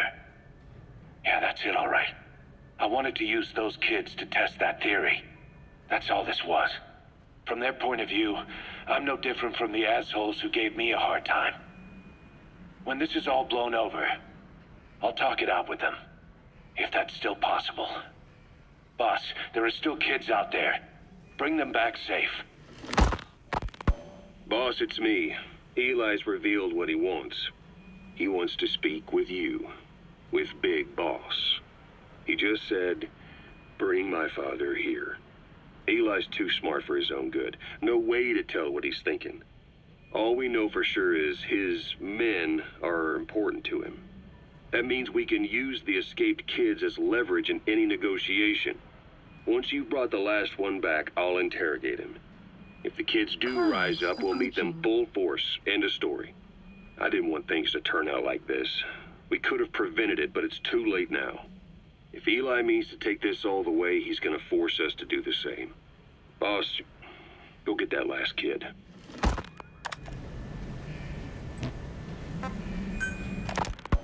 You know, when you brought back all the child soldiers who escaped, Eli knew they'd returned. Needless to say, nobody said a word to him. I guess they got a message to him somehow. Eli wasn't put in a corner in timeout. He was locked up in that room, completely cut off from the outside world. Then how'd he find out? There's only one possibility I can think of. The Soviet Union has been researching military applications for psi phenomena. Psi? Things like psychokinesis and ESP, extrasensory perception. You mean moving objects without touching them? Knowing what card somebody's holding up? Psychic powers? Come on. I thought that was just another bunch of disinformation aimed at the West. Just bear with me a second. One type of ESP is telepathy. It's the ability to know another person's thoughts through nonverbal means. You're saying Eli read our minds? It's the only idea that doesn't involve someone getting to him. Ocelot. Look, psi research isn't some hocus pocus. It's all evidence-based, scientific... There's gotta be another explanation. Maybe one of the kids stuck a note to your back. I hope that's the case. But I am convinced that they have, or Eli has, a connection to some force we have yet to identify. You better watch yourself, boss. How am I supposed to do that? If he is depending on something for help, well, that's his Achilles heel. If you can figure out what that something is, you might be able to use it against him. I'll keep that in mind. Oh, and the medical team is looking after the kids left on Mother Base. For the moment, they don't seem too panicked. But boss, get this. Eli got those kids to plot their armed uprising as a diversion. Also, he could steal Sahelanthropus and escape. That brat got us good. Set us up and knocked us down. And then there's that mystery kid who was with Eli. With those two working together, I'd say things won't be over for a long time yet.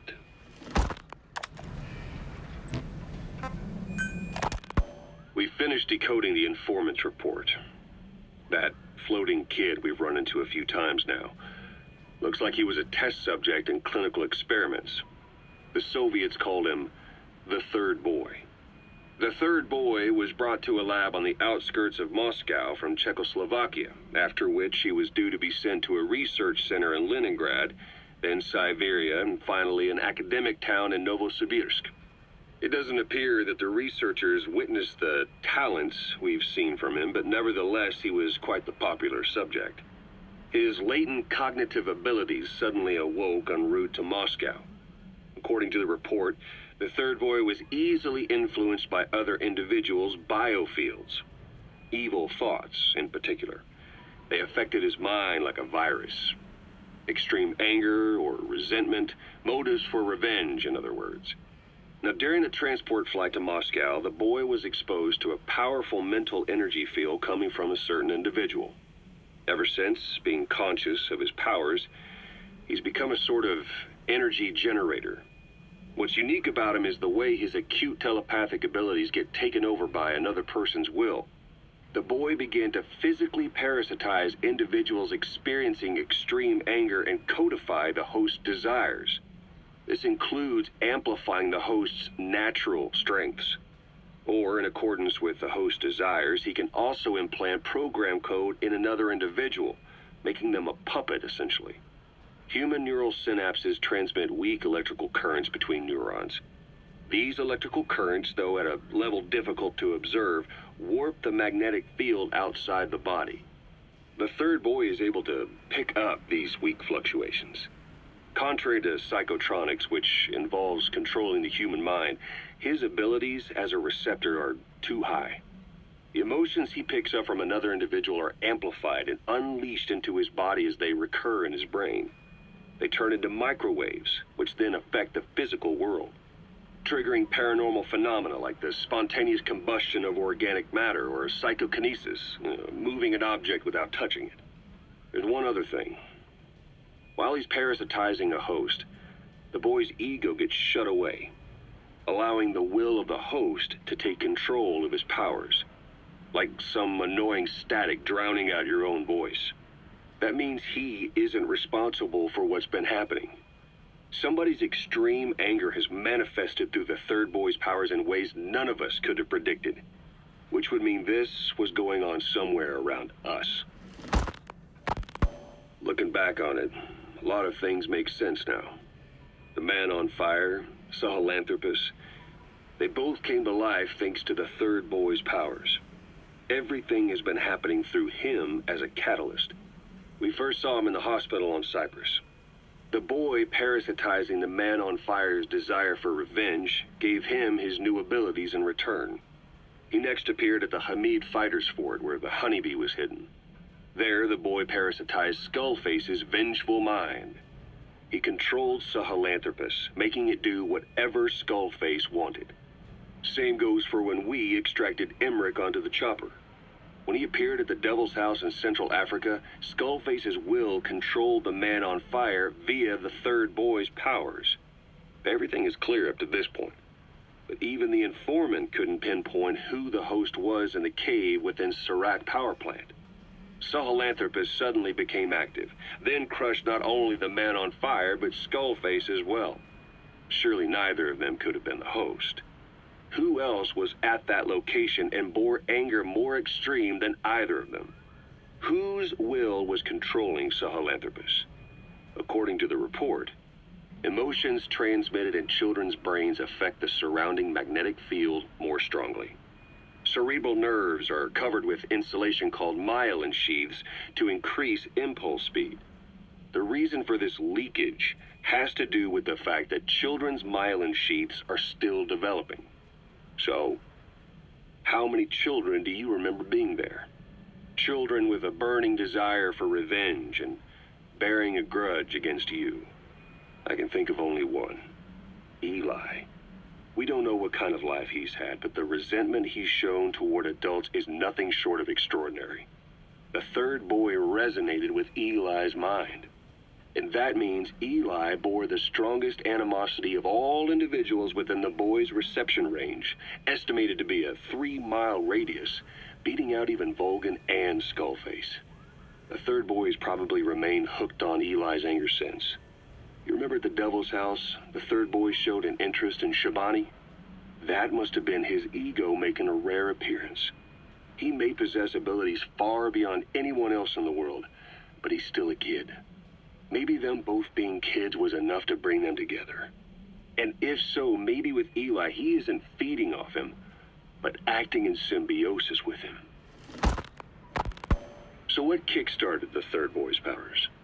If we look at the location and time that his plane went down, we can make a pretty good guess.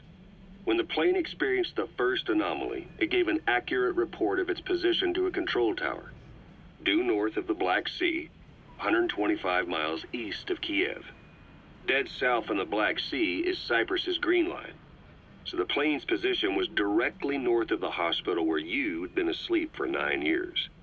And this anomaly was reported at exactly the same time that you woke up. The plane was enveloped in flame from the inside out.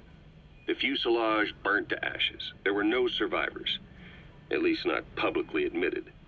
Your thoughts formed a synchronicity with the boy's psyche and were amplified inside his brain. That would have been more than enough to trigger his abilities. Your rage was like a big bang in his head, blowing the lid off his powers.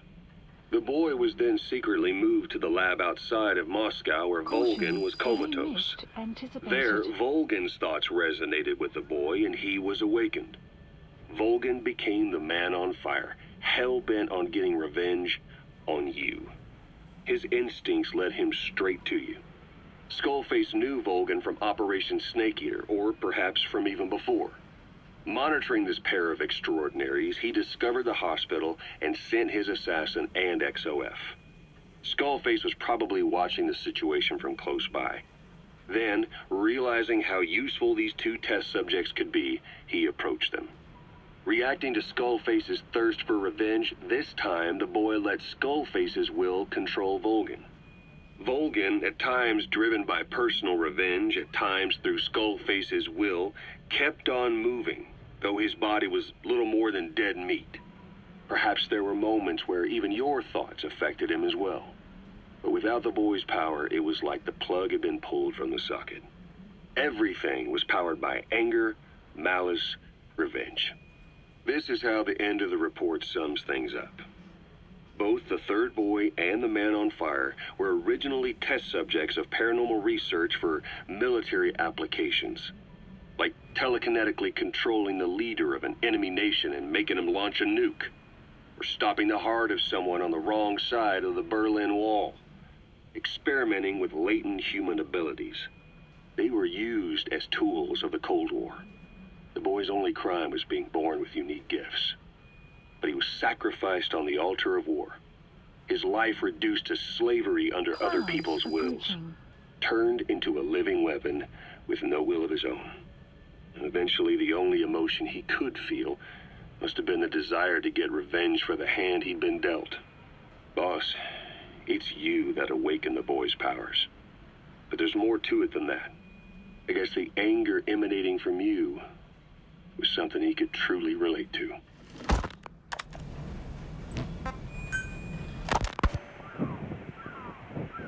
12 hours after exposure to the blood of a symptomatic colleague, I found myself making my way up the stairs to this room. And I am not alone. Everyone who's infected, we've all come up here wanting to get outside. I know full well I mustn't leave, given the possibility I'm infected. Yet, I can't contain this urge I feel inside me, like the alcoholic who tries to make any excuse for one more drink. Every step I took up those stairs filled me with this sense of bliss. I still have all my wits about me. It took no time at all to rewire the electronic lock and open the emergency exit. Then, just as I was about to set foot outside, I finally realized what was going on. This desire for freedom is not my own, but that of the vocal cord parasites inside me. They want the ravens to feed on us, pecking us to death, attracted by these sweet secretions. They have mutated to facilitate this. The sweet smell is powerful enough to attract even a species with such a weak nose. So, before the parasites take complete control, I must. Most of the staff in here are already infected. At least, everyone I've looked at is. Infection with this parasite causes a high fever in the pharynx. I have modified a pair of night vision goggles to react only to this temperature range. With these goggles, you can identify who is infected. Other infected will, like me, feel compelled to make it outside. If the ravens get their meal, they'll head for land next.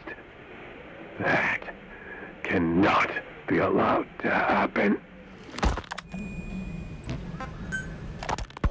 The whole idea of the vocal cord parasites was that they'd only copulate once exposed to a specific language over time. But the parasites infecting our men in the laboratory laid their eggs straight away. The larvae were eating their lung tissue almost immediately. What kind of mutation was it? Those who were infected and cured still carried the vocal cord parasites in their throats. They were still there, but the males had been rendered female by the Wolbachia, and copulation could not occur. So we thought, but it is the Wolbachia that mutated. Not the parasites? You remember I told you the Wolbachia attempts to maximize its number of female infected hosts? Yes, hence the male-to-female transformation. Precisely. But other Wolbachia strains use different methods. Cytoplasmic incompatibility, killing the males, and parthenogenesis. Parthenogenesis? Aphids? Aphids use that to reproduce via females only. Very good. The females lay their eggs without a male present, creating clones of themselves in explosive numbers. Parthenogenesis was originally a means for an organism to take maximum advantage of abundant resources by increasing its numbers. Certain strains of Wolbachia force this to occur, to create more and more infected females. And that's why our men develop symptoms in the blink of an eye. Wolbachia causing parthenogenesis is common in parasitic wasps. Of course, the Wolbachia I introduced to your men did not have this characteristic, but I believe the mutation, whatever it was, caused it to force parthenogenesis in its host, the vocal cord parasites. The Wolbachia we used to prevent egg laying became the agent of limitless reproduction. There's something else. The symptomatic infected in the laboratory all wanted to get outside, even knowing there was napalm waiting for them out there. You said the parasites made them act that way, but parasites controlling humans. Is it possible? Parasites altering the host's behavior is a common occurrence in the world of nature. Long ago, the vocal cord parasites had this ability, but even I never foresaw they might control humans. Until I heard the things your man said. You mean the researcher on the top floor? The bit about, I'm not a snail? Yes. Among parasitic worms, there is a genus called Leucochloridium that uses snails as intermediary hosts. As you know, snails prefer dark, gloomy environments. But once parasitized by Leucochloridium, they desire to be in the light. And that is not all. The parasitic worms thrust themselves into the snail's antennae, making them swell to abnormal size. The snail, meanwhile, frantically wiggles its antennae, as the parasites squirm inside. The swollen, wriggling antennae soon resemble caterpillars. I don't get it. It is so they can be eaten by birds. Leucochloridium needs a bird as its definitive host. To breed, they require their snail host to be snapped up by a predator. So they make the humble snail appear to be a delicious caterpillar and lead it to somewhere in open sight. So you mean the staff trying to get outside was so the birds could pick at them. The parasites altered their mental state, making them crave higher places and to be outdoors. I can only surmise that both the Wolbachia and the parasites mutated before the ancestors of the vocal cord parasites infected humans. Their hosts were birds. What we saw in the laboratory was some throwback to that time. The parasites attempting to make birds their intermediary hosts. It sounds insane. A praying mantis that is host to a parasitic hairworm will dive into water and drown itself, just so the hairworm can lay its eggs in water. Rats infected with Toxoplasma gondii lose their instinctive caution and run right up to cats. Just some of the many ways parasites control the host. But we're humans. Surely our minds are too complex for that. I thought just the same. Free will is what makes us human, so it never occurred to me that the parasites could be controlling the symptomatic. But the mood, the will of a person can be easily affected by the balance of their cerebral substances. Take the toxoplasma I mentioned. It does infect humans, and it is thought the infected develop a more reckless attitude. But to think that mutations occurred in both the Wolbachia and its parasite hosts. Your observation is most apt. Both mutations occurring at once indicates the presence of a powerful mutagen. I see. Keep working on narrowing down what it was.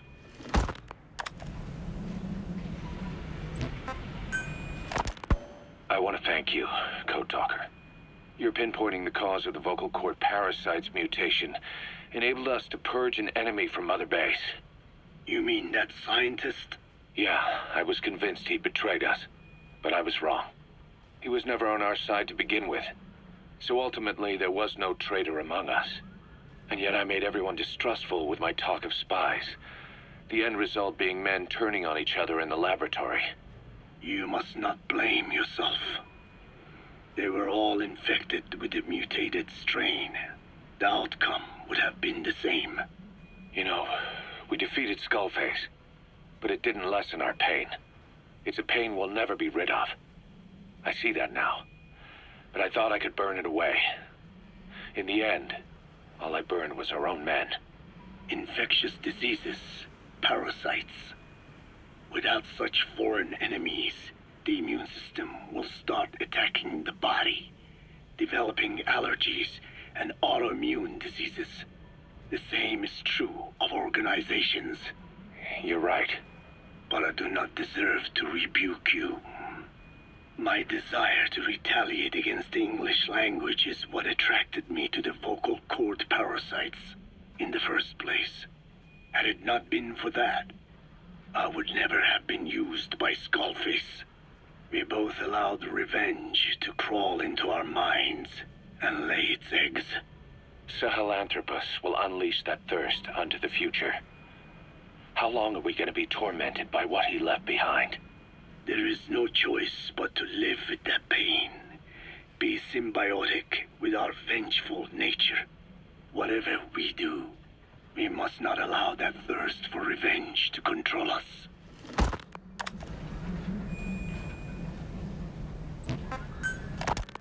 There is going to be a kind of festival held on Mother Base. They are calling it Peace Day. Snake and his men may be without a nation, but they are still an army, and that means sometimes they have to fight the bad guys.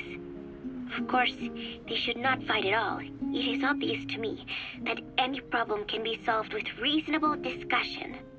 Maybe Snake and the others think so too, because the idea is to set aside war for 1 day a year and relax in peace. I do not know how it came about, but apparently Snake and Miller got the idea while they were talking, and everyone on Mother Base went along with it. To think that deep down they all share a love of peace, that makes me happy. But never mind that. Somehow I have ended up singing on stage. Miller was all, "Come on, both our names mean peace. It will be great." Why does that mean we have to be in a band? Then he roped Professor Galvez in too, saying, "Hey, Galvez comes from peace too. We are the perfect act." I am not sure Miller really understands the origins of the name Galvez. But then again, you always have to take Miller's talk with a grain of salt. What I cannot believe is he went and told everyone we'd be performing together without even asking my opinion. Now everyone thinks it has all been decided. I like to sing, but I have never had to perform in front of a crowd. I do not think I'm up to this. But everyone seems to be looking forward to it. I guess I would hate to let them down. And anything is better than letting Miller sing. Oh, that was mean. Miller said he was going to write a song for us. I wonder what it will be like. It is funny. The more nervous I get, the more I find myself looking forward to it. The whole base is busy getting ready for Peace Day. Miller has finished writing his song, so I went with Professor Galvez to listen to it. Miller was really into it, humming away as he played the song on his acoustic guitar. But the song melody did not match up with the guitar chords at all, and it sounded more like a mess than music. Miller's very enthusiastic, but I think he's tone deaf. I guess the guitar backing sounded good at least. But as I was wondering how to break it to Miller, Professor Galvez took out an odd instrument. It was just 2 antennas sticking out of a box, more like a radio than a musical instrument. He said it was invented by the Soviets, but why would Professor Galvez own a Soviet-Russian instrument? I asked him, and he told me music has no borders. Well, I cannot argue with that. Good music is something people of any nation can appreciate. Why not abandon war and just make music together? But anyway, the professor offered to try playing the melody on his instrument in time with Miller's guitar.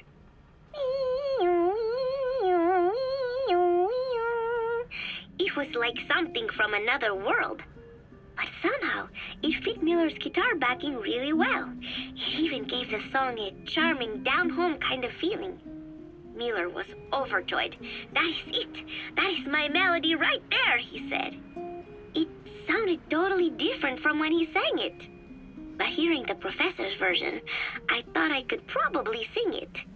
Then Miller hit me with the next bombshell. "Paz, you write the lyrics." I did not know whether to scream or to run out of the room. There was only 1 week left until Peace Day.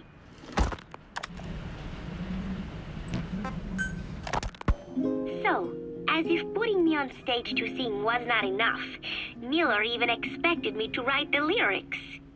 He even said he had thought of the title already. Love Deterrence. As if he had done the hard part. Deterrence, love, deterrence. Deterrence is when nuclear weapons prevent war, right? I do not see how love fits in. But it was too late to complain, so I just sat and listened to the tape of Miller's backing guitar and the professor's melody over and over again. I guess the melody is more Professor Galvez's creation than Miller's, but on the whole, I think it is actually a good song. First, it goes for your heart with a sorrowful opening, but then you feel revitalized as the song goes on. Miller grew up in post-war Japan. Maybe that is why the song has that kind of balance. Long ago, I heard some Japanese music called enka, I think. It sounded this way, but I wonder why it has to sound sad in the first place. Miller called it Love Deterrence. Doesn't that mean he had a love song in mind? All I see of Miller and women is the way he fools around with a lot of them at once. But maybe he has had his heart broken too. And what about me? I found myself thinking about Chico and Snake as well. I know Chico has a crush on me, so naturally he should come to mind. But why Snake? He saved me, and I feel indebted to him. But I thought that was all he meant to me. Why does my heart flutter when I think of him? It is embarrassing to be unable to control this emotion. There has to be a way to suppress it, to forget it. But maybe that is what love deterrence is. With that thought in mind, I went to my desk and began to write and write. Just 3 days left until Peace Day. I finally had a decent draft of the lyrics, so I showed them to Professor Galvez first. He liked them. He said I had done a superb job capturing the sense of a young girl's troubled heart. There were 1 or 2 lines I thought needed brushing up, so although he said lyrics aren't my specialty at first, he gave me some advice. Everything he said made perfect sense. When I tried putting in his changes, they made the song feel deeper, more sincere. That is the professor for you. He always has the answer. With the lyrics finished, I was ready to show Miller. He does not often take things seriously, but all of a sudden, he was saying, "Paz, you have the soul of an Enka songwriter." And I did not even listen to Enka all that much.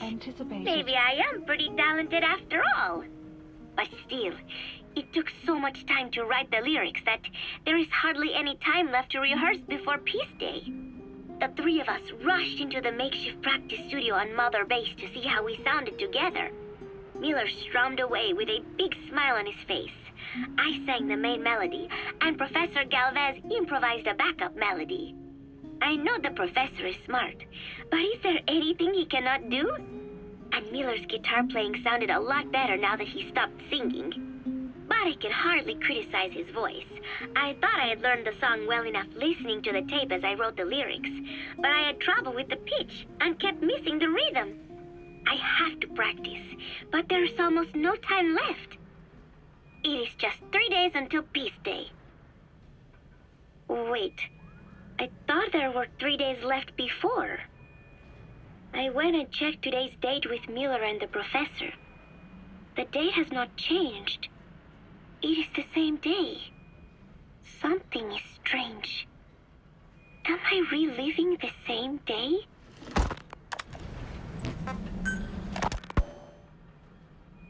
Peace Day never came. Every morning I wake up expecting it to come, but it is always 3 days away. That cannot be it. I have not woken up at all. It is just a dream. It is all a dream. I am in it, and you are in it too. I am the dreamer, but you are having my dream. Do you get it now? You do, don't you? Peace Day never came. With 3 days left, I followed my orders from Cypher and launched the operation. I hijacked Zeke. I fought Snake. I lost and was thrown into the ocean. I survived, but I was captured by Cypher. How happy I would have been if they had let me die then and there. But wishes do not come true. We just cling on to our dreams, our phantoms, mine and yours. But I think this one is coming to an end. After all, you have figured it out now. You can kill Skullface, murder Huey, slaughter Zero, burn the whole world down, and it still won't bring me back. Me, or any of the dead. And that was our business. War. We bought our daily bread with money paid to us for killing. Maybe us getting killed was just balancing the scales. You know, Mother Base was never the heaven we wanted it to be, but I was still happy to have lived with everyone there. It was such a short time, such a hypocritical peace. But while I was on Mother Base, I was happy. So, I hope I am not the only one who looks back on those days with happiness. There is more to remember than hatred and rage. But of course, this is you thinking that I should think that. It is no mystery now. I am just a phantom, a fragment of the mind you have lost.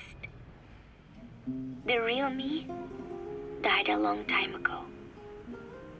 But even so, more so, I can tell what you are really feeling. The real emotion that is locked away at the bottom of your heart. Let it fly out. Let it guide you. Live. I think it is my job to tell you that. That is why I exist. So this tape is the last one. Once you are done listening to it, I am one phantom limb that will be gone for good. My flesh, my bones, joining the silt on the ocean floor. But do not forget, as long as you remember me, I will always live within you. Not a phantom limb or a phantom anything, as part of your heart. I will always be your angel of peace. So I know exactly how to finish. Say peace.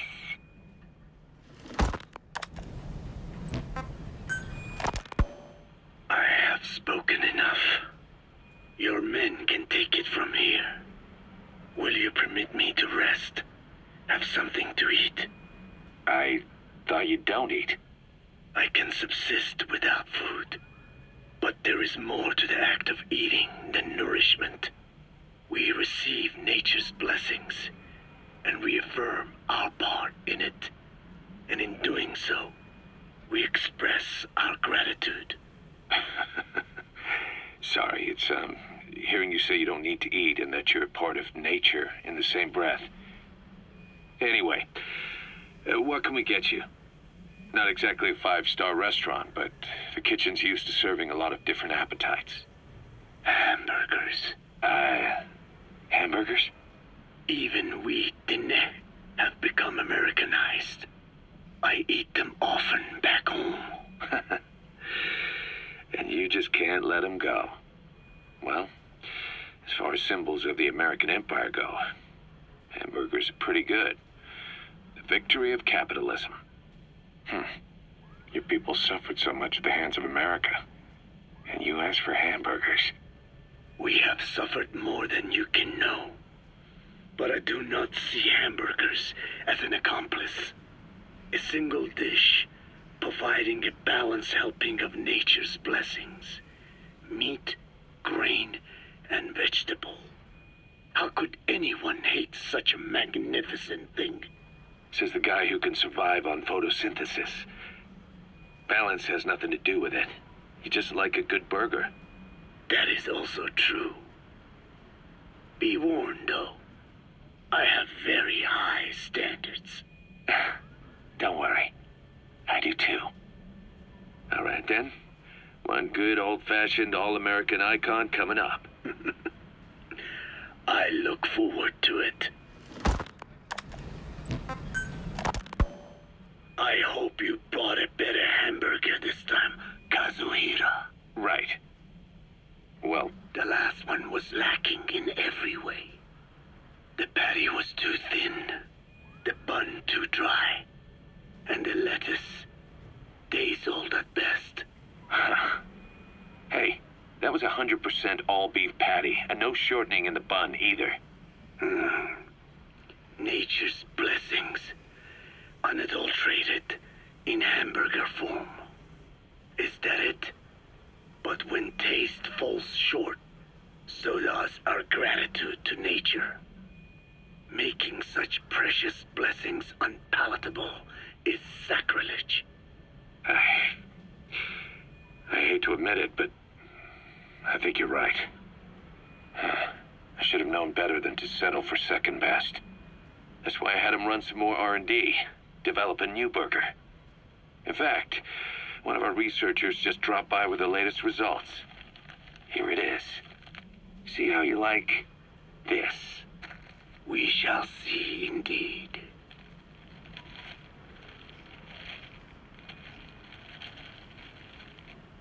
I thank you for this bounty, Mother Earth. So? What's the verdict? Not bad. And? But it does not hold a candle to what I ate back home. Everyone's a critic.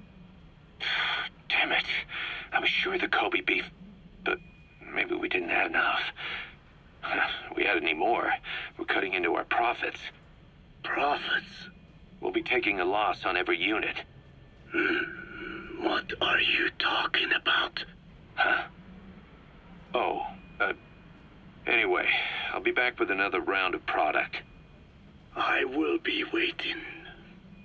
Did you say product? Feeling hungry, old timer? Old timer? I do not get hungry, no. But you have a new hamburger? You guessed it. And this time we use lamb. Lamb? You're not a lamb kind of guy? A hamburger is made of beef. Who ever heard of a hamburger without beef? Yeah, but we gotta stay fresh, stand out from our competition. You're what? Just give it a try. If you say so.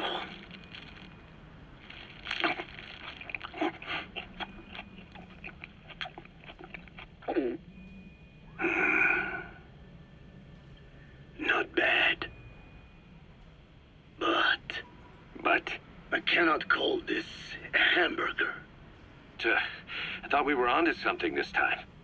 Maybe the problem is that it looks like a regular hamburger. Gotta think outside the box.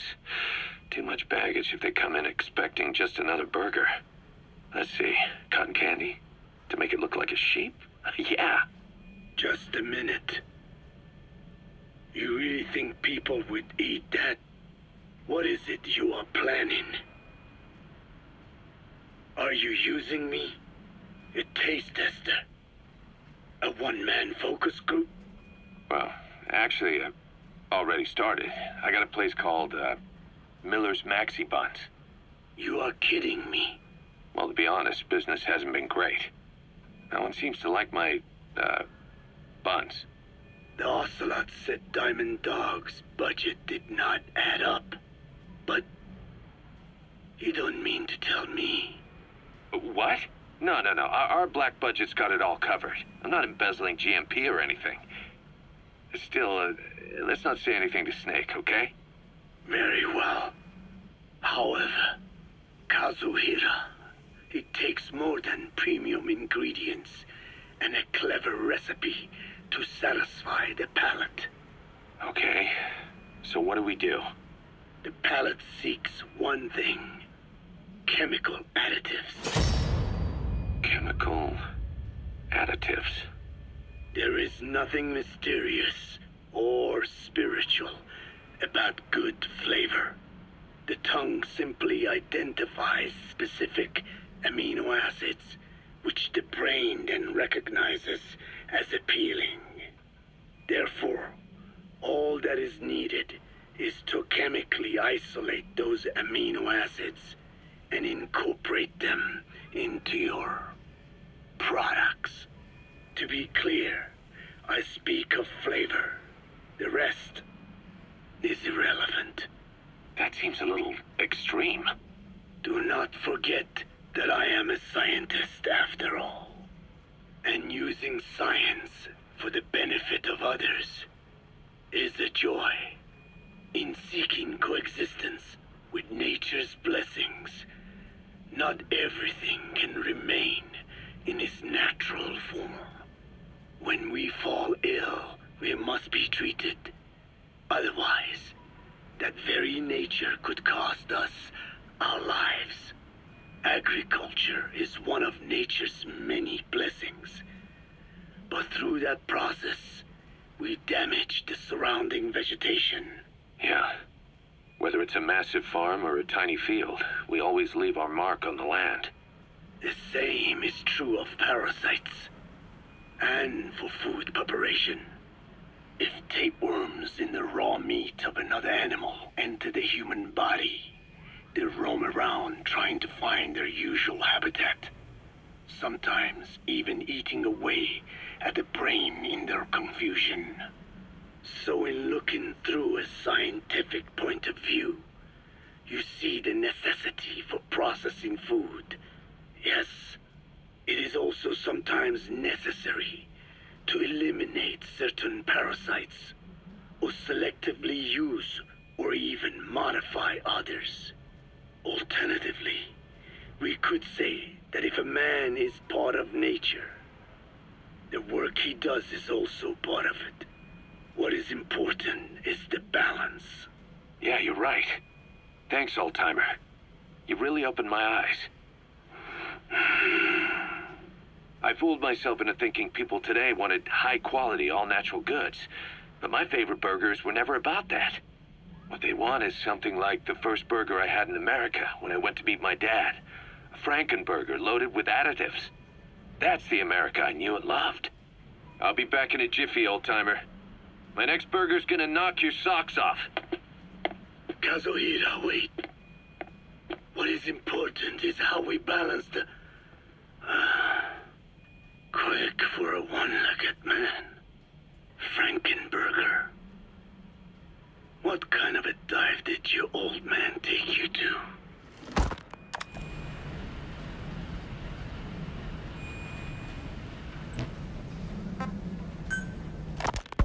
Rise and shine, old-timer.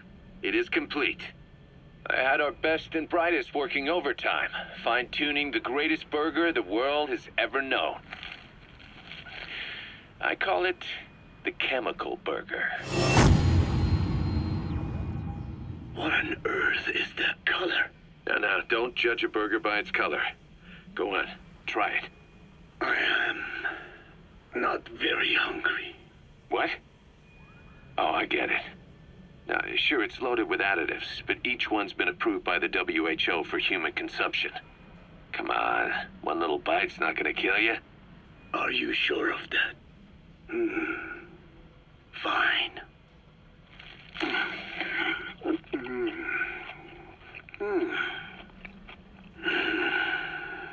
Well, what do you think? It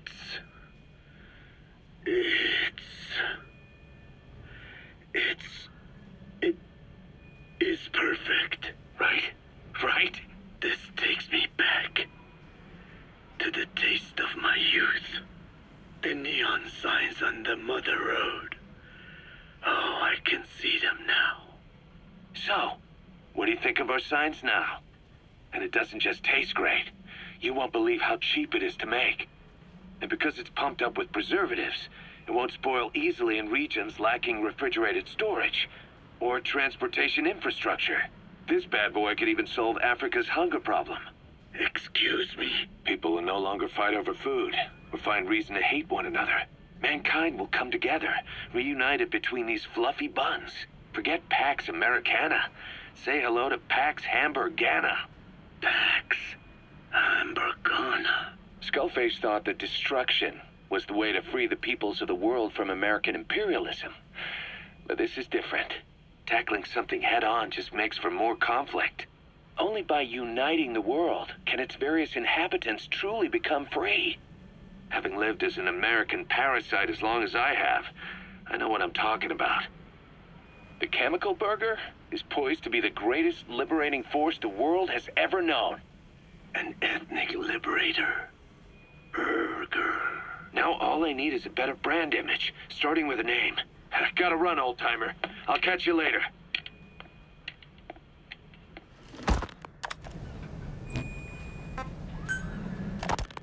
Boss, how are you back on your feet so quickly? There's a non-smoking ward. Boss, If I listened to everything the doctors said, I'd probably die in here. No point waking up after 9 years for that. Well, having you out of that bed makes things a little easier. Bad news, huh? Things are looking worse. Go on. They found out about you waking up. And the man on fire picked this time to wake up, too. We'll have to move forward ahead of schedule. Miller already has the preparations underway. We'll have to wake up your neighbor, too. So he's not. He seems awake now. No. Well, he's not actively conscious yet, at least. He was a doctor, too. In his mind, that past no longer exists. Your past is his past now. He's going to be your phantom, not some simple diversion. He'll act as the new big boss, and the act just isn't for Cypher. He'll be your face on the world stage, until the time comes for your resurgence. You make it sound easy. We've been busy over the last 9 years. His altered state of consciousness has helped us implant powerful suggestions through induced hypnagogia. He's experienced all your missions on record and shares all your knowledge and experience to make him believe that he is the one true big boss. No one around him will doubt that he's the big boss they know. So, is he the real big boss or a stand-in? What does that mean to him? Nothing. The human brain is capable of many illusions. Of pain, of the future. What happens from here depends on his skill. You can vouch for that. He was always the best man we had. But 9 years ago in that helicopter, he threw himself between you and the blast. In that moment, the man you knew died. He died protecting you. And now, by becoming you, he protects you again. This is just a detour in his journey to hell. And don't forget, it's what he wanted. He's in his dog days now. It's not just him. We'll be putting the people in this hospital in the line of fire. They'll be your shield and necessary diversion to buy us some time. And you? I'll be right by his side. Can you keep it up? It's a hell of a lie. It won't be a lie. I won't know his secret either. I'll believe that he's the real big boss. I'll have no conscious knowledge of you. Where's the lie in that? Self-hypnosis. It's nothing new in my line of work. Manipulating memories, the past. But that's not all. When the time is right, I need to remember that you're the real boss. In a world, it's double think. In this year, 2 + 2 = 5. And I want you to do the same. Right. His bodyguard? Correct. It won't be long before this hospital comes under attack. We'll wake him up right away, but he won't be back to full health in time. We'll need to take him through his final paces. Yeah. I want to see his face again. All right, John. I've never forgotten you in these 9 years, but I have to forget you now. Adam, I'm counting on you. What's up? About the 1972 project. Les Enfants Terribles. You never did like the French. All that Catherine the Great aristocratic pompousness gets to me, that's all. Palace talk. They can keep it. Les enfants terribles. The terrible children. That madness Zero started.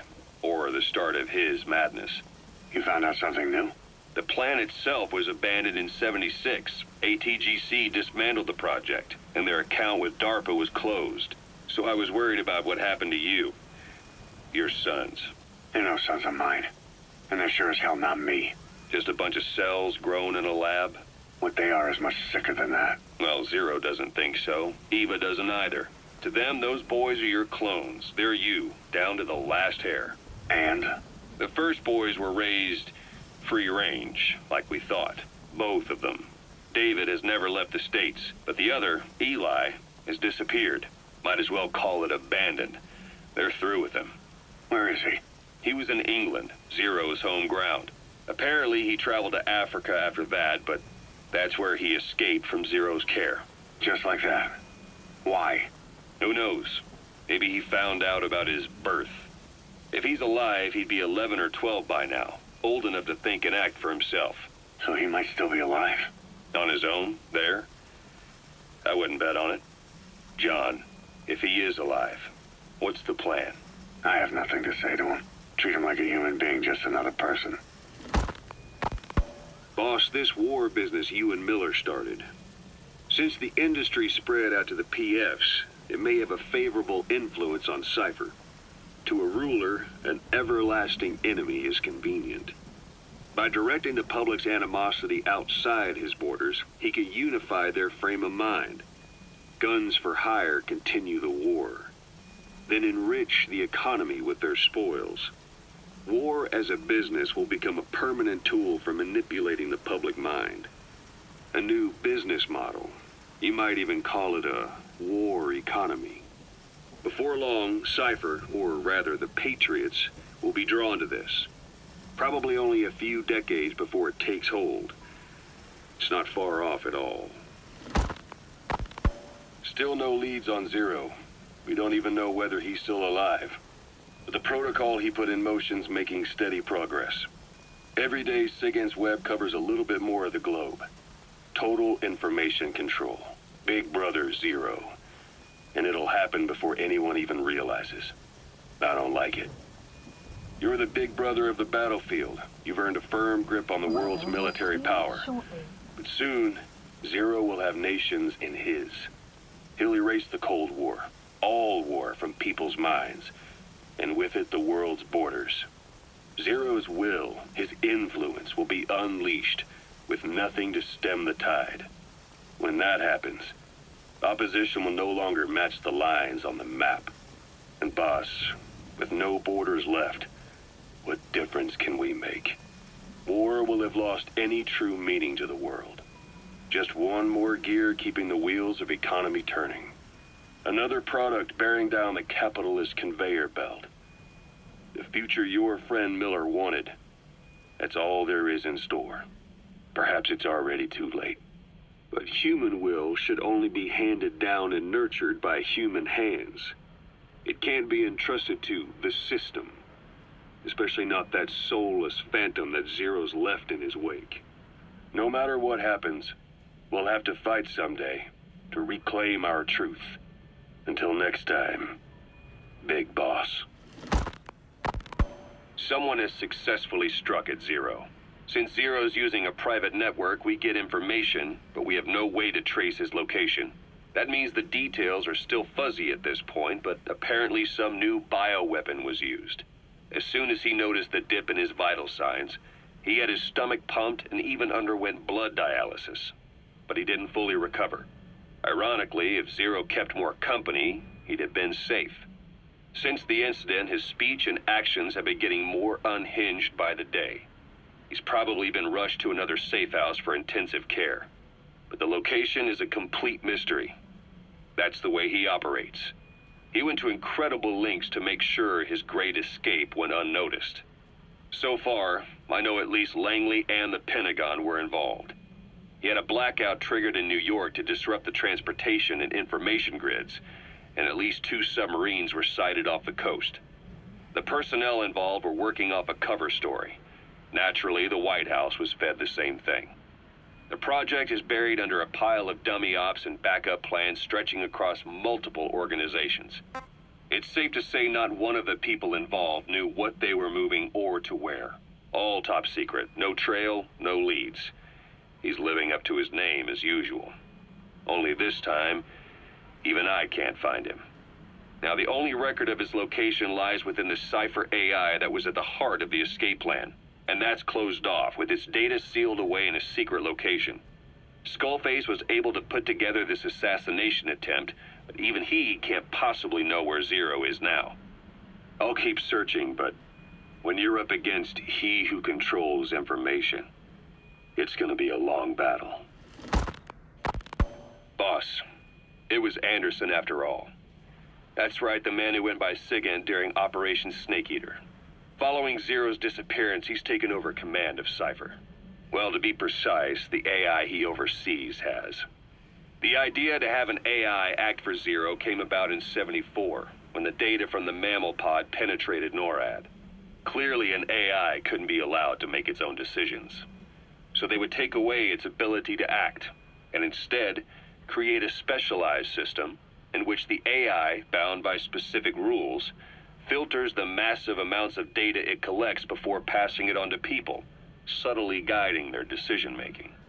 A system of the people, by the people, for the people. So they began researching how to do it. DARPA apparently brought Strangelove on board to head it up, but she was forced out after a certain incident. The direction of the project and any trace of her existence was scrubbed after her departure. Before Zero lost consciousness as his condition worsened, he left instructions for Anderson, through a cutout, of course. Zero went out of his way to hide your location in order to keep you safe. This meant sacrificing his own protection. But it was the only way to ensure you could stand alone as your own man. And here I am, the only link between you and the world that's passing you by. I'm your last connection now. This was Zero's last request, his will. Once you're awake, we need to discuss the best way to ensure your safety. Oh, and they've got a name for Anderson's AI project. It's called the Patriots. It's all about ensuring that the concepts driving society appears the same in the mind of each person in that society.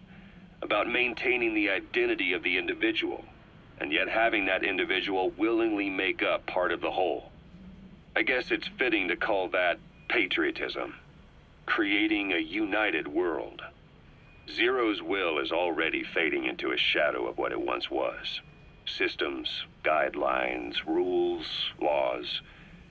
When you take a mentality and fix it in a solid shape, put it out there in the hands of people, it can only begin to decay. No mentality can last forever. When the body dies, the will dies with it.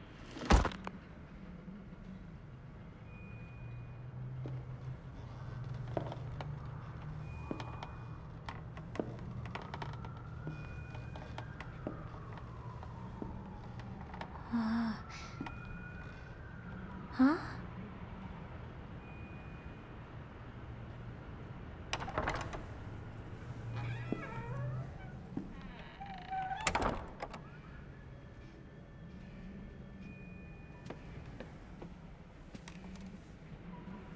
Over here.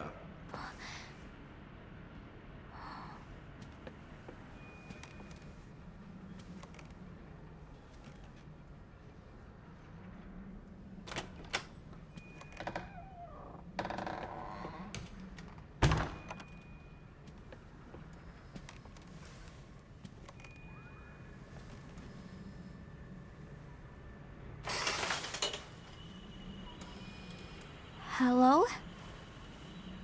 Not there. Here. Huh?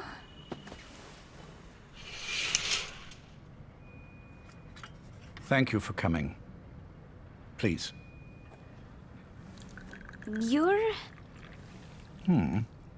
Is it that odd? I suppose the cuffs have gotten a bit loose. Although, truth be told, I have been spending more time in pajamas as of late. No, nothing. The tie, perhaps.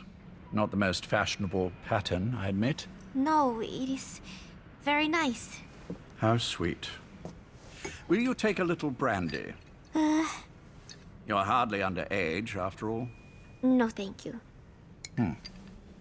Please, sit.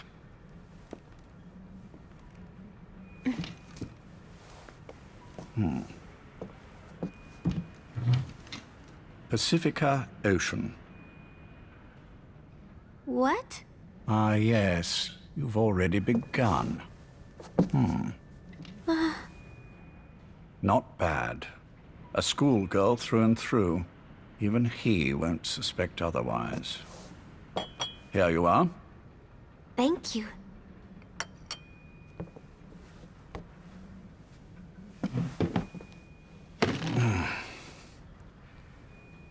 I heard you were sick? Poppycock. I just like to take a little time off work. You? You must feel that way sometimes. Well... Anyway, I could hardly greet my first guest from that damned bed. I, missed my chance to catch you snoring. Now I'm twice as glad I got ready in time. Drink, before it gets cold. English breakfast tea. All I have, I'm afraid.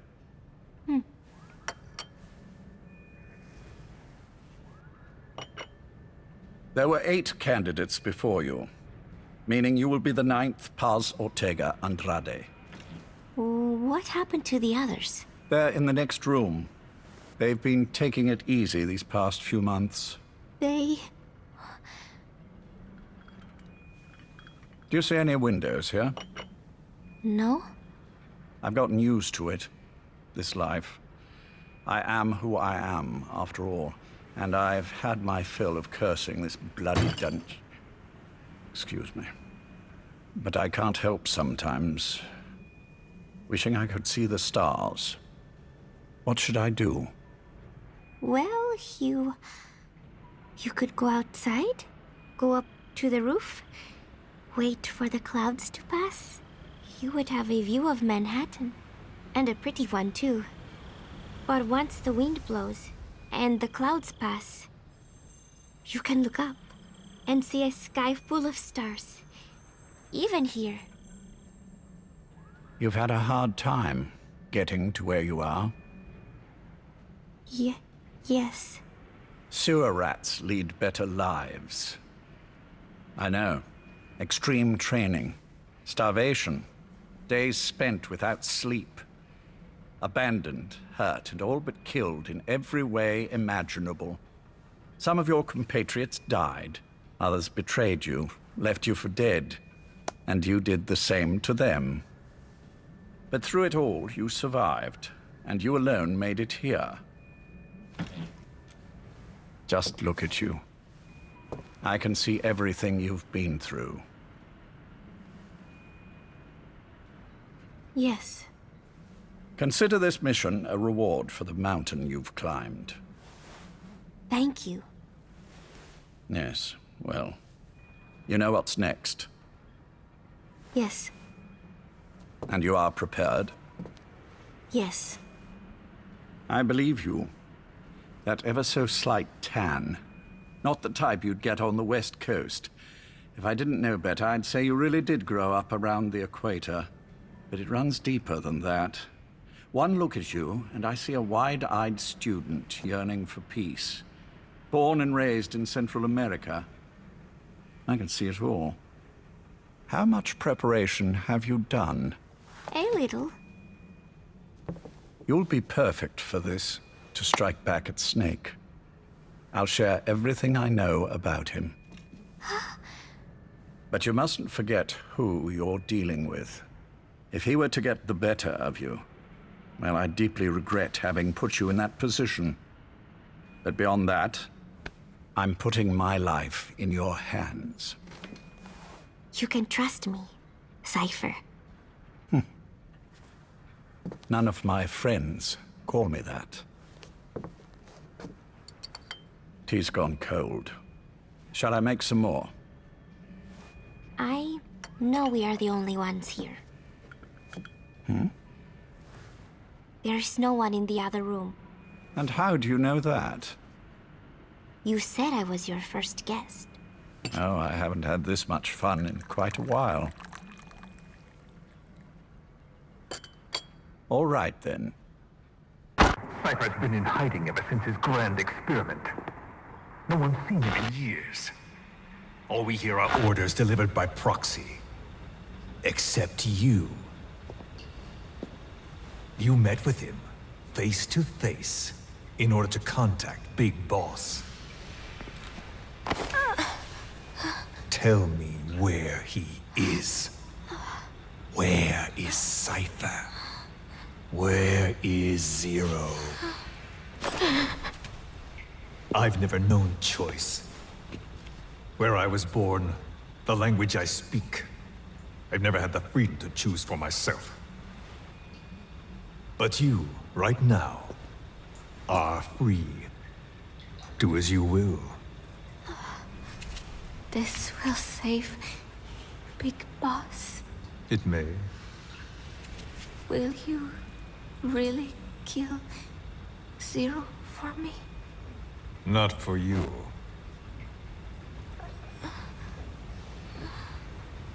All right. Zero is Hell's Kitchen, 10th Avenue. he is undergoing treatment there. Not exactly Hyde Park. His medical needs keep him from moving around. That is why he summoned me there. The other residents are of varying race and ages, but in reality, all 40 units are Cypher personnel. It took him 10 years to replace the original occupants. He's got places like this all over the world. No better place to hide a needle than a stack of needles. Zero is on the top floor. A room with no windows and no doors.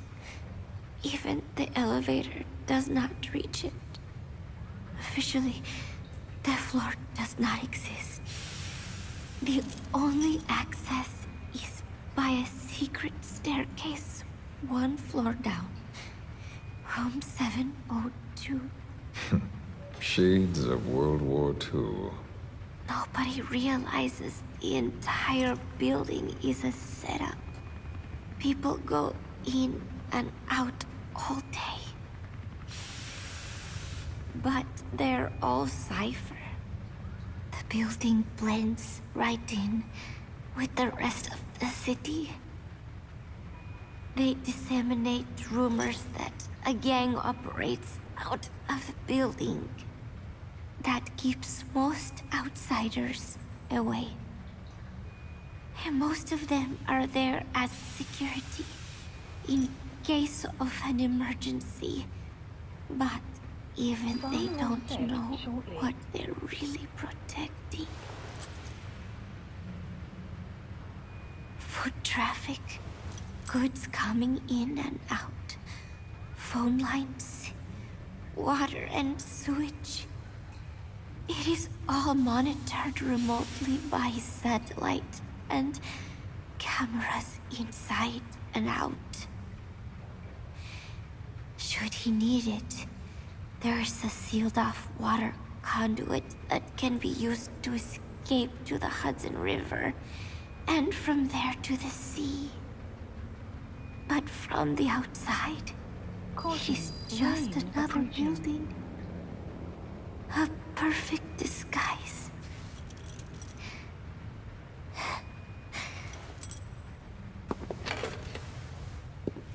So the Major believes zero suspicion equals total security. Very bold. It's just the kind of ruse I'd expect from him. So long as no one's suspicions are aroused, you could hide there forever. On the other hand, if someone figures it out, there are dozens of ways in. And he's so paranoid about information slipping out, no one involved has the full picture. That ignorance is a weakness, the downfall of a need-to-know system. The pitfalls are clear. Circumventing them will be simplicity itself.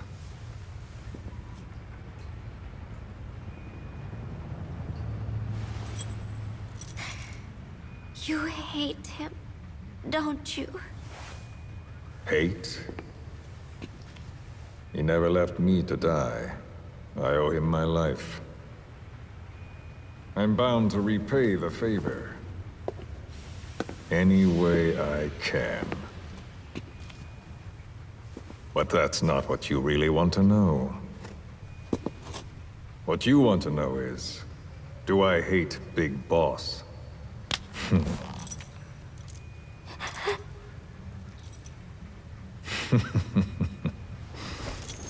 I don't hate the man. I do deserve a little more of his gratitude. But he probably has no idea who I am. So you see, I have no reason to hate him at all.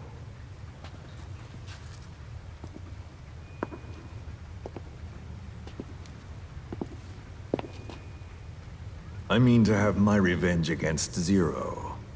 It's not petty hatred or resentment. Nothing so personal. Even the hottest lava eventually cools, becoming a mountain. And that mountain becomes the land. Scalding steam comes back down as rain, forming rivers, draining into the sea. It's then that nature's order sets in.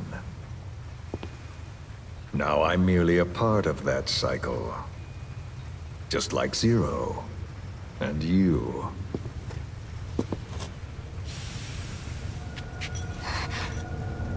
And Big Boss. Don't do it! That lava, that vengeance, is already set as stone. Too late to change things now. Don't kill him! The choice is not mine to make. Please, let Big Boss live! Proceed. Please!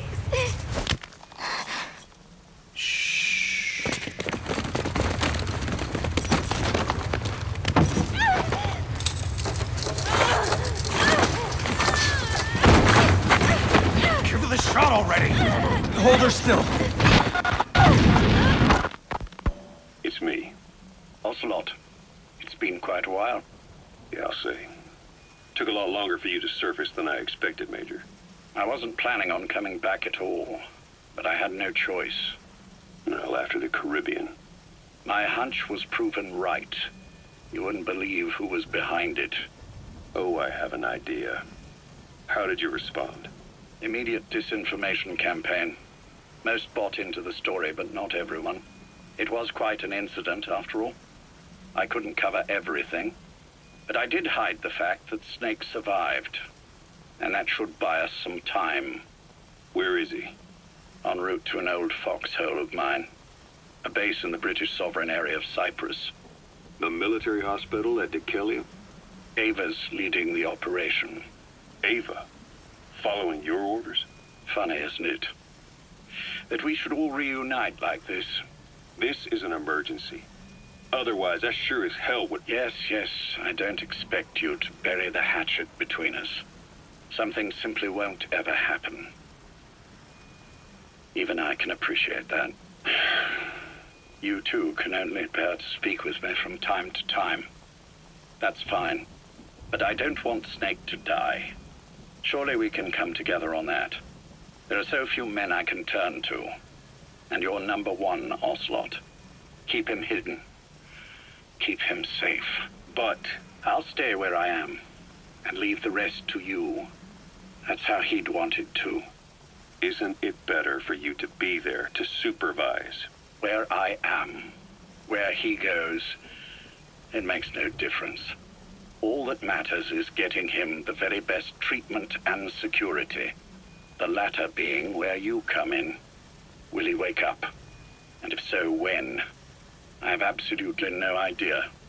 But as long as his heart is beating, he will keep fighting. So please, watch over him. This location, it's safe? No one will find him. And if they try, I will deal with them. The information must be suppressed. Which is what you do best. Guess you're still at the top of your game, huh? Anything but. I'm sick, Ocelot. Donald's taken over a great deal. He'll be handling this situation from here on as well. Though I wish it weren't so. This will probably be the last time you and I speak. So, you won't say no, will you? I have no choice. Thank you. Save your thanks. One more thing. A proposition. Yes? I've prepared a ruse of sorts. One I imagine you'll quite like.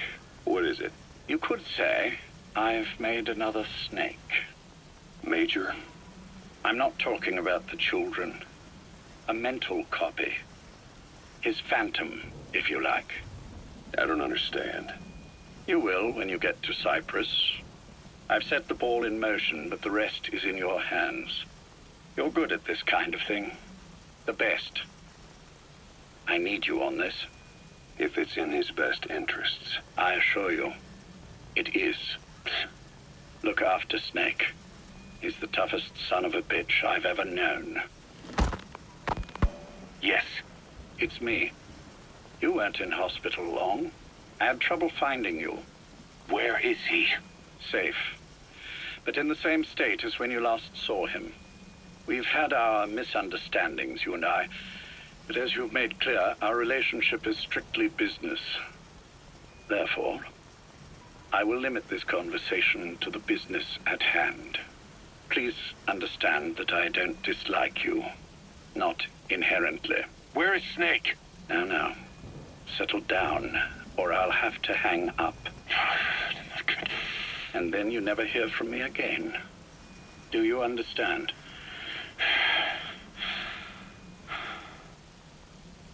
First, about your boss. I had him moved once he was stabilized. I'm sure it came as quite a shock to you when you woke up. You'll have to forgive me. I told him to stop putting me under. Surely you understand. Specialized medical treatment in places like that can be positively nightmarish. We couldn't have left him there forever. And to be honest, I wasn't entirely comfortable leaving matters in your hands. Don't take it the wrong way. Anyone looking for him would be looking for you. He needed to be as far from you as possible. In fact, I'm still not sharing his location, even now. Problems could arise. So instead, I'm giving you a point of contact. An introduction to a network of messengers who will lead you to a man. A friend to your boss. I'm sure he's mentioned him before. He knows Snake's location. More than any man alive, I trust him with this sort of thing. Keeping secrets, or men in the dark. He's known Snake quite a while. 10 years longer than you. Kazuhira, I don't care if you don't trust me, but I require your absolute trust in him on this. Snake will be brought back into this world, however long it takes. Understood? The only reason we're having this conversation is because you still have a role to play. Which brings me to the next issue. What happens after he regains consciousness? When Snake wakes up, and he will, he'll need your help again. So when he does, I promise you'll be the first to know. The code phrase will be, V has come to. I'll then mobilize all the necessary parties. Think of it as an overture to a prologue. Until then, do what you like. Just be ready when the time comes. But you don't need me to tell you that, do you? I know it's been hard on you too. But I can't imagine you're willing to just walk away. What are you talking about? If what you're saying is true, then this is like wrapping a rope around your own neck and throwing it over a branch. What's your play in all this? This is for Snake. So that he survives after he wakes up. Nothing more. After that, I don't care what you do. Then tell me something. Go on. I only joined you after I found out what you were after. To make the world one, you need Snake for that. And he's already done a hell of a lot for you. He has. So on some level at least, I think you're being straight with me. Then why'd you do that to him? I get what you were trying with Paz. You wanted to get Snake any way you could. But after that, what you did, how could you do that to him? After that wasn't me. You may not believe this, but I never intended for any of this to happen. My organization has many arms. It's just going to take a little longer before we're all on the same page. I admit I may have been lax in my supervision, but something like that will not happen again. Whatever. One day, I'll know the truth. Just as soon as the boss wakes up. And then we're coming after you. This ends with you begging us to put you out of your misery. Is that so? Fantasy can make for a powerful ally. But remember this reality, Kazuhira Miller. Big Boss will wake up. And when he does, be there for him.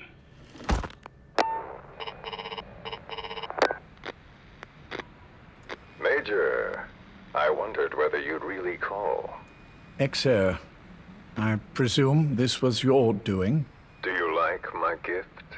I've been searching a long time for this. It is what you were looking for, yes. The winged dagger of a comrade lost to the sands of Egypt. He served under the boss back in Rayforce. I delivered this pin to her after his death. We were both so very young. From that moment on, she never let it leave her side. She was still carrying it in Selinoyarsk. How about the back?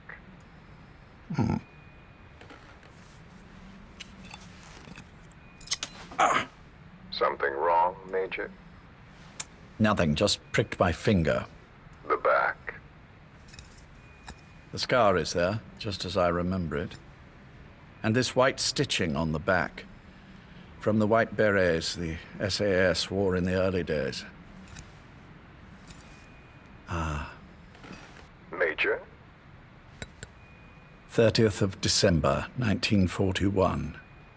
It's the inscription I made the day he died. Of course. His body was never recovered. This pin badge is the closest thing he has to a gravestone. When I gave it to her, she just kept on running her finger over the inscription. Never again, she uttered, as if reprimanding herself for his death. She pressed hard, embedding the inscription itself into her finger. You see, it's why this spot on the back looks shinier than the rest. He was our brother in arms. So... Yes, it's real. Thank you. There's no doubt about it. Good. Now I have no regrets. What do I owe you? Nothing. Just want to talk for a moment. Very well, then.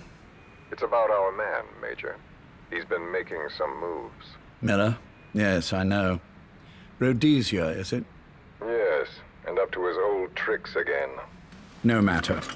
He'll stumble soon enough. Although he is under my jurisdiction now. And that's what you want to talk about? Not exactly. You see, my being here's made me realize I can still be of use to you. How so?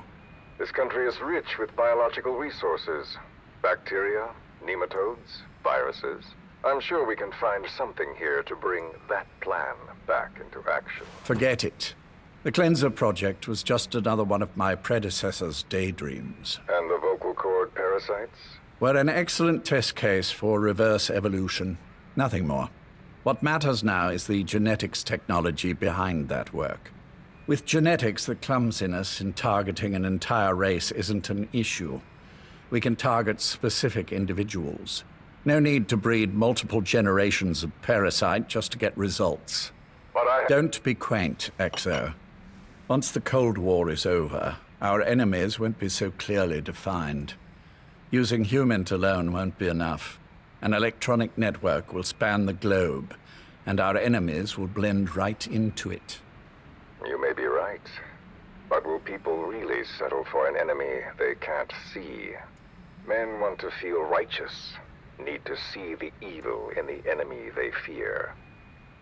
Without it, they'll turn their aggressions inward, find an enemy inside. You know this is true. I see what you're saying. Just as those robbed of their parasites develop allergies and autoimmune diseases, a man robbed of his enemy develops self-destructive tendencies. And I know all the symptoms. Ethnic conflict, religious strife, terrorism. And with asymmetrical conflict, deterrence is a joke. That's why we must depend on information control. People need an appropriate context for their lives. A context that's stimulating without being destructive. That balance is the basis of equilibrium. You mean to say people will blindly accept your context without developing any allergies? If we're to unite the world, literacy must be suppressed. To suppress the information immune system, to borrow your metaphor. Immunity to information. But to ensure there's no allergic reaction, while the immune system fights off parasites and pathogens. It's done, Exo. This world will become one. I have found the way. The world that the boss envisioned will finally become a reality. Race, tribal affiliations, national borders, even our faces will be irrelevant. The nature of communication itself will change, and it will make mankind whole again. Some things can't be undone. My face was taken from me. There's no taking that back. A face means nothing when one's soul is able to communicate directly with another. I have no intention of hiding behind your technological veil, Major. I wear my broken visage, this skull, in the open, so that I may never forget what I've lost. You. What are you? The chain of retaliation is what will truly bind this world together as one.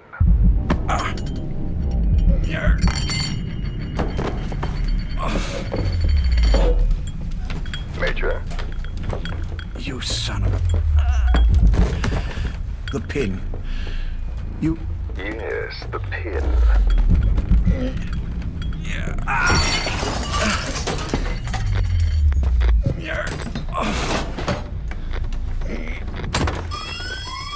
It's too late. They can't extract it. You see, Major, some things can't be undone. How did you find me? The girl. You made her talk. I'm sorry I couldn't visit or thank you in person, but it has been lovely chatting. And now that I know you're no longer interested in the garden, it's time for you to step aside. You're a busy man, lots to do, so I've left you a little time. Go to hell! How dare you? You planned this all along. Had your own agenda. All these years. Now you see, the world can never truly become one. But the boss... You've been wrong.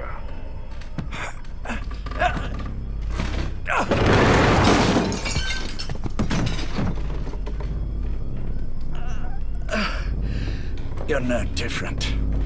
Just like him. None of you understand the world she saw. I would say the same to you, Major.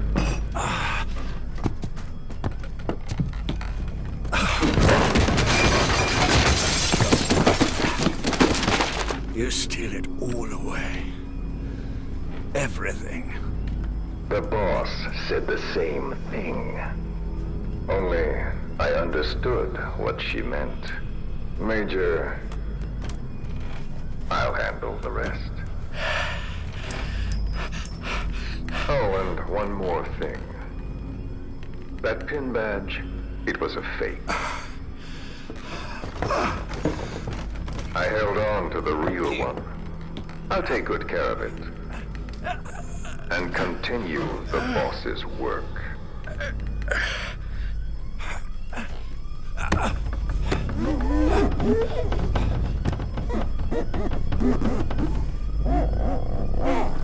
Jack.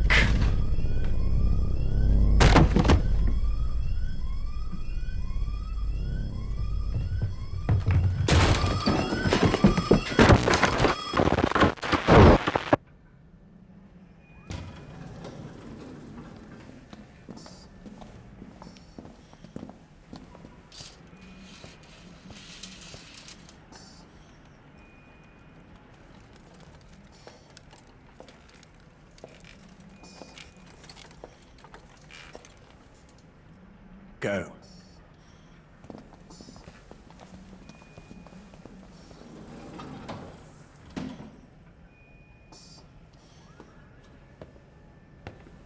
almost thought you wouldn't come.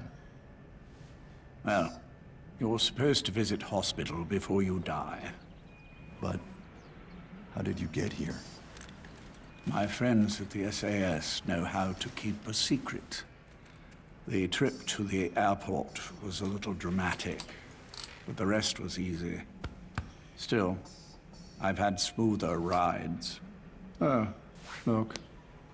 Scalded myself with my tea. I won't be staying long. I understand.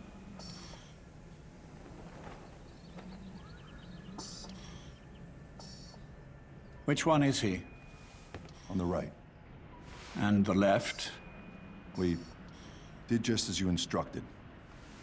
Has either of them woken? Neither of them, no.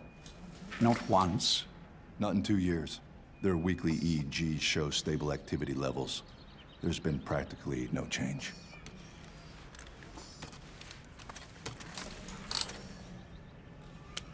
Jack? Jack? It's me. You look fit to run a country mile. Every 4 hours, we move all of their muscles, subject them to load. They're stable, but eventually... Yes, of course. We've done everything we can to ensure they're ready to move, should they wake up. Still, it's been a pretty long time.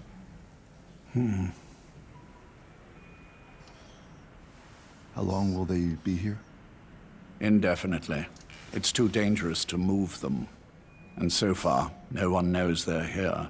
I see. I am most grateful to you.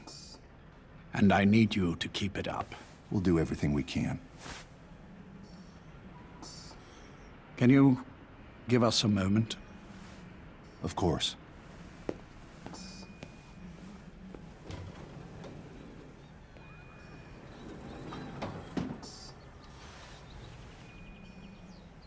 Jack, can you hear me? Nice place, isn't it? I went to a lot of trouble bringing you here. Here, where no one will find you. Still, the Ocelot's on guard duty, just in case. Maybe knowing that will help you sleep better. I had no intention of coming, but this could be my last chance. If you'd just come to see me first. Do you remember the last time I visited you in hospital? Our first mission together. After the boss threw you in that river. Broke your arm.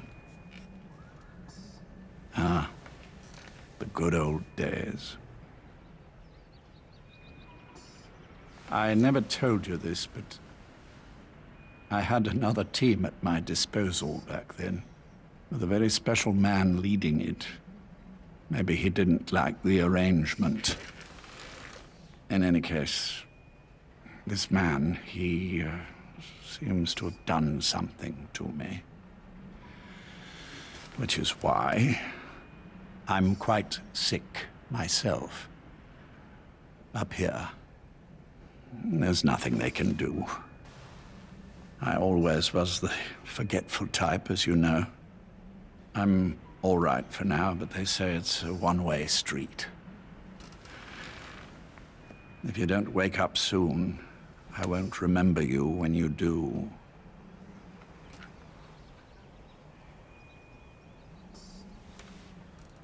I don't mind about myself, but what he did to you, I can never forgive.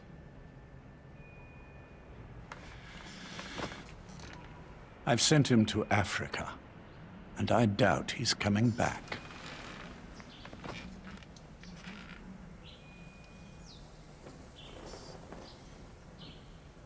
Jack, once your little holiday here is over, well, who knows when that will be? But anyway, I probably won't be around. I'll be somewhere even you can't find me. A tombstone chiseled into the code of a machine. That is all I leave to mark my existence.